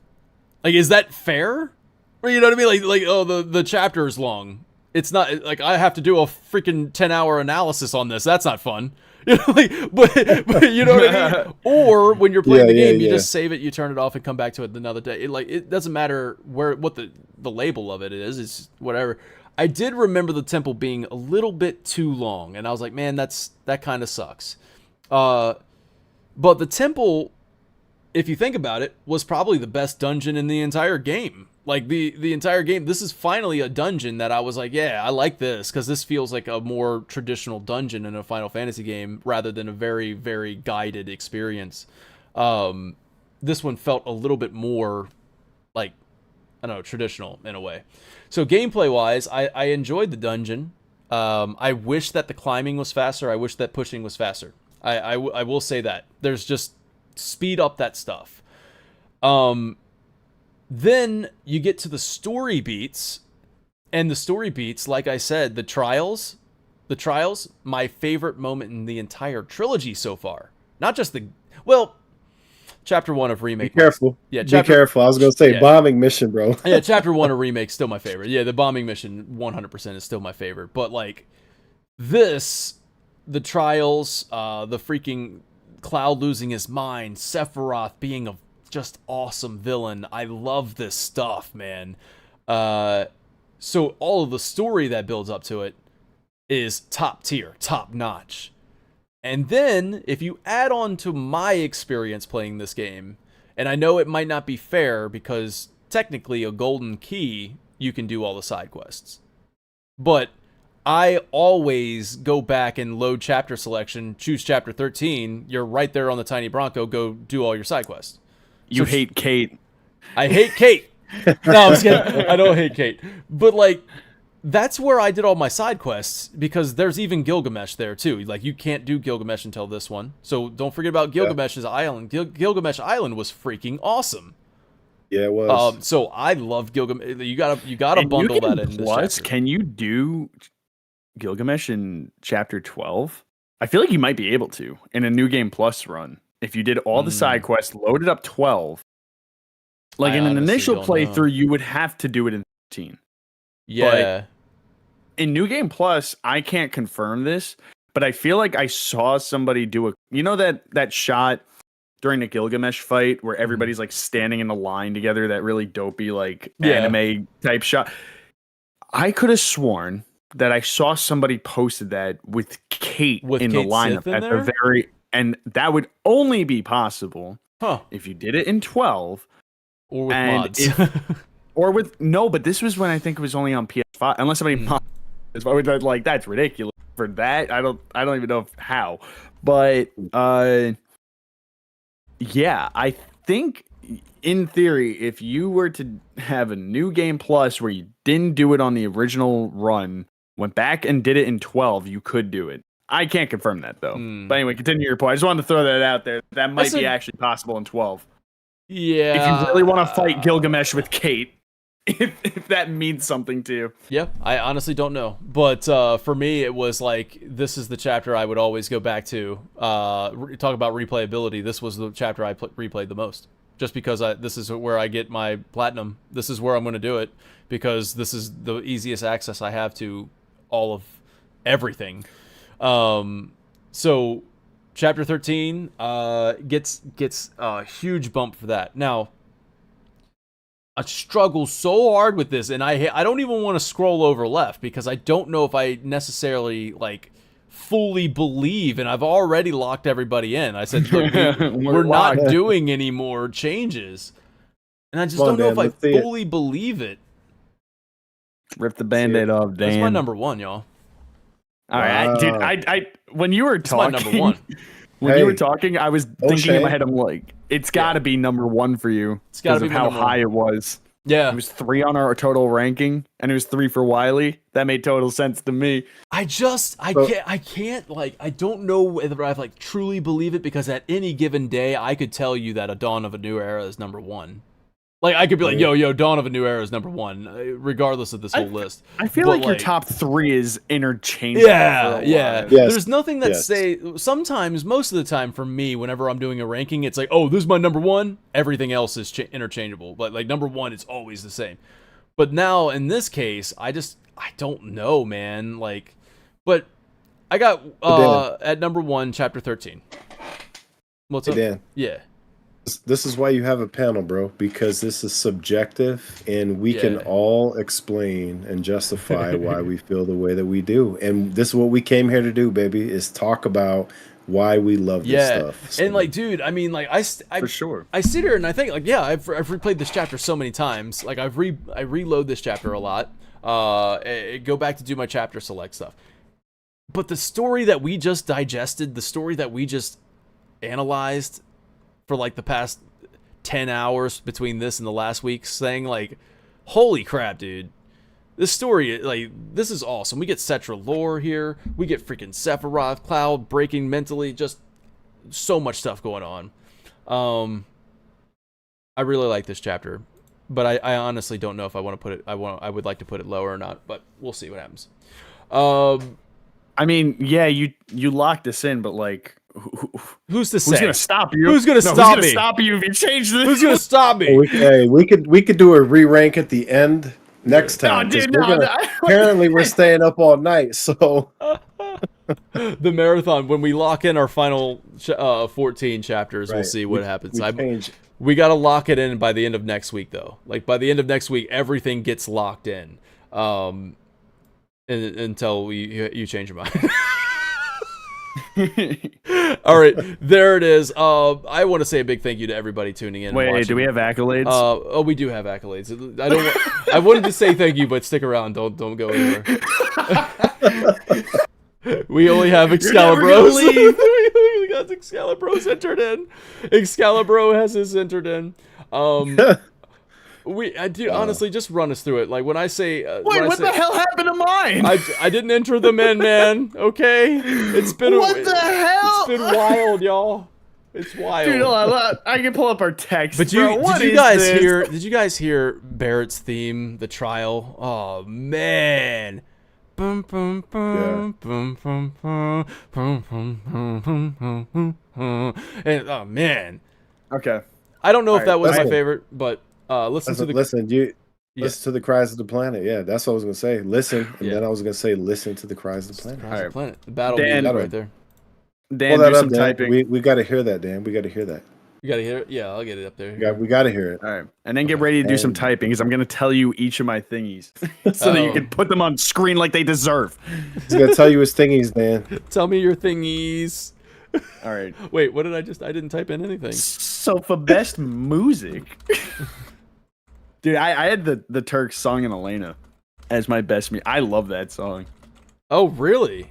Yeah. The Turks song in Elena I listen to that like it's like a legit, not that none of these songs are legit, but I listen to that like it's just like any other song that I could just listen to any other day. Like it's always being played. For my best battle, Demon Wall. Demon Wall was your best battle? Demon Wall was best battle. Best side quest, I put Odin Alexander fight, which I see while you put Gilgamesh Island. I just specifically chose that battle best fight, I guess. There you go. Or not best fight, best side quest. And then Rebirth, I'm changing mine. It is Kate's sacrifice. I agree % on that. And then best birth, I had the trials and in parentheses no Outlast. No Outlast is the trial. No Outlast. Best high praise. That's high praise, man. But yeah, so that was it for since you didn't want to write it for me. Did you say best birth was what? The trials? The trials. Yeah. Okay. No Outlast. Outlast trials. No Outlast. Hold Outlast trial. Hold the Outlast. So, what was your best music? Elena battle. Sung in Elena. Sung battle. All right, y'all. I'll let you guys know my accolades next week. I don't know what I'm doing. wait. I love. Dan, we need the password for next week. Oh, what is the password? Oh no, I don't think everybody's in. It's okay. This is for the real homies that stuck to the end. Yes. Password's just gonna be hype. Hype. Oh yeah. Hype, because we're all gonna be hyped for this 100 episode marathon. So I think it just deserves to be hype. So remember. Wait, Ecto Gamut, real quick. Shout out for being the captain. You did it twice in a row, which nobody else did. So you got promoted from lieutenant to captain. Captain. So that's there awesome. You go. Good for you. And then, so real quick, everybody watching and still tuning in, I appreciate you somehow. Like, you guys are still here. That's wild. You guys are wild. I love it so much. Now, next week, next Thursday, it's happening. Final podcast, episode 100. And as you can see it right there in the bottom left of your screen, final podcast, episode 100, June 19th. It's going to start around 7 p.m. Eastern Time. So we're going to start a little earlier because this one's going to go on for a little bit longer. And we're going to be, well, maybe. We'll see. I don't know how it's going to end at 9. Yeah, it's 4 hours and 30. Yeah, oh, yeah, it's good. So anyways, it's going to go on for a while. It's a marathon stream, and you guys just show up. Love to see you guys support this one.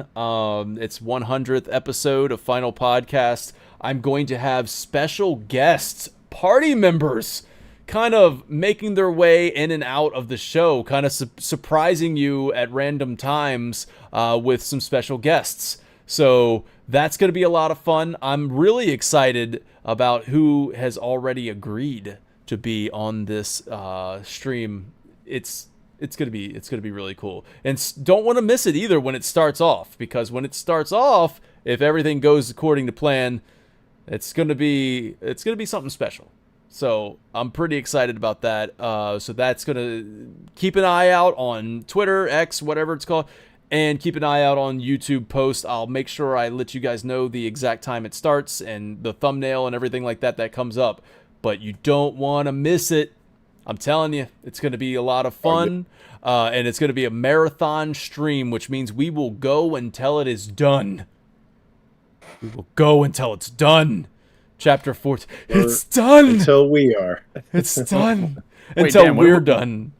I was just saying, what have we been doing this whole time? No, chapter 14. Oh. No. Like, we're just until it's done. Because we're not splitting up chapter 14 into 14.1. I see what you mean. 14.2. This is going to be 14, all of it, the ending, the epilogue, the freaking credits.